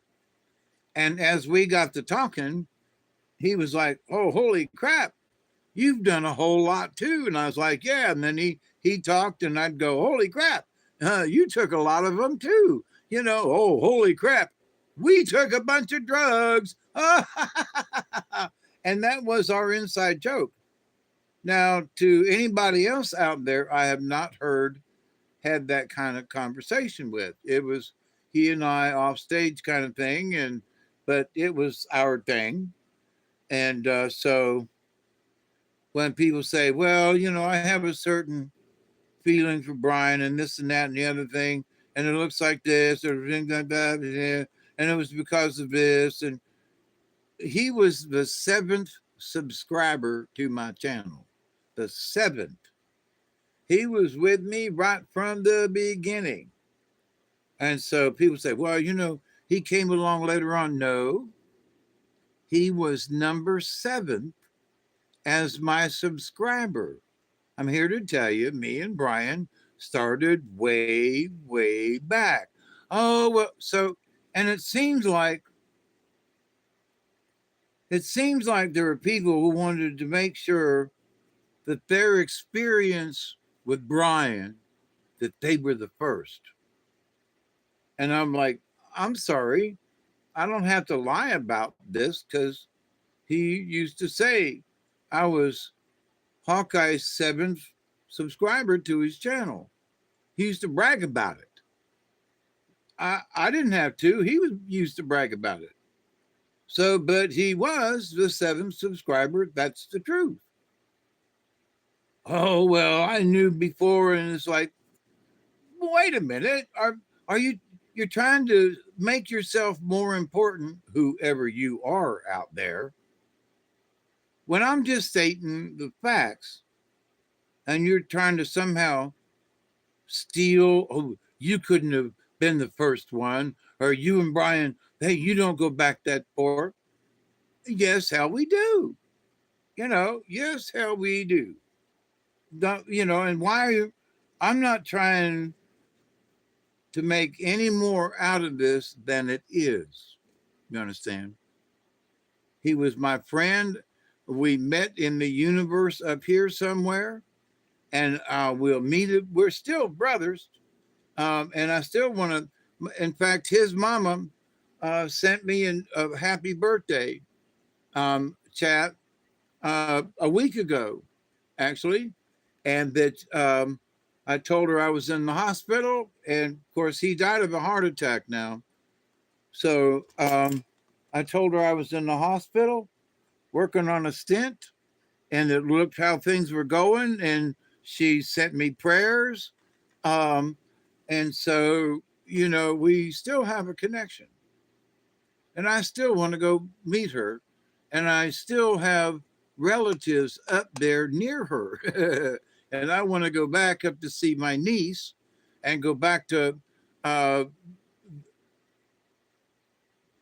my niece and nephew live on this side of the mountain from North Carolina, where Helene went through. So they caught hell, but the other side, literally the other side of the mountain from there, was the Broad River. And it was the Broad River that got nailed so bad. And so, in fact, when I was up there, I had looked into kayaking the Broad River up there. And that I told him, I said, next time I come up, I'm going to bring a boat of sorts. And if I can kayak that river, that would be cool as hell. So, but then last year, Helene went through and nailed the Broad River up there. And I'm telling you, they live just on the other side of the mountain from there. So they got hit badly. Their home wasn't, a lot of rain, a lot of flooding in their area, but their house was up the hill enough. But still, there were little gullies and things that around them that were all flooded. So there was water everywhere. But I want to go back up there and see him and go to the top of the mountain again. And with my nephew, he's a cool guy. You'd like him. But that would put me close enough to say, okay, Miss Brenda, where are you? Because I'm, I'll bring a bucket of chicken if that's what you need. Or what do you need? We're going to have a cookout, but I would love to come see you, please. So I think she would say, yeah, I hope. Um, it would be a nice blessing, I think, at least for me. I know it would be a good blessing. I know it would. I know it would. And I think I would want to start at her house if I was going to do a journey around to visit people. I'd want to start at her house. And that would also mean that I could go visit my nephew and niece also. So, and that would be all cool as well. But anyway, but I would love to meet Miss Brenda and have some coffee or tea or pie or whatever whatever. I come on, let's go out to eat someplace. Tell me where, and I'll pay for it all. Just let's go. And and of course, I'd have to record some of it, just for posterity. Um, but also for y'all too. And like, for all these years, Brian was my seventh subscriber. I'm finally up here. I mean, I can picture it now. I'm finally up here with his dear sweet mother, and having survived a heart incident, which may have taken, would probably took Brian, and that I made it through mine, and I'm here to sit with his mother and have some coffee and conversation and share a hug, and and for all of you all out there who knew Brian and who heard his mother on the internet, here I am, with her now, um, with with a dream that was started a while back. Here I am. So that's what I want to do. Not so much here I am, look at me, but here I am to complete the circle. He was going to start with me. And now I want to go up there and start with her and him. So it'd be like a blessing to go on my journey, which would be the journey of going around and visiting people in their different locations. And because I don't have any time frame to do anything, now that my heart is fixed, all I got to do is get stronger. So now, as long as I carry my heart medicine with me, I don't have to be close to a doctor. I'll be able to take longer trips and then come back and see my doctors. So that's what I'm looking for with this. This is going to make it easier for me to go further than 40 miles from home, kind of thing. So I could go 400 miles away from home or 4,000 miles away from home and go on serious adventures and have anybody wants to go with me, come along. Let's go see what we can do.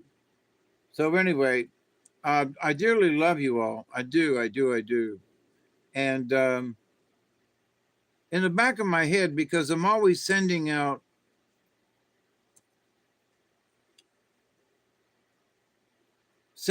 pictures, I would be the easiest I can explain it.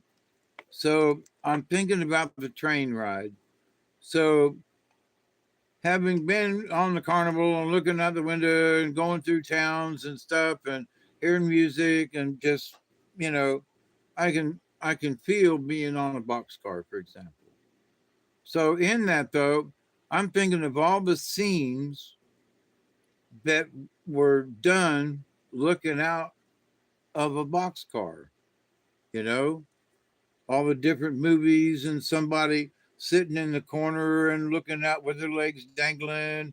And, so all of these different scenarios of people in you know, and of course, then there was, the Jews in the boxcars, which I don't want to go to, obviously. But, the hobos and the people back in the 30s and 40s from when the great sandstorms came through the middle of our country, and wiped. I can't imagine entire houses were covered with sand. Like overnight the storms would come, and there are these sandstorms in greater America, And so thank God they've learned how to plow correctly and how to not tear up the earth as bad. But it was nasty. And we don't know about that. When was the last time you heard about, you know, the dust storms of the Midwest, Well, we had nobody talks about them. Not in the history books. All the things they talk about going to the West and doing all this stuff, you don't hear anything about the dust storms.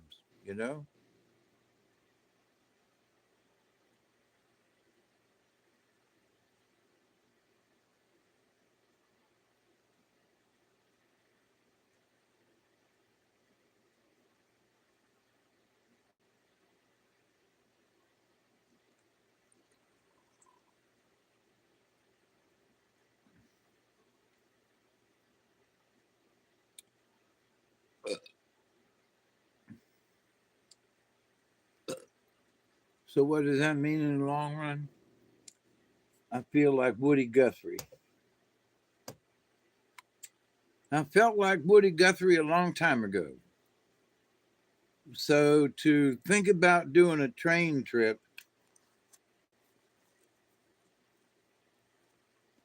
I'd have to think about it in the long run. Like how could I pull this together? Would anybody want to go with me? Is this anywhere near like anybody else doing something like this? Well, I really don't care. Let's make it our own journey. Um, hmm. So, adventures coming up. Yeah, buddy. And gonna poke them little pearlies with little tiddly bits with all kinds of folks. Oh, yes, ma'am. My meds are sitting right over there. In fact, I'll tell you what. Since you've been so kind up to this point, I will take them and call out what they are as I take and swallow them down my schnozla. So yeah, they've added a couple meds this time. This new one here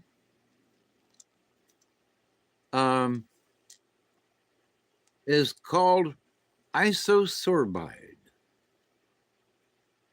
Isosorbide mononit ER 50 milligrams TB.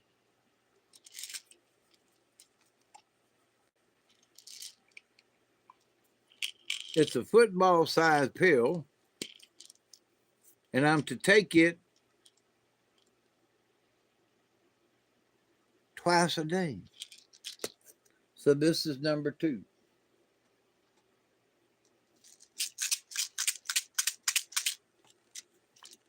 This is a new one that I had taken before. It's called hydralazine 50 milligrams tablet. 1 tablet by mouth 3 times a day.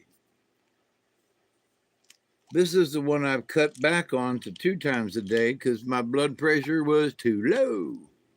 And they told me if my blood pressure were to spike high, I was to take an extra one of these. Ooh, well, it didn't spike high.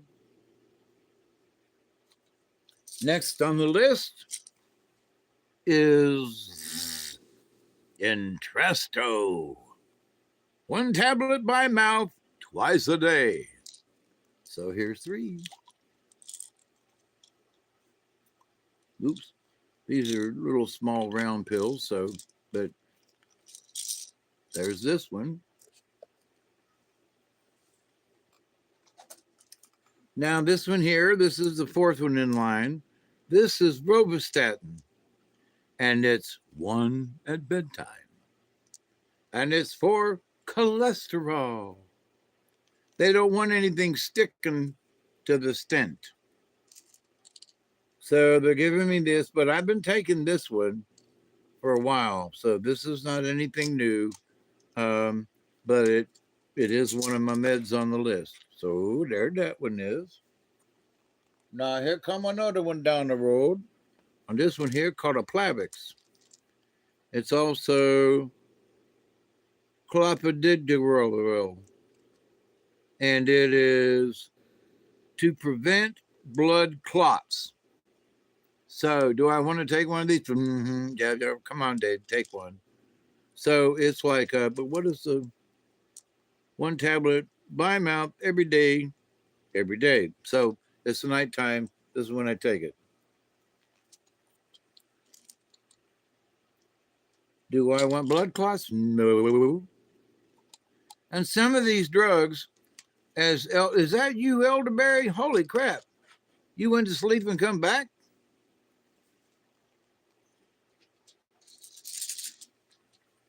Next one on the list, my friends, for my heart, is Metropol. Now, this is what helps keep my ticker, like from going over ticking. A bunch of us folks with heart problems are taking Metropol to help keep our tickers ticking at the right rate. It's sort of like a metronome, literally, like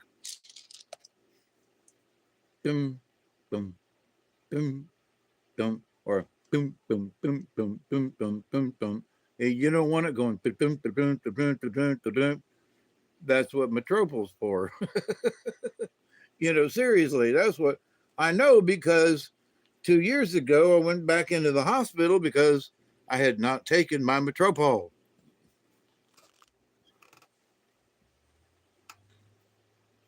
Which gave me that potential heart attack at the time.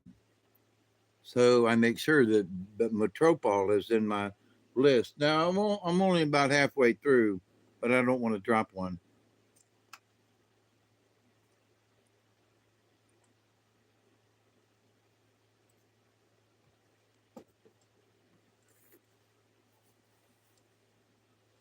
I did not argue at all when they gave me extra meds. After listening to say, we need more hydralazine over here, 50 milligrams more of hydralazine. Okay. And I'm like laying there watching. I can't look around a lot because my arm's tied down. And I'm laying flat, so I'm looking up trying to see from side to side, right? But I can see out of peripheral vision, and I can hear them, and I can understand them. And so it's like 50 more, 50 milligrams more of hydralazine. Yes, sir, doctor. Like, and it's to, thin out my blood to keep it from clotting. Let's say, go ahead and put another 50 milligram in, right? Now, this is intravenous, right? During the procedure, right? And so some of this stuff is going to go through me quick, which some of us did, and some of it made me trippy. So, yeah, okay, I got to take the other half. So the combination of some of these drugs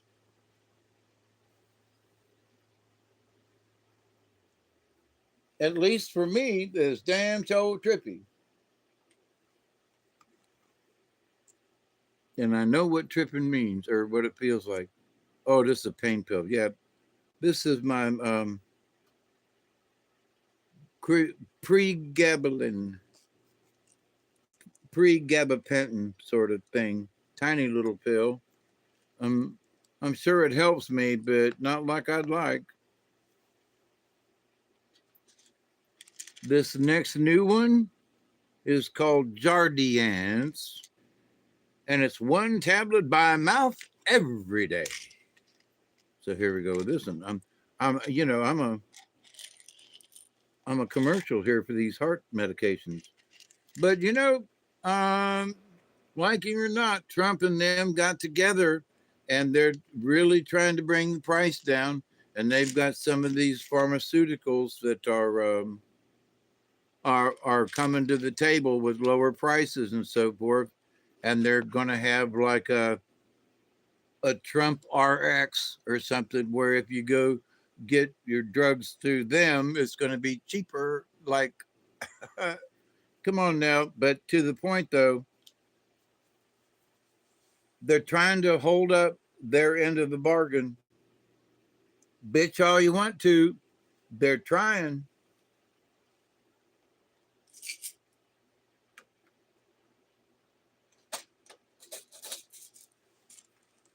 Okay, that's aspirin. That's for in the morning.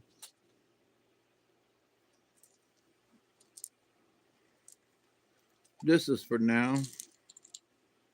It is a tramadol times 3, and I've only done it times 2.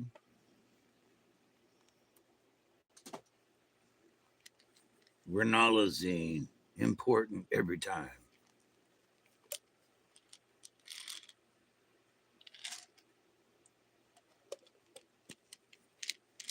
And so many of these pills, I gotta do this twice a day.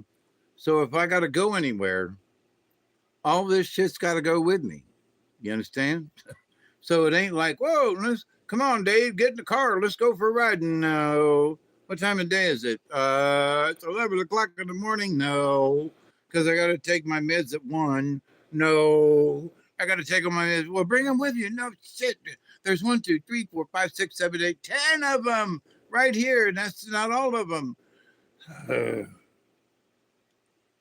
Gonna have to get a special mail bag just to carry my meds, It's like, it's okay, but just getting up and going you don't just get up and go. It's a little more complicated than that. And it didn't used to be. I used to get a phone call and go, okay, come get me. I'll be ready.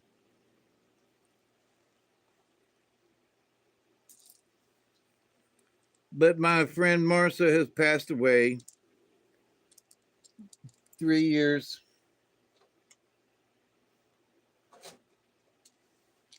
And she was the person that would pick me up at 3 in the morning to go for a ride somewhere. And so this one here is my potassium. And I got one more, and it's called tamsulosin. And then I'm done for tonight. So, but you see what kind of stuff I take every day. And now I'm taking a few extras because of this heart thing.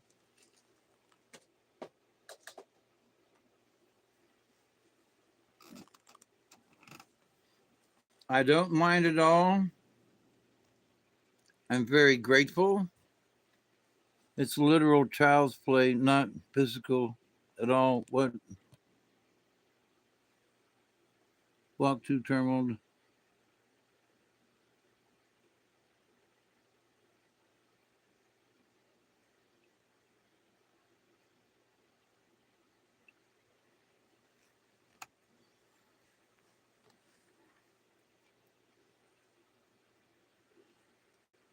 So one more big giant swaller.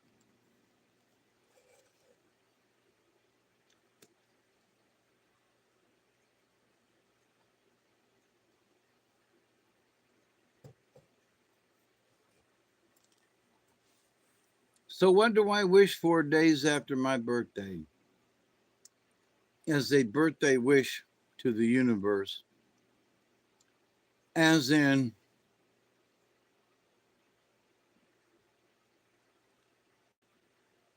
I only had one wish and gift that I wanted, and I received it a couple of days later. So in the grand scheme of things, over 73 years, I asked for something and actually got it, which is like this up to now has been one long, long road to hoe. Did I say long? I meant long road to hoe. Now, if you've ever had to hoe out in the middle of a great, big, giant field, and you looked across that field and said, holy yonder, then you had to get from one end to the other. It's like that. You will understand what a long road to hoe means. So at 73, that row has gotten really long.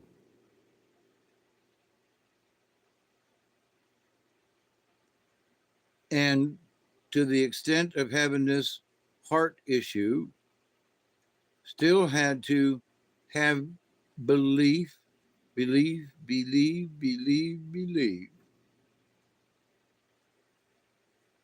that the Creator's got my back and that I understand and that I got to hang in there and be tough. And I did. I'm on the other side. I know I keep saying this. But however it's going to work out, I don't know how, but I want to encourage other people who may not feel like they've got another life extension. You know, I don't know how I can do this, but, you know, I'm always encourage folks to, you know, stand up and be strong and believe and be able to work through it, you know, even the hardest of stuff, you know. And it's like now to some really dumb things, you know. Sometimes like thinking about my friend Marcia for 35 years or more. No, actually, I knew her more like 45 years. Holy crap. But anyway, with her passing, it's like, you know, one day you're there and the next day you ain't. And it's like, I found out through other friends that nobody notified me that she was gone. And so here's the universe. And I thought I had a connection with her in the ether. That's where I'm bringing this up. In that I thought when she passed, I would know immediately when she crossed over. Of all the people in the world, I thought maybe she just didn't want to freaking talk to me or say anything or acknowledge me in any way because it was like, she passed away? Yeah, a week ago. What? She passed away a week ago. I was pissed off. And people were like, well, they tried to have a service for her and her son and blah, blah, blah. And I'm like, no, I'm pissed off because I thought that, you know, she was one of those people that were going to meet me on the other side and say, hey, Dave, I'm here, you know, and she was going to wave back or something. Nothing, not a word, not a peep, got a squeak. And just personally speaking, I'm disappointed as hell because I really thought, you know, boom, I'd get some kind of a bounce or something, and nothing came from her. Nothing came in the direction from her. Nothing. I'm cool with it, but I would have bet money, you know, if she goes, she's going to be the one person who will make contact. Nope. Now maybe she just didn't freaking want to, which is okay. But we'd been friends for 45 years. I would have thought she'd at least said, here you go, brother, you know, or something.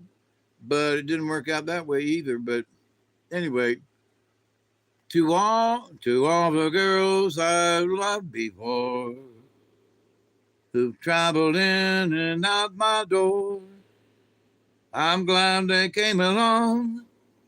I'll dedicate this song to all the girls I've loved before. Yeah, so there are those folks that, to all the girls I've loved before, um, there is that specialness because you have loved them and you have, and I don't mean this cheaply, right? I don't mean badly. You have exchanged bodily fluids with these people. And, they're not just mere acquaintances, but at some point you must have loved them to have done, to have performed, to have loved before. So I never went out on my wife or my girlfriends. So anything that I did was legitimate with, me and them. So I could never cheat on a spouse or a beloved or anything like that. It was too cheap, couldn't do it. And I had the opportunity, let me tell you, with a redhead that, never mind. She's always been that, oh man. And the last time I saw her was when she came to the Hillsborough County Jail with her boobies hanging out, with a scarf tied as a uh, a breast restraint, in hot pants shorts that you could see her. You could see her, and she walked in with a pair of tennis shoes on that was too big, and them men in the jail got me out of the kitchen and brought me downstairs so she could speak to me. And afterwards, they were like, dude, we would have asked you to come back down just to watch her walk around down here. And I'm like, okay, Sarge. No, but we were all going, ha, ha, ha. Yeah. She was one to leer at, I'm telling you, but she wore that kind of shit to have men leer at her. Okay. She wasn't like, don't look at me. No, it was like, see here. So, and she was there, and they got me out of the kitchen area and brought me down. And there she was, Miss Yvonne. Yvonne, such a nice name as it flows. Ah,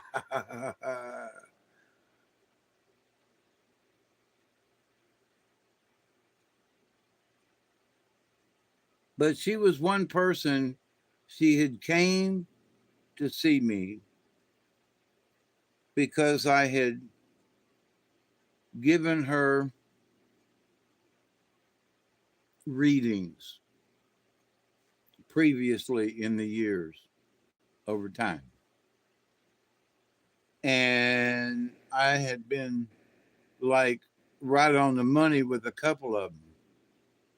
And she was like, I can't believe that what you told me came true. How did you know? And I was like, because I did a reading on you and I just let the energy bring back, bring back the information that's necessary, kind of thing. And I've done readings with people, on people, and they freaked me out. And they were freaked out at how good I was about some of the things I told them. So, and it used to be a bar trick. And I got slapped a couple of times in the face from different people like, how did you know that shit? Have you been in my house? Have you been looking in my drawers? No, but I'd say, have you been looking for something? Well, yeah. Well, if you look in your top drawer to the left, you'll find it back there. It got stuck behind your socks or something. How did you know that? That's where, how did you know where it was? I can't really tell you. I do this thing and it's by feeling, and I get the message and I get sort of a picture. Some people it don't work with. I saw right away where the thing was. How did you know? Smack. You've been in my house? No, ma'am, I don't even know your name, you know, but cheers. So I have had this, have had, yeah, okay. I have had this ability over the years to do readings for people, but I've not tried to brag about it or expand upon it or anything. But close people who know me would have, you've done readings. Yeah. Will you do one for me? Well, okay. So, um, but I have surprised a bunch of people. And it's not, I want to be accurate. Absolutely. I don't want to say something that's just bullshit to somebody. What about certain events in the future? Um, I think, the Sim Salabim shall come in on a flying carpet and you're going to get on and you're all going to fly away. Nah, that's not what I'm after. But I have been very, very accurate with some folks as I'm thinking here to myself. They flipped out. They were like, how did you? I can't believe, I told you. You didn't have to believe me. But, here's the thing, too, about prognostication. I can see in the future that I'm going to light this bowl.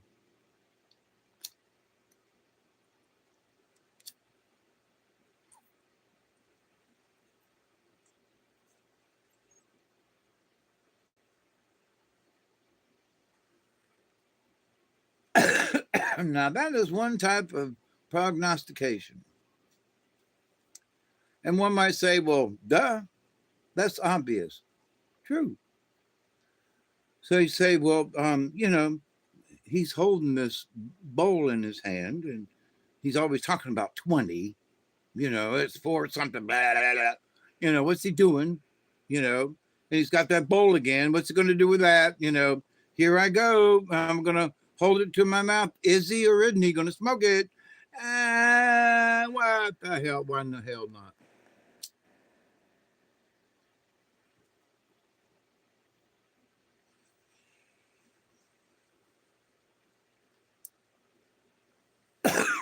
Bousy nope.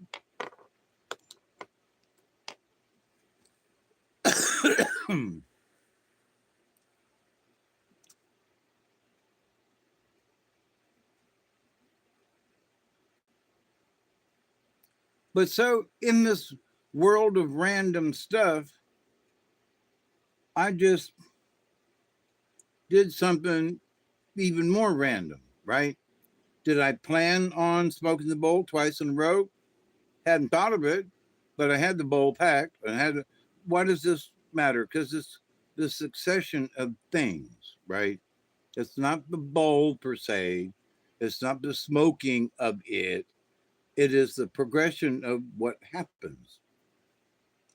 So it could be any events that take place, what's next? I don't know.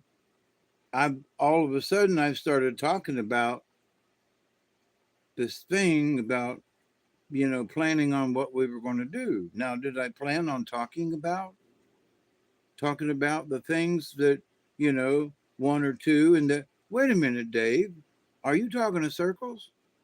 Not really. But yeah, because the one affects the next one. So, what are you talking about? Well, I'm talking about this subject right now, which could morph into this subject over here. But am I still on the original subject? Well, we don't know about this and the consciousness and it's like, calm down. So here's the thing that goes even a step higher. The nonverbals are speaking to themselves. And I gotta keep reminding in this discussion that these kids, they're probably all kids to me. I can say that, but some of them might be in their middle ages who are non-responsive, right? Have been that way for years. That they have learned to map out the ether where they're at so that they can all meet at the hill.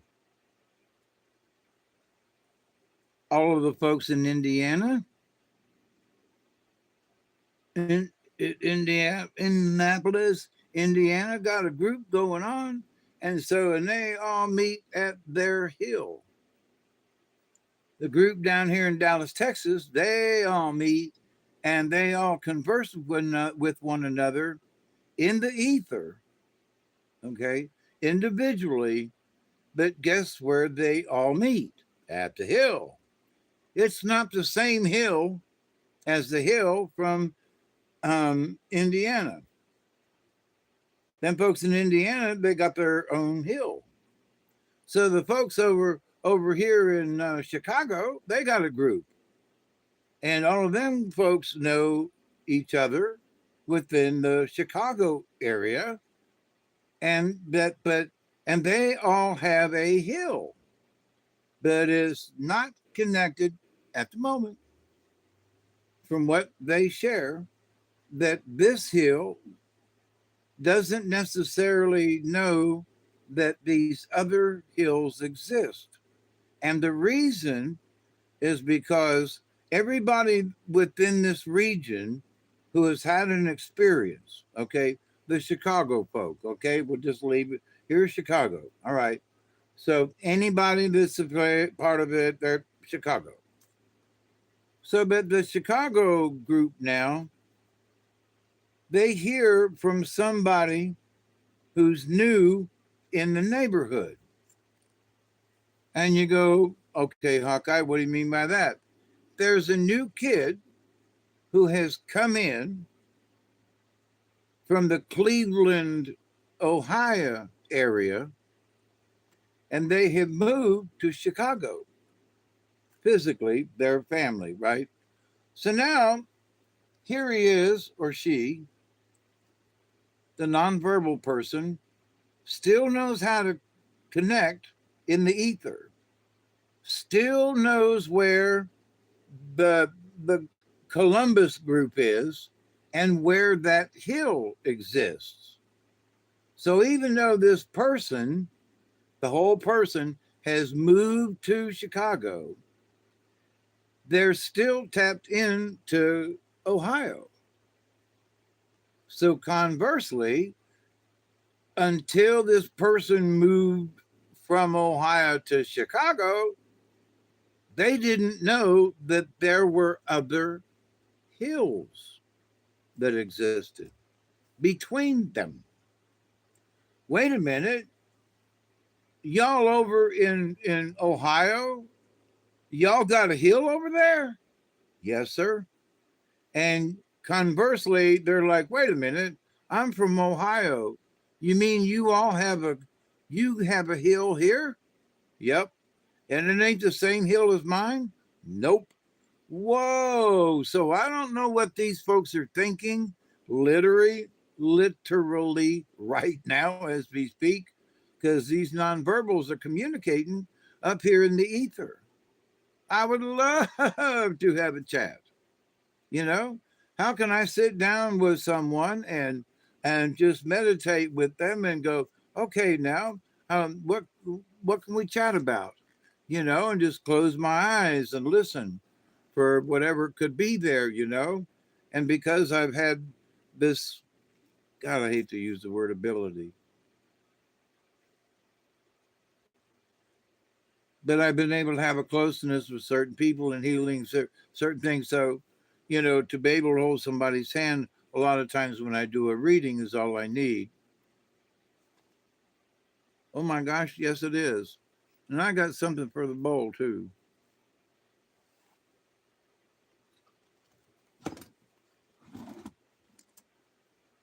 But so anyway, you know, what makes what more important than something else? And it's like, I think to try to bring some kind of rationalization to what's really going on here. Now, I would bet you there ain't nobody going to listen to what I got to say on the matter. But I'm here to tell you, I know a lot about LSD, a lot about being trippy, a lot about the things that I've seen on the other side. And I ain't bragging, I'm just saying. And so when I heard about this, about the nonverbals, and I've said this before, and having worked with nonverbals when I worked for the state of Georgia and Green Oak Center and that here in South Georgia, that's still going on as a work center, a daily work center thing for the handicapped, mentally and physically. So, and I was a part of that 50 years ago. Yeah. So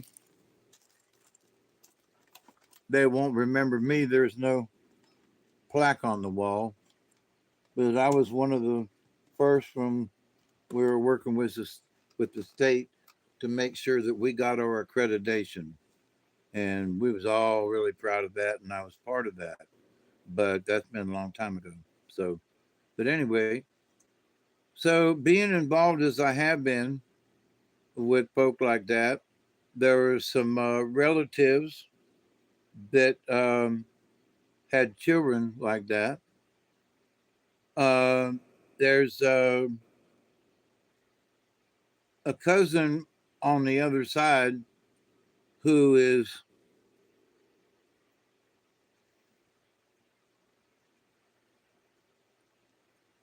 mildly there or not there. Uh, and but would get the stares. So the child person could talk for a little bit, and then all of a sudden they'd just be staring up at the sky. Just and you go, John,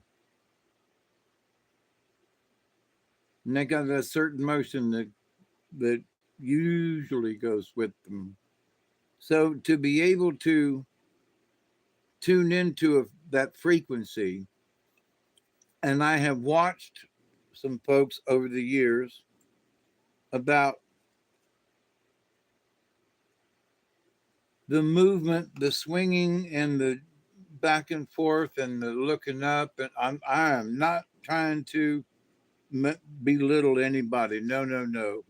I was a few years ago.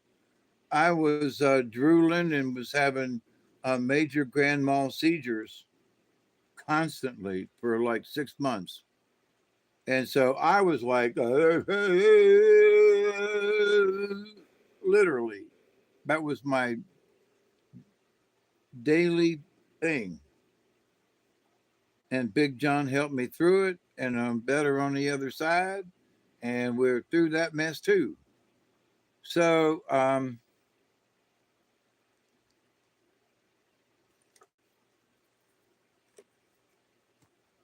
there's a crap load I've been through.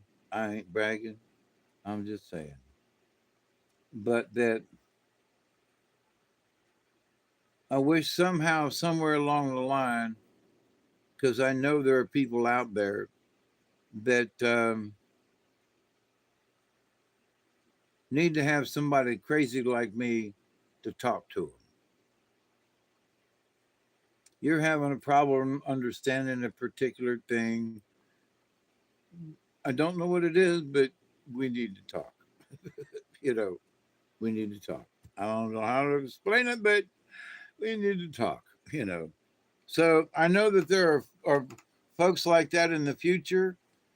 I know that what the Swan card showed me tonight was that in the dream time where I've been, in the dream time I have learned again the grace of the Creator upon me. Like what?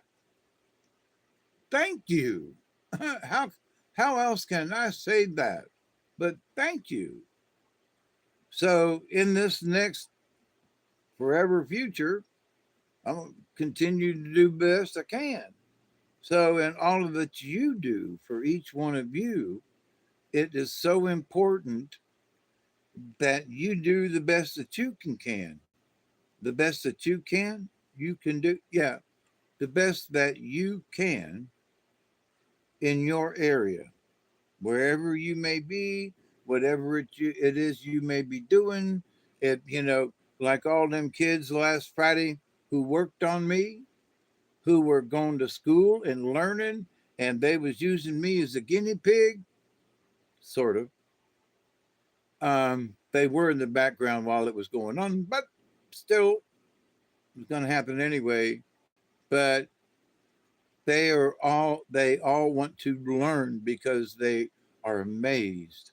I've repeated this, I know, but they are amazed at the technology of being able to go inside a heart and fix someone with a stent and whatever, and that how important that is, and they all love it. And like you're 23 years old. Thank you, Jesus. There are kids who aren't out on the streets doing so. These kids with tattoos and the whole nine, they want to learn cardiac procedures to help all of mankind. What? In 2025? I thought kids 20 to 25 were all gone and lucid and they'd lost their stuff. And it's like, no, well, let me tell you.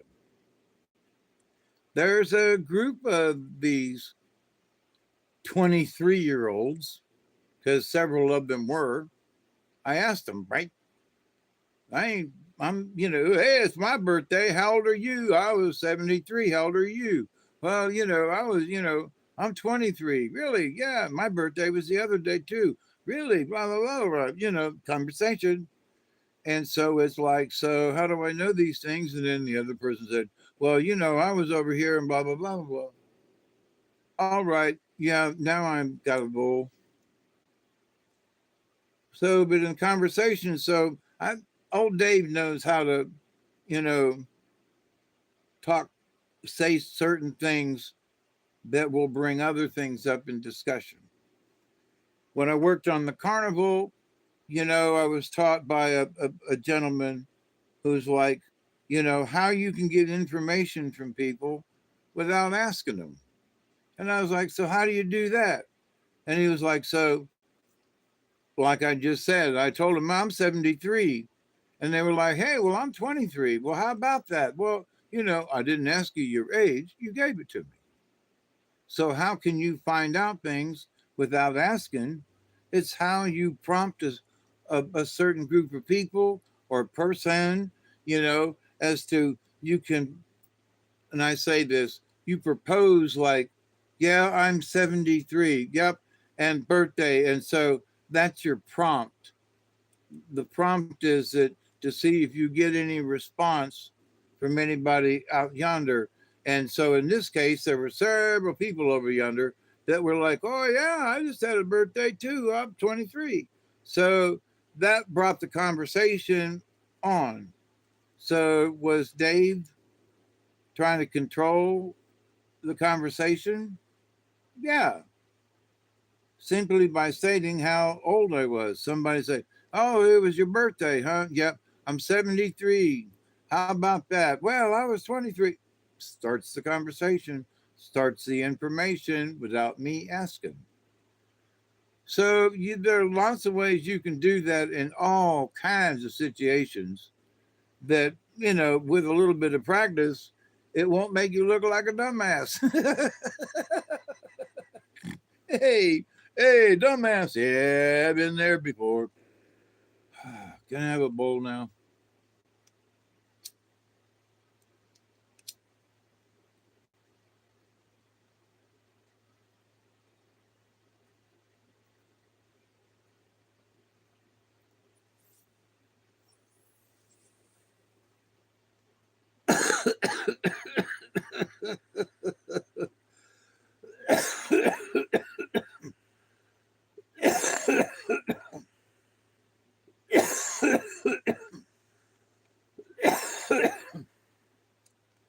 coughing and laughing at the same time. We aren't what?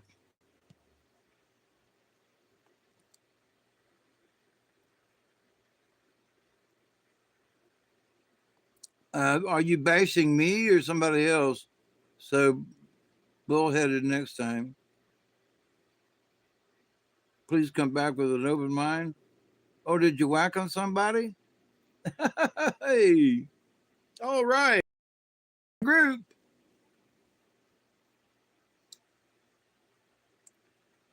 You can set stuff straight.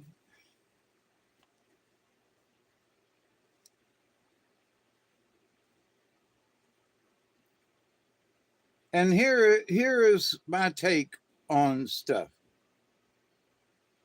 If you all agree as a majority that person A or person B needs to be extremely adios or ignored or whatever, or we you can read it better than I can. I can barely keep up. But as the conversation goes, that it's when you all agree together that I go, I agree with you.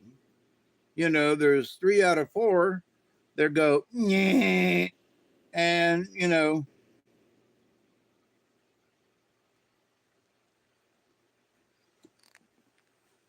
and so whoever it is can get adios at any minute, if enough of you agree.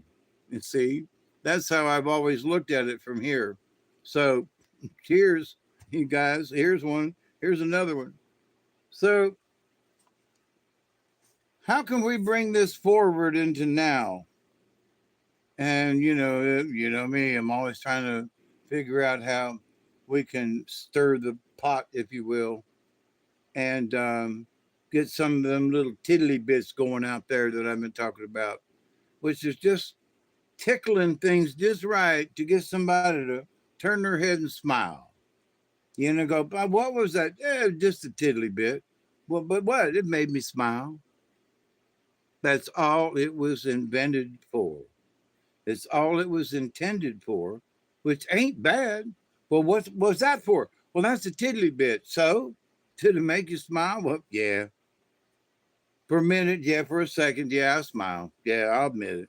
Okay, so that little tiddly bit that I sent you, or somebody sent you, or that the universe sent you, those little tiddly bits out there in the universe, you got tickled by one today.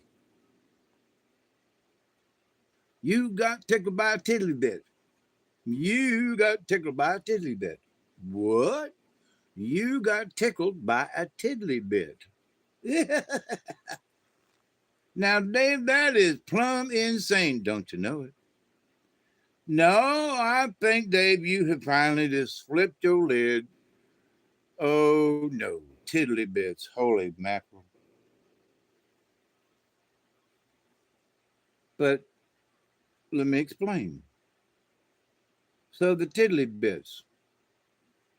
Why that? Well, because like I was thinking about that, pushing me down the hall, and somebody said, "You look like Willie Nelson." I went, and I was like, "On the road again. I just can't wait to get on the road again. Life I love is making music with my friends, and I just can't wait to get on that road again." I messed it up. But anyway, but they're pushing me down the hall out towards the ER, on the road again, like a band of gypsies will go down the highway. And the nurses are looking at me, and I just kept singing, like, what the hell? I got it started, right? It's the best of friends. So, but, so that's sort of what I mean by tiddly bits. That for me, I was like, you look like Willie Nelson. Hey, Willie's on the road again, because they were pushing me down the road again, right? So I had to sing it. It was just there. So, but that's what I consider, for me at least, little tiddly bits. That for me, it wasn't necessarily that I did something stupid. Now, for some people, they'd go, "What? He's singing in the hallway?" Listen, I've been on stage in front of thousands of people. Singing Willie Nelson going down a hospital hall ain't nothing. I'm sorry. In my viewpoint, this ain't nothing. This is kind of fun. This is sort of like I'm in a movie. Somebody watching this, but I've been on stage in front of 1,500 people at one time, you know, and uh, uh, so no, this singing in the hall don't bother me. So, and no, it's not about seeking attention. I'm inside of me. It just don't feel that way. It's just me having a good time and trying to get everybody else involved with little tiddly bits. Dave, there you go again using that word. Yes, I know. But the tiddly bits are simple. I only spend a few moments with the people in the hallway while I'm singing the song. So the little tiddly bits of singing or laughter or smiling or whatever, those little tiddly bits of a smile, a glimpse of something, those are little sparks that you leave behind. You, they're like hand grenades, okay? So you're passing out these little hand grenades of light, right? It's a tiddly bit.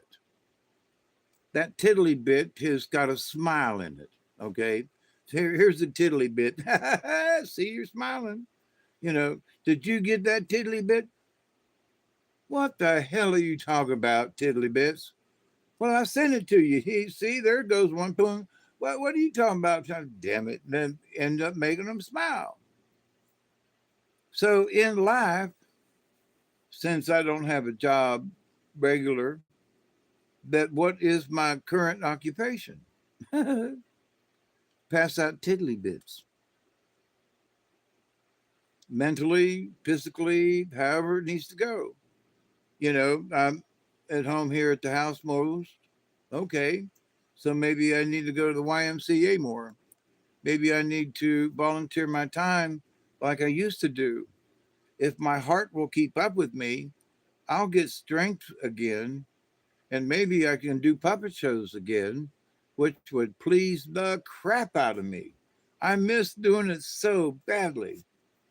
But I just literally didn't have the enough breath to do it or to be able to stand up to do it. I could work out the standing up part, but I didn't have the breath. So now things have changed. And I have got to move my puppets from where they are before they're completely destroyed. And which means I've got to take care of them now, where before they're up there in the trailer that's falling apart. I mean, really, really badly falling apart. I'm going to need help to get them out. I swear. But I gotta, I gotta, go up there and grab them puppets out of the trailer before the trailer collapses entirely. And I got to make sure that they're, brought in and kept. And I got a lot of equipment that I used to travel with doing the puppet shows. And I need to make sure that, that stuff's here. I didn't want to bring it to the house and store it here, but I need to bring it to the house and store it here. You know what I mean? Things have changed. It needs to come here now. I'll work out the logistics of here in the house or whatever, but it's all got to get to here. I got over 85 puppets. I don't just have a couple, I got a bunch of them and made most 95% of them ourselves. And so this would be a great thing for me to go salvage my own puppets and bring them back to life and be able to do, because at the time that I was doing them, the internet was not so kind. Now I can record what I used to do with the puppets that I have, that I used to, and do it on a cell phone now. Where be where before when I put the puppets up, there was that was not acceptable. Now it is. And of course cell phones are much better, but still it's a cell phone, right? I'm talking to you now on a cell phone. And so um, um but to be able to do live puppet shows with the puppets that I've had for 40 years, and most people have never seen the puppets that I've made or the characters or anything about any of it.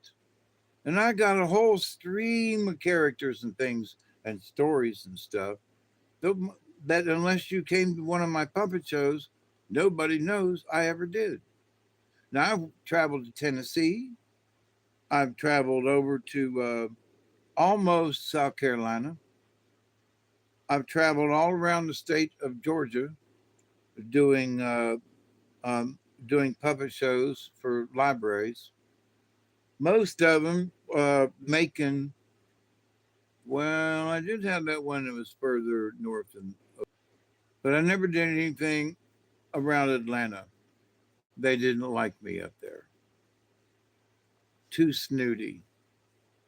I went to an event that was sponsored by the Atlanta Center for Puppetry Arts, whom I had tried to get with for many years, had paid dues, and etc. And come to find out when I got up there that they were all a bunch of snooty coos. And I was like, well, there you go. Because there were librarians who had watched my performance with my puppets and suggested that I was better than the puppeteers from the Center for the Puppetry Arts. Since nobody saw me do my puppets,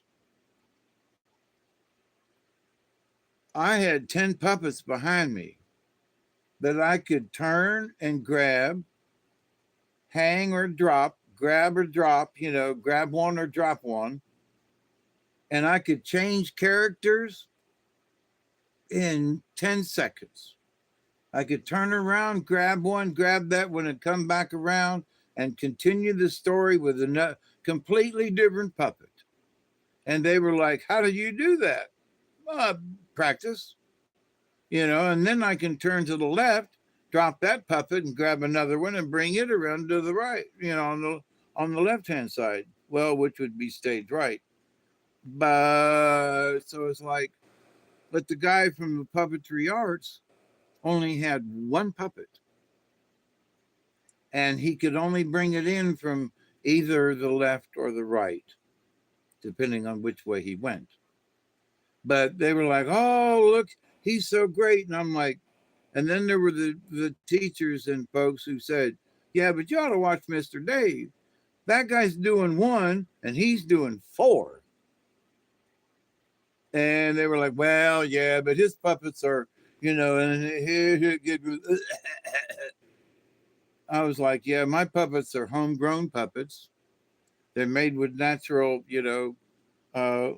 natural things. And one of the things I promote, making puppets out of found objects and stuff, okie doke.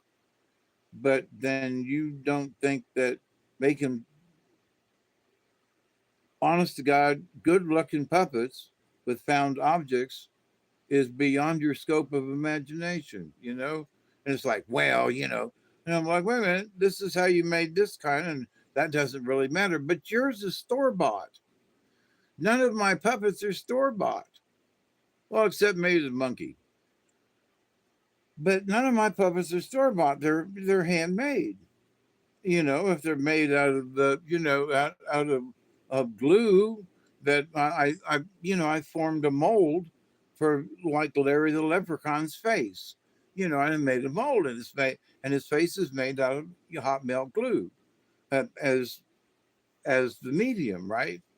Easy to make a mold and easier to pour hot melt glue in. So I've got several puppets with their face, their head is made from hot melt glue, and a lot of the hair and things and stuff and how it's attached, a lot of hot melt glue, right? Um, but they're handmade, and when the hot melt glue dries, it's hard as plastic, you know. So it's not like these things are like, well, no offense to paper mache now, because I would love to do some puppets, and I have using paper mache, but I really want. I'm not dead yet, but now that I think about it, that would be a really cool project. I really want to make a puppet, and I had a couple ideas, but using the old methods of paper mache. Some of the new stuff is like slap together this and that. No, there were ways in the old days where they used to do really thin layers of paper and plaster, really thin layers of paper and glue, and and it's set to dry, and it was held, and it was really thin, and it was almost like a ceramic when they got done with this stuff. And there are some beautiful puppets to this day, mostly in Prague and Belgium, up in there, and in France and maybe in England. But um, Europe does puppetry like live theater performance. People line up to go to one of the puppet shows that they perform, because there will be whole troops of puppets with grand costumes and singing and all types of you know um, stage sounds and cannons going off or whatever the story, right? So, and that's in Europe, in Germany, and I'm trying to think of the other place. It's in Poland. Prague, is that it? There's another one in Budapest. In Budapest, yeah. Um, but puppetry is still very big over there. I'd love to go over and see. Um, but so for us over here in America, marionettes, big deal, right? So whenever I was showed, there were people who were like, well, I would like to hire you to come and do something for my school or library, or I'll come to your home and do a puppet show if you have enough money. Uh, no offense, but yeah, to go to a private home, you got to have some money, because them rowdy little children's, shoo, we doggies. I'd rather be in an auditorium with 100 people than to be into somebody's playroom like I had done with 12 children. 100 versus 12. I'll take 100, you know, and I would get about the same amount of money. So it's like, yeah. But anyway, no, but I have to salvage the puppets as I sit here. I know I've said this before, but I came by the the trailer tonight, and the whole back door and everything is crushed in. The trailer has gotten even worse than it was, and it's going to be hard to even get into without it being hard to get into. So, but I know how to get into the trailer. I know how to not get crushed or whatever, but it's going to be a chore. But I need to do it now, not next week, not next month. Well, maybe next week. Let me back that up a little bit. But so I'm hoping that in the near future, I will be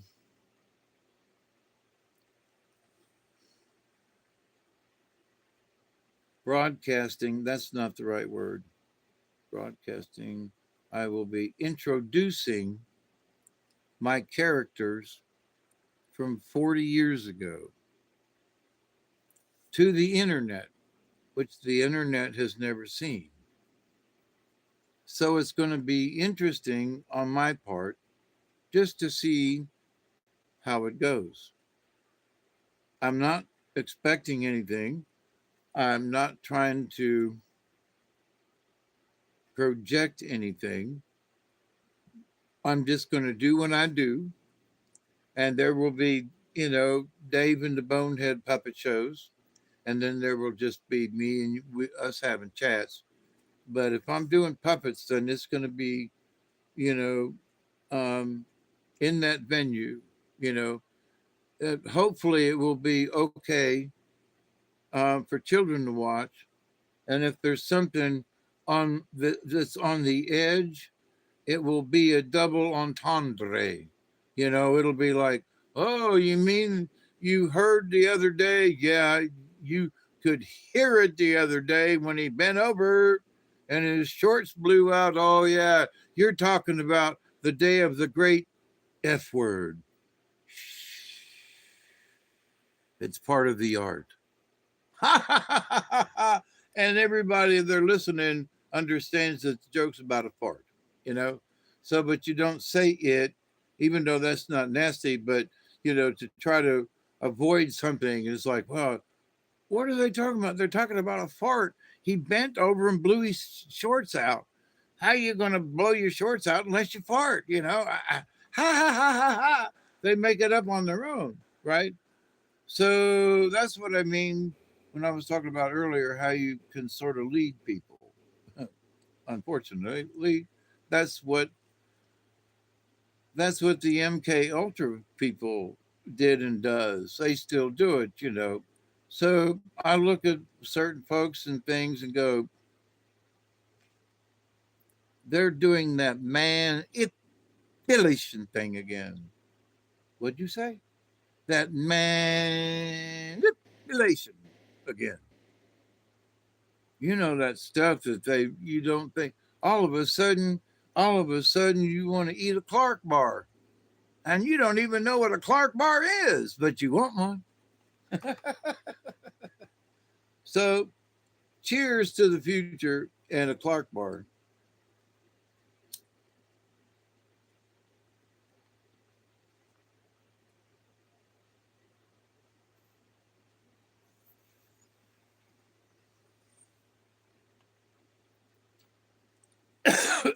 is the is the end of the month and gotta wait 2 more days till Friday in order to get my check in the mail or in the post office or in the bank account or in the so I gotta sort of sit still for a couple of more days, but I really want a gallon of milk. Yeah, buddy. So and I really would like to have something chocolatey. I thought I had something in the refrigerator, but I don't. But so every time I learn a lesson, here is another one. You know, in, uh, here's another one in the bag as far as to the hospital and I'm out and I'm home recovering. Okay. So to that, I've got this in the bag. I made it. I made it through. And now the next steps are to drop the hospital thing and to stand up straight. A little difficult at the moment. Uh, but stand up straight and in so many ways, so many words, get back on the horse, even though I don't have a horse. But and my horse is the kayak and the canoe. I'm this close on both. So all I need is a little more gumption, And now that the weather has started to get cooler, that gives me gumption. I've already cleaned a large portion. The weeds got a hold of everything against the shed and down. They're they're horrible, but they're great for the butterflies and they're great for the bees this time of year. They'll come and buzz and do their thing. So I tolerate them, I do, but they leave little sticky kind of things that get on your pants and your shirt and your hair, and they get carried everywhere. And but they come back every year, and I do the same griping every year. And every year I look at all the bees that are playing out here just outside, and they're all playing in those flowers that to me are weeds, and they grow like this, this tall over my head kind of thing over here, where they like it to really grow. And so they're all over the place, which means there are a lot of bees and there are a lot of butterflies and things that are flying around at all of these different places with the flowers. So I bitch and complain, but it's like, come on, Dave. I just wish they hadn't. They multiply so fast, all at the same time. And so one day it's like, oh, there's a couple over there, there's a couple over there, there's one or two over there. And the next day I'll go, twing, and you go, no, no, but. And then when they get really big and so forth, you can't get next to them to cut them down. And they've already got those little things on them that stick to you. And it's like, holy crap in the bag. So, but all in all, it's good for the bees and the different kinds of butterflies that show up this time of year. So, bitch, bitch, bitch, bitch, look at the butterflies. Bitch, bitch, bitch, bitch, look at the bees. Bitch, bitch, bitch, bitch, oh, look at the butterflies and the bees. Bitch, bitch, bitch, bitch. Oh, shut up. That's how it's been going in my head.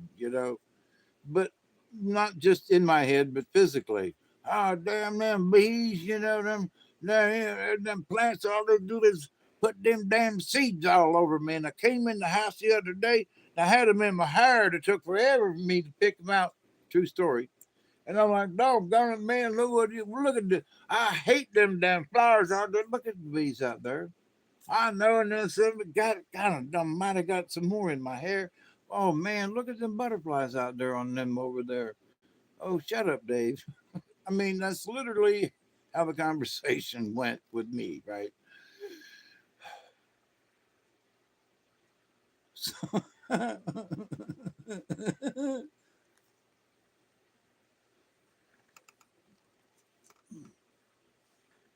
okay,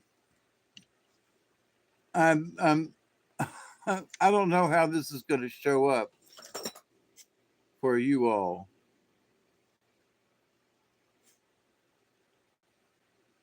but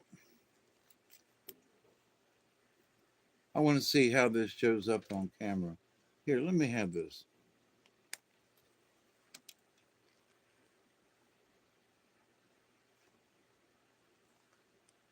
Does his eyes do you see the sparkle in his eyes?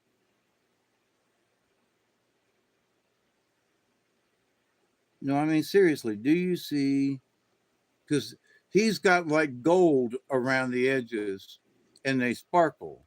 But in the camera, I can't see his eyes sparkle.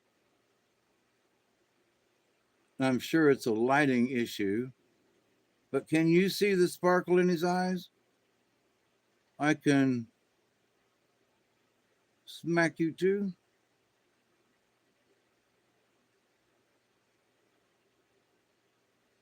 You don't see any sparkle, any gold around his eyes. Okay, let's see. Where's the camera at? All right, there's the there. Oh, I see gold. You see the gold around his eyes. Like, hey, what you doing? I am Golden Eyes. Yep. I even poop gold. Golden eyes. Yeah, okay, I could see it. Man, you really got to get close for it to pick up that, though. That was one of the issues that I was having. A Duggar monkey. Nuh-uh. No, this ain't a Duggar monkey. Nope. I'm going to show how this one, how easy it is to take a pup. This ain't a puppet. This is, this is plush. Okay. In the carny business, this was plush. You had a stuffed animal, and if it was pretty and fluffy, it was plush. All right. So, but I used to buy these puppets when I saw them, especially when they were on the cheap. I think this one was $5. So it's a stuffed animal. But so what I can do is first off, I hang the puppet from here, and then I figure out what I want to do with the hands, right? And so there's an elbow somewhere in here. And if you saw what I just did, I grabbed this arm with a finger here, and I'm flipping this over. See, that's almost exactly in half. So where I got my fingers is where I would take, and you wiggle the stuffing inside. So from where I pinched it, I moved the stuffing on one side down towards the hand, like I'm doing right here. I'm just wiggling it down, and over here I'm taking the stuffing, and inside I'm pushing it up. Now, what does that do? It makes an elbow. As simple as that. You just made an elbow. Like, oh boy, look at me, I got an elbow. Hey, where before it was more stiff, like this, just straight armed. So you've changed a plush toy in just a few moments into a potential puppet. You do the same things to the legs and add strings and a control, and you have a dancing monkey. Simple as that. You tie a string here at the elbow, or sometimes right here is good. Just back from the wrist or the palm, you tie it into the wrist right there, so you can lift up and down the arm, and you have this motion where you can move it in and out, and up over your head, down, and so you do the same to both sides. To the knees now, you put your, and this has already got squashed down, but where it's flat right here to where you make the knee joint, you just push some of the stuffing up the leg and some of it down the leg, and you can kind of feel what you need. And so, can you see this? So I just turned this stiff leg into a leg with a knee. That now this puppet, this monkey, where it would have been real hard for him to sit, now sits naturally because I've given him a knee joint. So anywhere I go, back up, and he's able to sit down. Hi there, buddy, bud. And he's got this floppy arm on this side that now he can toss around and even bring it up to his nose and go, hi, how you doing there? What is it? Oh, golden eye. Don't forget that now. And so, but he's sitting on my hand, where before with this side, he can't. His leg sticks out, you see?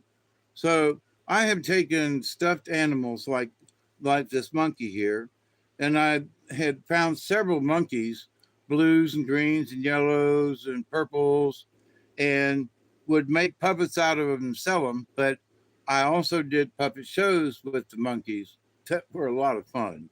So, but I saw this in the store about 2 weeks ago, well, before I went in the hospital, and I was like, here's a monkey. How you doing, monkey? That I used to make into puppets. and that I used to tell stories with, and how we used to travel around and tell stories and make everybody laugh, not just kids, but grown-ups too. Ain't that right, Monkey? So his head is too stiff. So what I would do to make his head more motionable, and I'm going to do this right now while you sit here watching me. I'm going to take the stuffing and move it up into his head. Why? Because there's already a nice bit of stuffing in his chest. I don't want to add to it. So right now, just in this instant, I know I need to take some of this stuffing and push it up into his head so I can give him a neck so his head will bob up and down, right? So that's what I'm working on at the moment. So all of this with a stuffed animal, if you know what you're doing, and watch this in a minute, here. I can't believe it's the end of 4 hours. And wait a minute. Oh, that's 5 hours. Oh, let's see how this works out. He's got a really thick neck, I just noticed. But so he can move his head a little bit better. There's still a lot of stuff. But so anyway, you work the fabric and you work the stuffing. Like I'm really gonna shove it up in the back of his head. Which in a way, if you learn how to stuffing, there's a class in stuffing. We're going to have it at 5 o'clock today, so y'all join up for the the stuffing of stuff. But this monkey here, the way they made him, his neck is real wide. I could see that right now. I would have to draw in the neck a little bit. I would have to draw the neck in to where it would be about that thick looking at him versus this thick looking at him. See how wide his shoulders are? But if I bring this in, tuck it in from the back and bring it in, it brings his shoulders in, but it also makes his neck thinner. And we can help make it to bob up and down. You want the head to turn side, back and forth a little bit. You don't want so much a stiff neck that they will only look forward. So, but I might actually have to operate on this one a little bit here in the neck to make it's a little bit tight across here. So sometimes you can take and make a knot on this side. I mean, a good one. You tie that puppy on good and go around 3 or 4 times, tie it off, and then shove your needle all the way through to the other side over here and pick it up and pull. Now, it's the same kind of thing that folks do in upholstery in putting buttons on pillows, right? You go to the middle of the pillow and you tie the button on and you pull all the way through and you pull hard. And so what it does is it makes that squash on the pillow with the button in the middle, right? So in an essence, you're doing the same thing. So you're pulling the string that good upholstery thread, and you pull through and you pull, and then you pull it tight and tie it off on the other side. Look what I just did by doing that. See? So I've gained that much motion in the monkey. You saw me push the stuff up into his head. And so I'm still kind of massaging what's in his body. But I've gained side to side. Actually, I've gained a little left to right too. So, how you doing, monkey? I feel great, man. Oh, a little down the back, if you will. Yeah, that'd be nice. A little down the back, you say? Yeah, right there in the kink of the cranioli back. Oh, I love that part when you rub me there. Oh, it just makes me jiggle all over, man. Oh. Be careful there. Only live, in color, and I even have a tail. you know, you know, he can hightail it.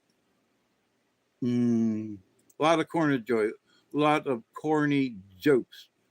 But so I've just been playing with this monkey for a few minutes here, and already giving tips and stuff, but how to turn one into a puppet. And I intend to follow through on this one. I need to make the controls, which are um, wood wooden, and for each character, and I'll show you later, but for each character, you got to have a something to hold up the monkey, right? So then you've got a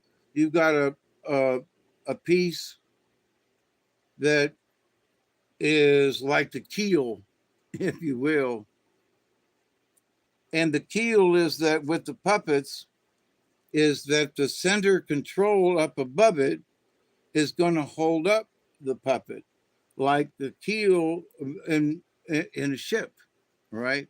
And so, well, why a ship, Dave? Well, because you make a control above it that sort of supports the puppet in a way like a sail.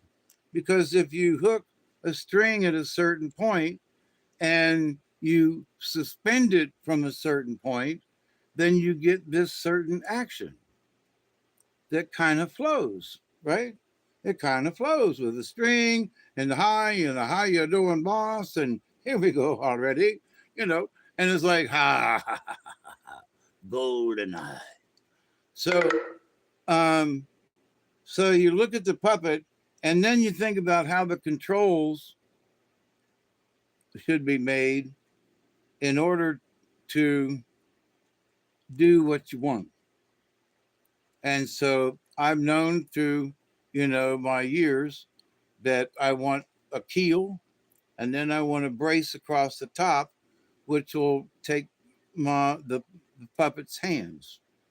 So I'm going to have a straight piece here over the monkey and a cross piece out here.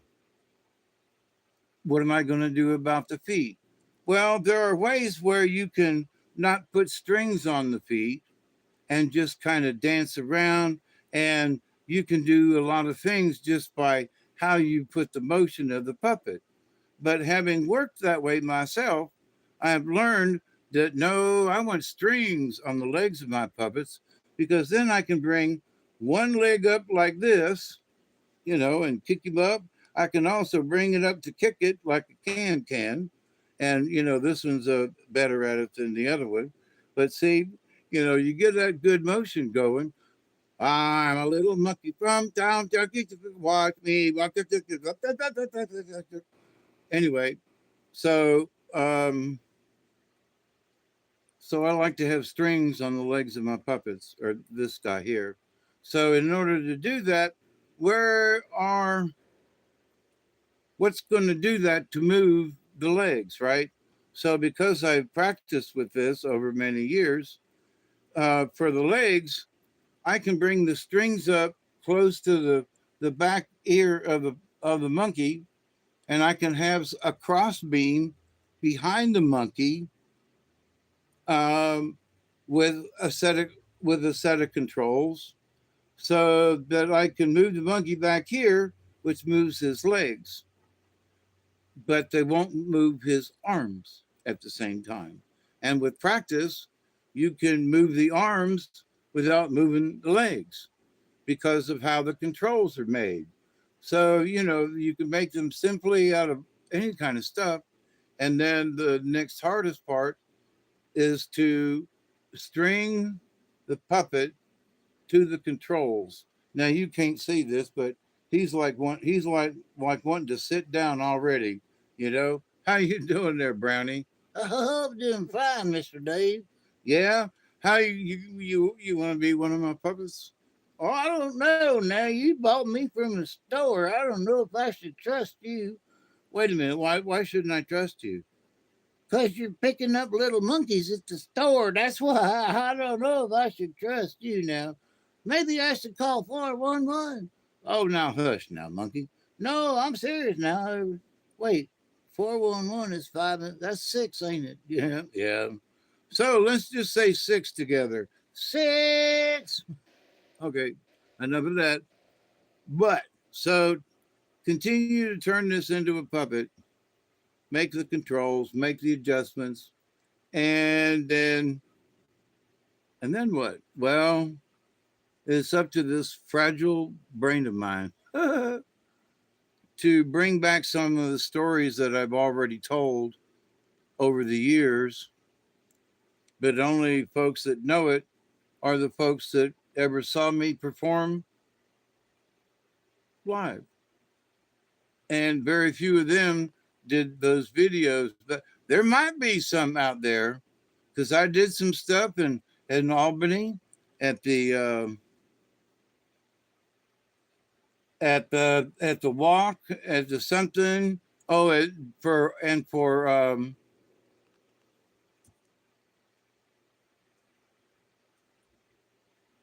the Louisiana um, Albany, Louisiana um, Mardi Gras event. I set up and did puppets near the river aquarium there. In fact, right up at the door of the river aquarium. So there were people that walked by and listened and all. And so there might be some, some video of me and the puppets out there somewhere. But I intend to do a lot better job. I know how to light things. Um, I have different types of cameras now. Um, I can get at different types of software now. Um, and so, and I'm way behind. I really want to get back into doing this because it's a natural talent that I've done since I was 5 years old in Troy, Ohio, when I did puppet shows out the window of our basement. And I just because I'm older don't mean that's gone away. Now it has gotten quiet in me, but it ain't gone away. So Dave wants a revival of his own puppets because for those folks who knew what I did, it's like, man, you can't go down this way. Nobody knows you ever traveled. Nobody knows but you and all of these characters that you made and created. I've given a voice to and I've given character to. Nobody knows you existed, Dave, because you're not on the internet. But people have seen you live. In Tennessee, they asked me back to the same state park, the Henry Horton State Park, 4 years in a row, and I was sorry I messed up the last time. I should get in touch with them and go, hey, I got my heart fixed. Let me know. I'd love to come back, and I would.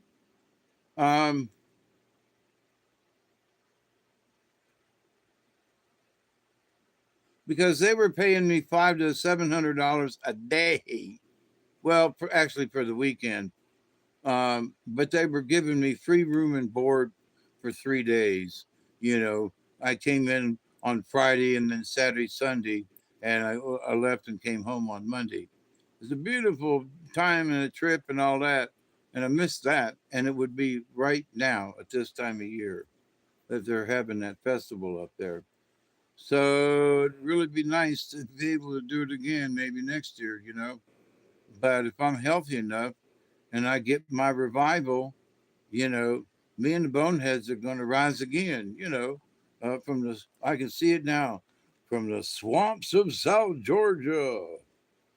The Boneheads rise again Dun, dun, dun, dun, dun. Smoke rises, you know. Yura, where are you? I'm lost over here behind the bushes. Yura, I've been looking for you for the last 2 hours. Where have you been? I was trying to take some toilet paper over here behind this here bush. Lord have mercy, put the toilet paper down. But it's got stuff on it. That's why you should put it down. Okay. So that's the two puppets talking. Two of them. With me in the middle. But so for every bit of puppets, everybody's got some of the voices are similar. I can't help it. But I never used any kind of special machine or anything to change my voice. But now, if I were to do puppets and render them through some of the software, I could change some of the voices so that they sounded better, more clear, or more distinct from one another. But in the old cartoons from the old days, there was one guy, oh man, of course I won't remember. That there were a couple of guys and gals in the business, that did voices. And, there are guys and gals now in the animation industry that, to me, I can hear their voice. Oh, that's somebody such and such. They were in that one over there. Yeah, I can hear that voice change, So, but not everybody can do that. Listen to a voice change, like from one cartoon to another, and it'd be like, wait a minute, that voice sounds like the voice of such and such in Tron on Netflix or something. Then you go, yeah, well, if you listen to this other one, that voice sounds like this one over here. It's probably the same voice. But unless you're paying attention or not, then you wouldn't know whether or not the voices that you hear from different animations are the same person. So there's a great art in it. I've known a couple of people who, even from South Georgia down here, they would know my name. They would know my name if you asked them in Hollywood, and they would go, "Yeah, I know Mr. Dave." So because of Thomasville on stage, I'm not bragging. I'm just saying that I did a lot of theater. I did a lot of comedy. I did a lot of puppets for folks everywhere. I would go anywhere you asked me to go do puppets. And then I got sick. So if you want to pray for me for something, pray that I get the puppets out. I got to get them out of the trailer. That's criminal if I don't do that, at least. But my prayer, even now and seriously, is that I need to get the puppets out and not just get them out of the trailer. I need to get them out. I need to hang them back up. I need to bring life back into these characters. And yes, because of the internet, I can introduce these characters to people out yonder. And because I used to give classes on how to build these characters, right? And I would gladly do it again, and now with different kinds of cameras and things and whatever, I can officially do that. And they are my creations. So there might be people out there that want to copy my creation, but they are my creations. And so, I would like to copyright that by showing them, like, no, here for the first time ever on the internet is You're a Dumb Bonehead, and introducing, and here's his brother, I'm a Dense Bonehead, and introduce him, Ain't nobody got these characters, especially made the way I got them made. And nobody's got the voices that I put to them because I'm the one that put the voices to both characters. So, but I want to show it. I want to, in essence, copyright my own voice and copyright my own voice characterization of these two puppet characters.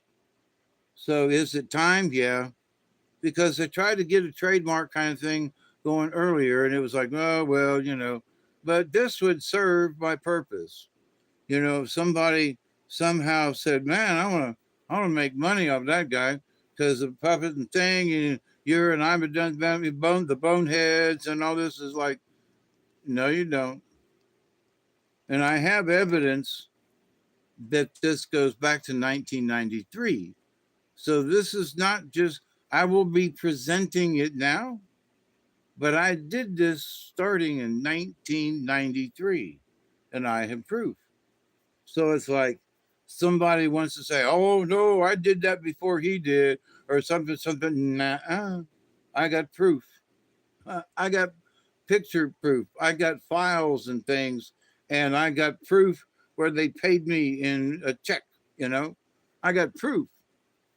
So it's like, but the way people are these days, so I want to take the chance and I want to put it out there for everybody and show my characters that were made back in the 90s,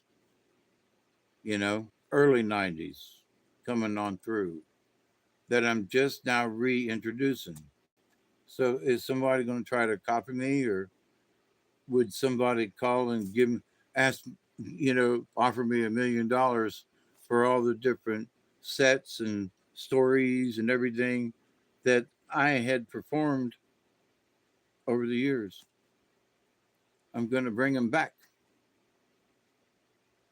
Going to see how it works. I'm looking forward to. I got enough room here in the front room. Now Duggar might have to go outside or at least go upstairs, but I've got enough room lengthwise to be able to set the puppets on one end of this room with the stage and be able and then put the camera on the other end with the right focal length that I can do the puppets. And in the daytime, in the winter, spring, when the sun comes in here, it's lit really well with natural sunlight. So, which might be too bright, but I know how to fix that. Um, but anyway, the future is bright, my friends. It's up to me what I want to do, but again, with the strength that I got now and have just picked back up, those are my intentions, you know, to go on an adventure. Yep. But the puppets are right up yonder. They're 100 feet away. I'll have to check that, see if I'm right. If I go up to the front door, it will be. So, but I gotta get it out of the trailer. Another thing is because my friend Marcia that I talk about, I've mentioned her a couple of times tonight. My friend Marcia helped me to make several of them puppets. She made some of them herself, flat out, just made them herself for me because she would travel with me when I would go to puppets. And so she got a kick out of it. So that's one of my puppets over there he's using, and she'd be sitting over there working on something, and talking to the children, and everything. And so we miss Marcia, you know, me and the puppets, we do, but the puppets are up there out of sight. And I think it's because Marcia's been gone that I've been afraid to get the puppets because it reminds me of her. Now, me and Marcia didn't have any kind of tryst going on. We're just really, really good friends. We'd seen each other naked, which is not a blessing to either one of us. you know. But that we knew each other well enough to, if we were in close quarters and had to change clothes, it was okay, you know. We could do it and not be freaked or out, you know. She was a nurse and I'd been in theater, didn't bother either one of us. We didn't make a practice of it. But if, you know, if somehow the tent flap was open and I walked by her and her fanny was hanging out, no big deal, you know, or vice versa. So it was never made anything. Nothing was ever made about it. But a lot of times, those type of friends are hard to find, especially long term. And Marcia was one of those. But the puppets that she made are lying up there in a box, several of them. That so for her benefit, I need to get them some bitches out. I need to get back to what I was doing. I need to I need to follow. This goes back 2 or 3 hours. I need to follow what the Creator has shown me in the dream time. For me, like Swan, I entered the dream time this last few days with the hospital and all. Still have my armband on, which is coming off today.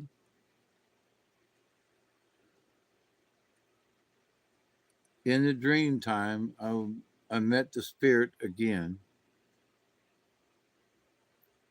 Well, that sound met the spirit again. No, I knew the spirit was there all the time. So meeting it again, no. Having conversation with the spirit again, or reevaluate something, but it's like, well, but I believe, you know, the spirit's there, and I believe the energy. So I didn't have any problem with any of that, and I still don't. But so, in the understanding of it all, I was in the twilight. And in the twilight of the evening, blue eyes crying in the rain. But no, but in the twilight of things, I somehow have entered the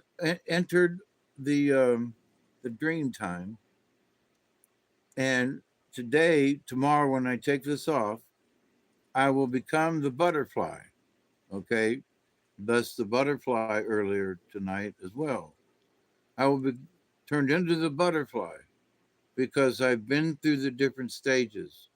I've been sick, and then it blasted into the next thing, and then they did this procedure to check my all my breathing and everything, and then the biggie, and then this one, right? So I can see where there were 4 things that went on this last week that got me to where I'm sitting right now. So the things that progressed this last week over the days through my birthday last week and into Friday,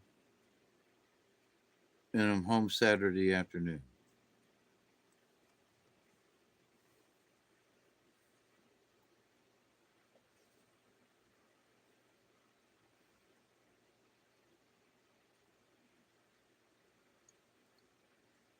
And I feel blessed. It's been tough as a mofo, especially like I said a week ago with all the horrendous heartache. I can't explain it. It hurt so bad. I was just like, either fix it or take me. You know, I told the doctor, Dr. Upong, oh, let me tell you a story about him. So his name is Lawrence Upong, and he is a black gentleman is wrong because he's from Ghana, I think. So he's not a um, Don't say that out loud. No, he's not like a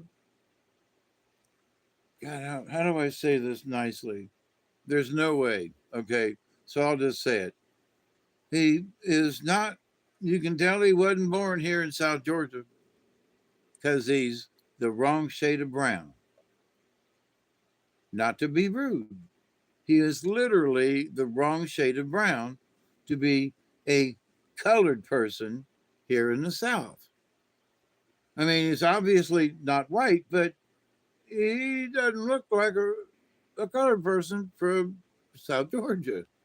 They all kind of sort of fit certain, there are tan ones and there are darkies, there are brown ones and there are really dark. But these are, that's just who they are. But Dr. Upong is none of the above. So anyway, when I see Dr. Upong a week ago, we're having a conversation and he comes into my room. And so the first thing I wanted to holler out was, Larry, Lawrence, how you doing? So he comes in and I almost go Lawrence because that is his first name. And I go, Dr. Upong, I said, your first name is Lawrence, right? Well, yes, that's what it says on my card and it's on my shirt. And I'm like, okay, but follow me on this. I said, has anyone ever called you Larry? And he looked at me and he went like, Larry? Why would they call me Larry? And I was like, because Lawrence sometimes goes into Larry, depending on where you're from and what goes on. But Lawrence has never been a Larry, has it? No, no. Why? And I said, because when you came in, I wanted to holler out, hey, Larry, how are you this morning?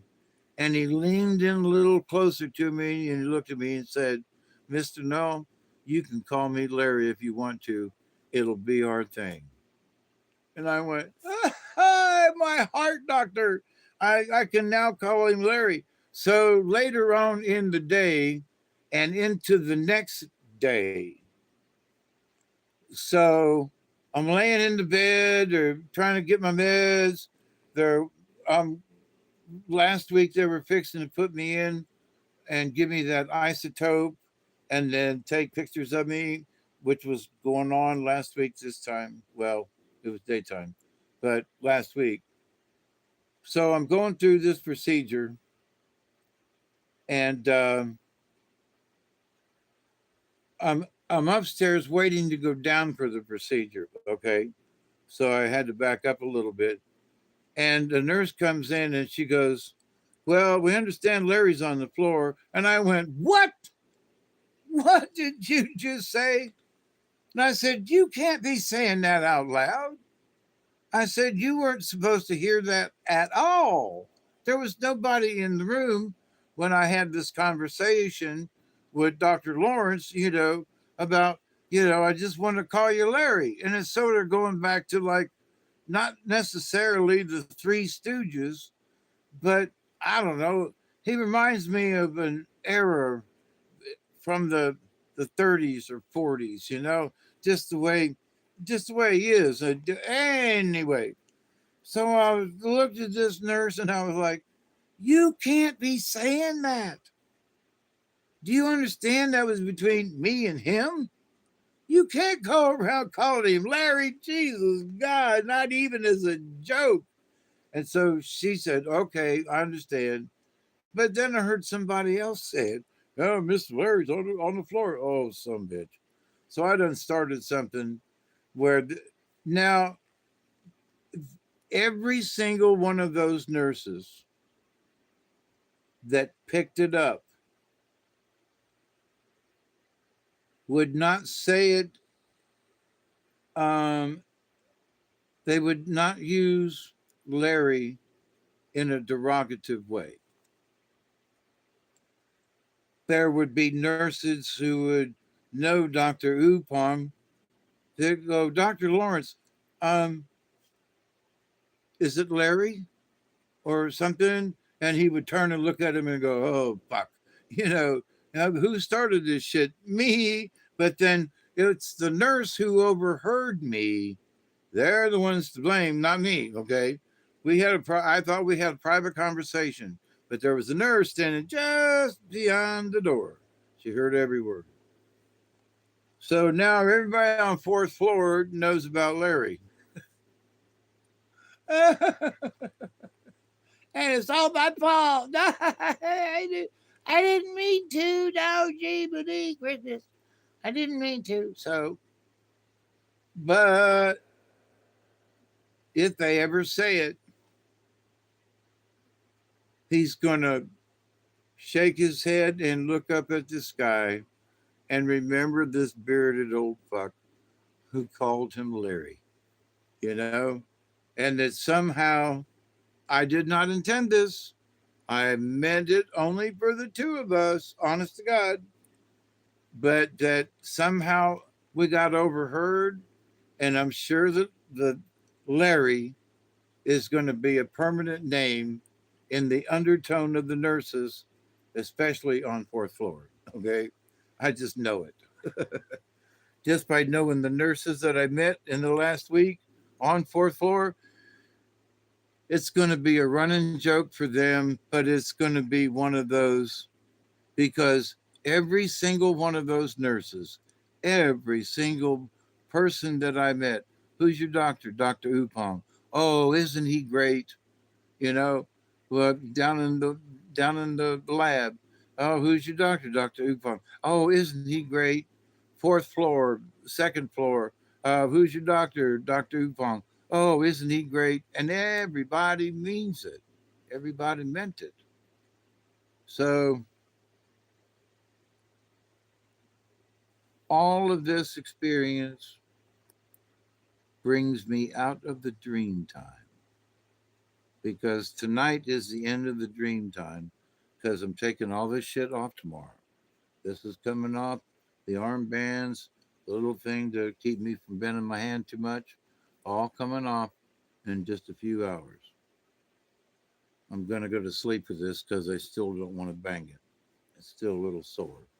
So, and I don't want to pop an artery, not just a vein, but an artery. That would look not too funny. But in seeing this and coming out of the dream time, which one of my favorite stories, is Fawn, the deer going up the trail to see Sacred Mountain, and there's a jinn on the trail, doesn't want to let him go up,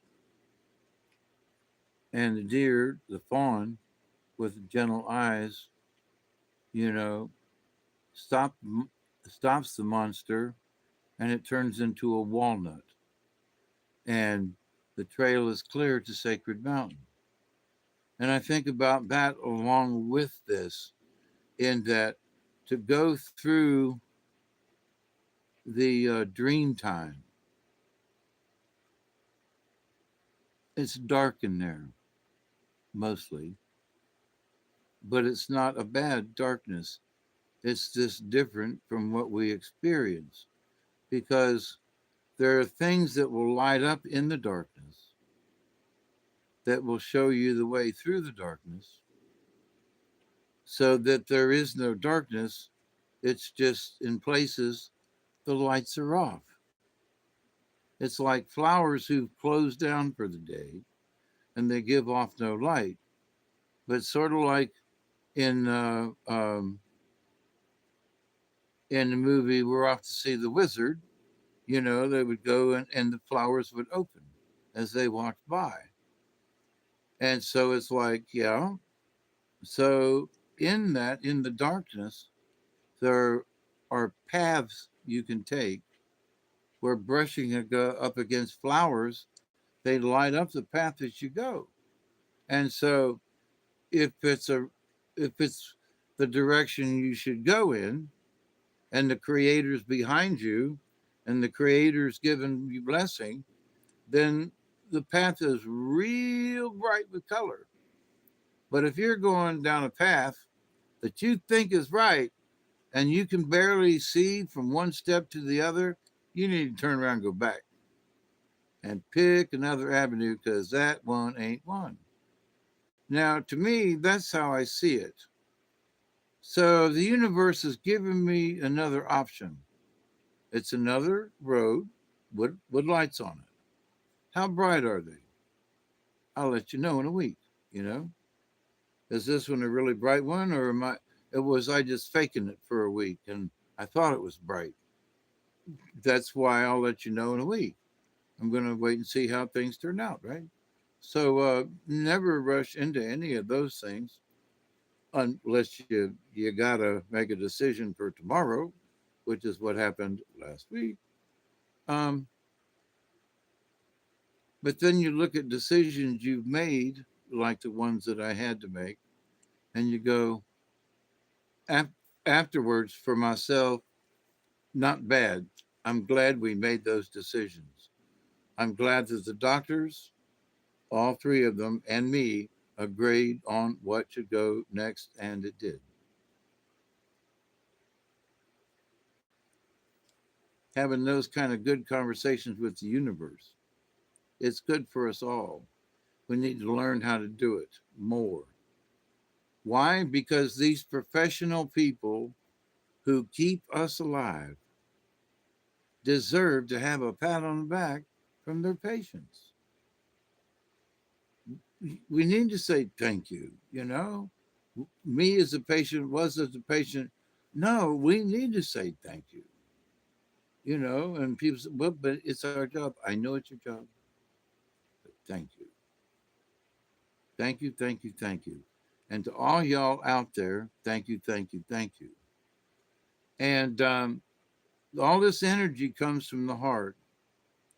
The love comes from the heart. It can come from other places too, but on an individual basis, you know, if I want to muster up some love, it's going to come from in here. It's going to come from the heart. It always comes from the heart, but can visualize, you know, going in there and drumming up some business, drumming up some energy from the heart, saying, okay, I got this idea, dum, dum, dum, find the frequency, boom, dum, dum, and put it out to the universe and say, okie doke, here we go. So, with that said, more power to the oscillations. Think about that. More power to the oscillations. What the hell do you mean, Hawkeye? The oscillations of the planets, planetary movements, and of the Earth as it's picking up on all this jiggly mess. Um, there are frequencies and there are sounds and so forth, but then there are the oscillations. And I see frequencies of and oscillations are like wom, wom, wom. It's the space, you know, the frequency is really sharp. And I'm probably wrong, but this is how I see it. Um, and the other, you know, has there's big spaces in between, you know, wong, wong, wong, wong, you know, whereas so, but anyway, the message recently has been there is that there has been, pay attention, that there has been an oscillation change, not just frequency, but an oscillation.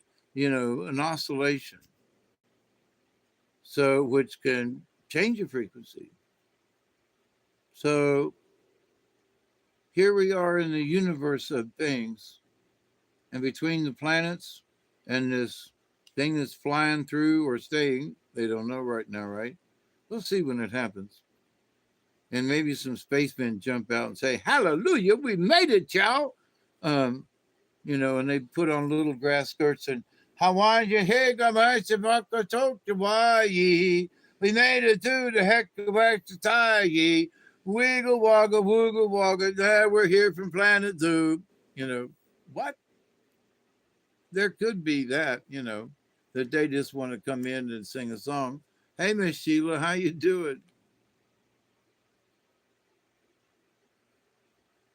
So, but fat chance of that, right? But we don't really know. What if it was a group of sailors who was like, what do you do with a drunken sailor? What do you do with a drunken sailor? What do you do with a drunken sailor early in the morning? Well, you got drunken space gonauts that are trying to drive this 23,000 mile an hour rocket ship in our way, in our direction. And they're inside going, "Hey, Lamb, look, you reckon we can split it right between that thing they call the ERs and that thing they call my R's? And maybe what's that, Jupiter? Yeah, Jupiter. Do you think we can just fly this thing right through there? I don't know if we should even try. So what we gonna prove if we do it? That it can be done. Hey, and that we did it. Come on now, y'all. So, are there people up there who are like, sitting behind their little computer thingies? Well, we need to move, to the, northwest. I'm guessing in my, where are we? The northwest, and it's like, okay.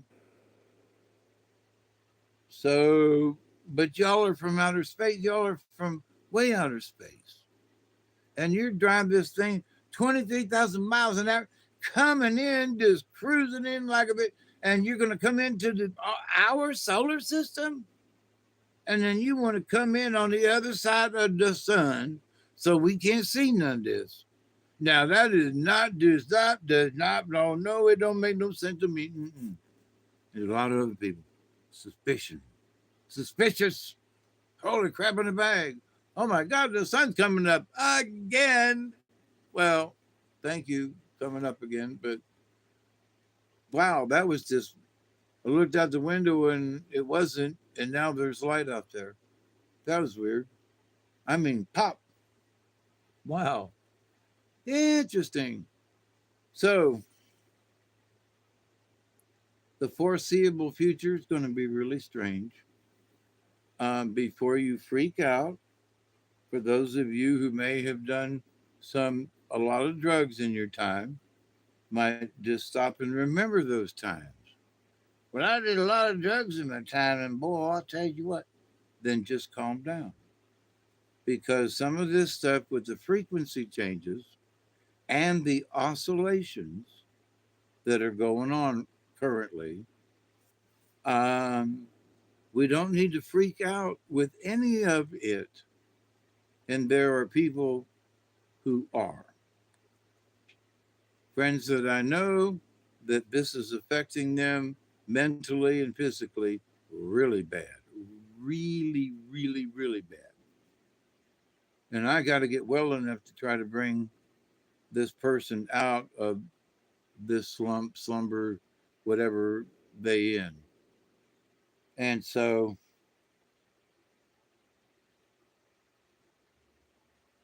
it's going to be a lesson to me in how to help someone else salvage their life, which they think is over, and that they have nothing to live for, and that why would I do this, or why should I even care about anything?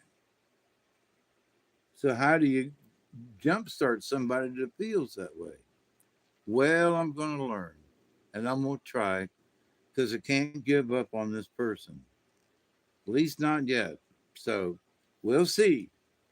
But because I will continue to pray that each and every day, that each and every one of you will continue to learn how to accept and receive the knowledge, the healing, the wisdom, and the many blessings from the universe. Universe brought me a bunch of them in with the tiddly bits over this last week. Through the pain and all the trouble and all the stress and all the everything, as I've talked about for the last several hours, them hospital people gave me their energy. They gave me their tiddly bits of energy to help get me well.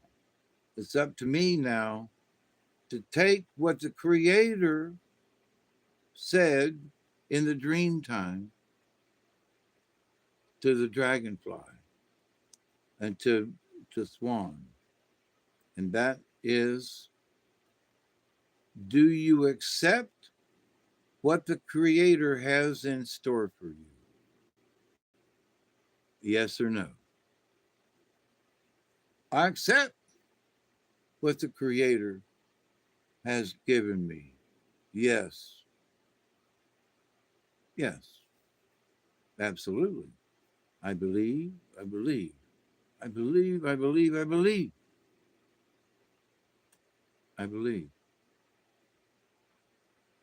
And another incident happens.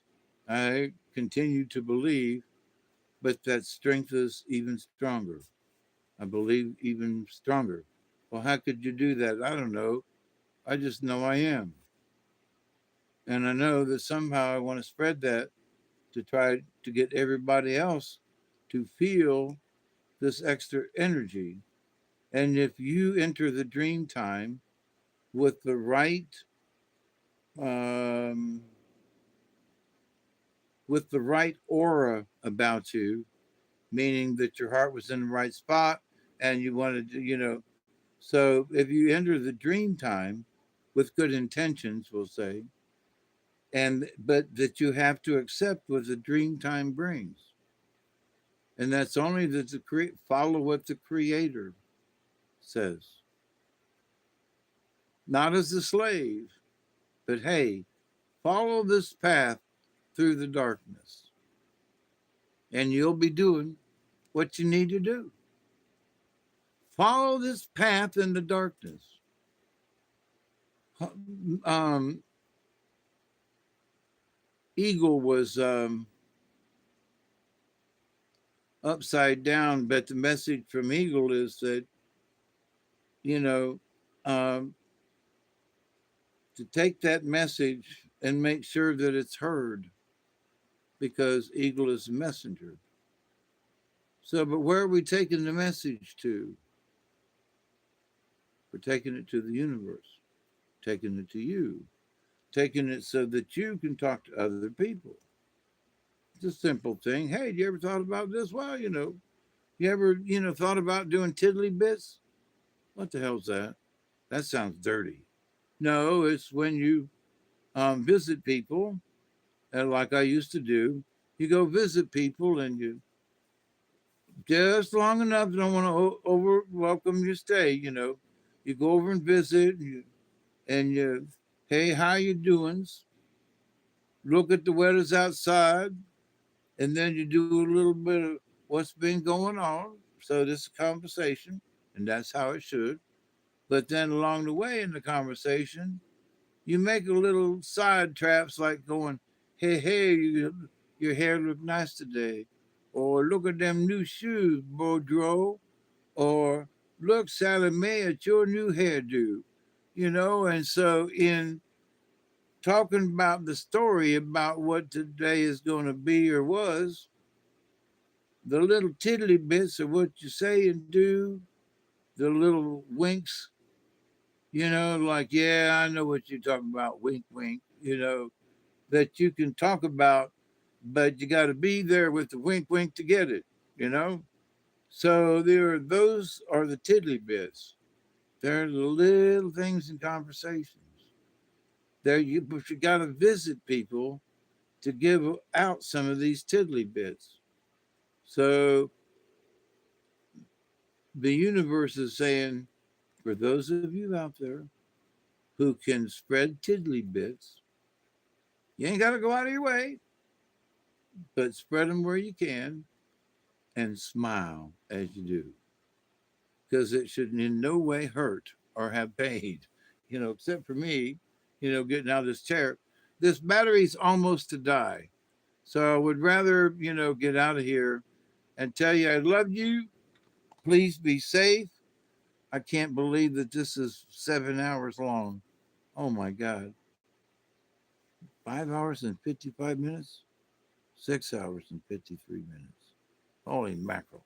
7 hours. Y'all are crazy to watch me. That's all I got to say.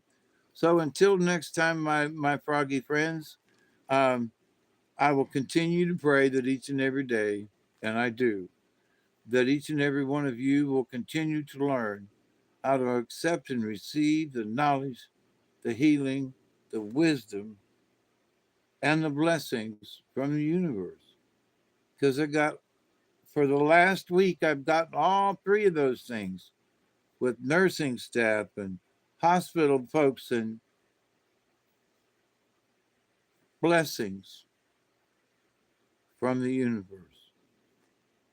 Blessings from the universe. And I thank you to the universe. And until next time, I'm Hawkeye Two Feathers, and you're not.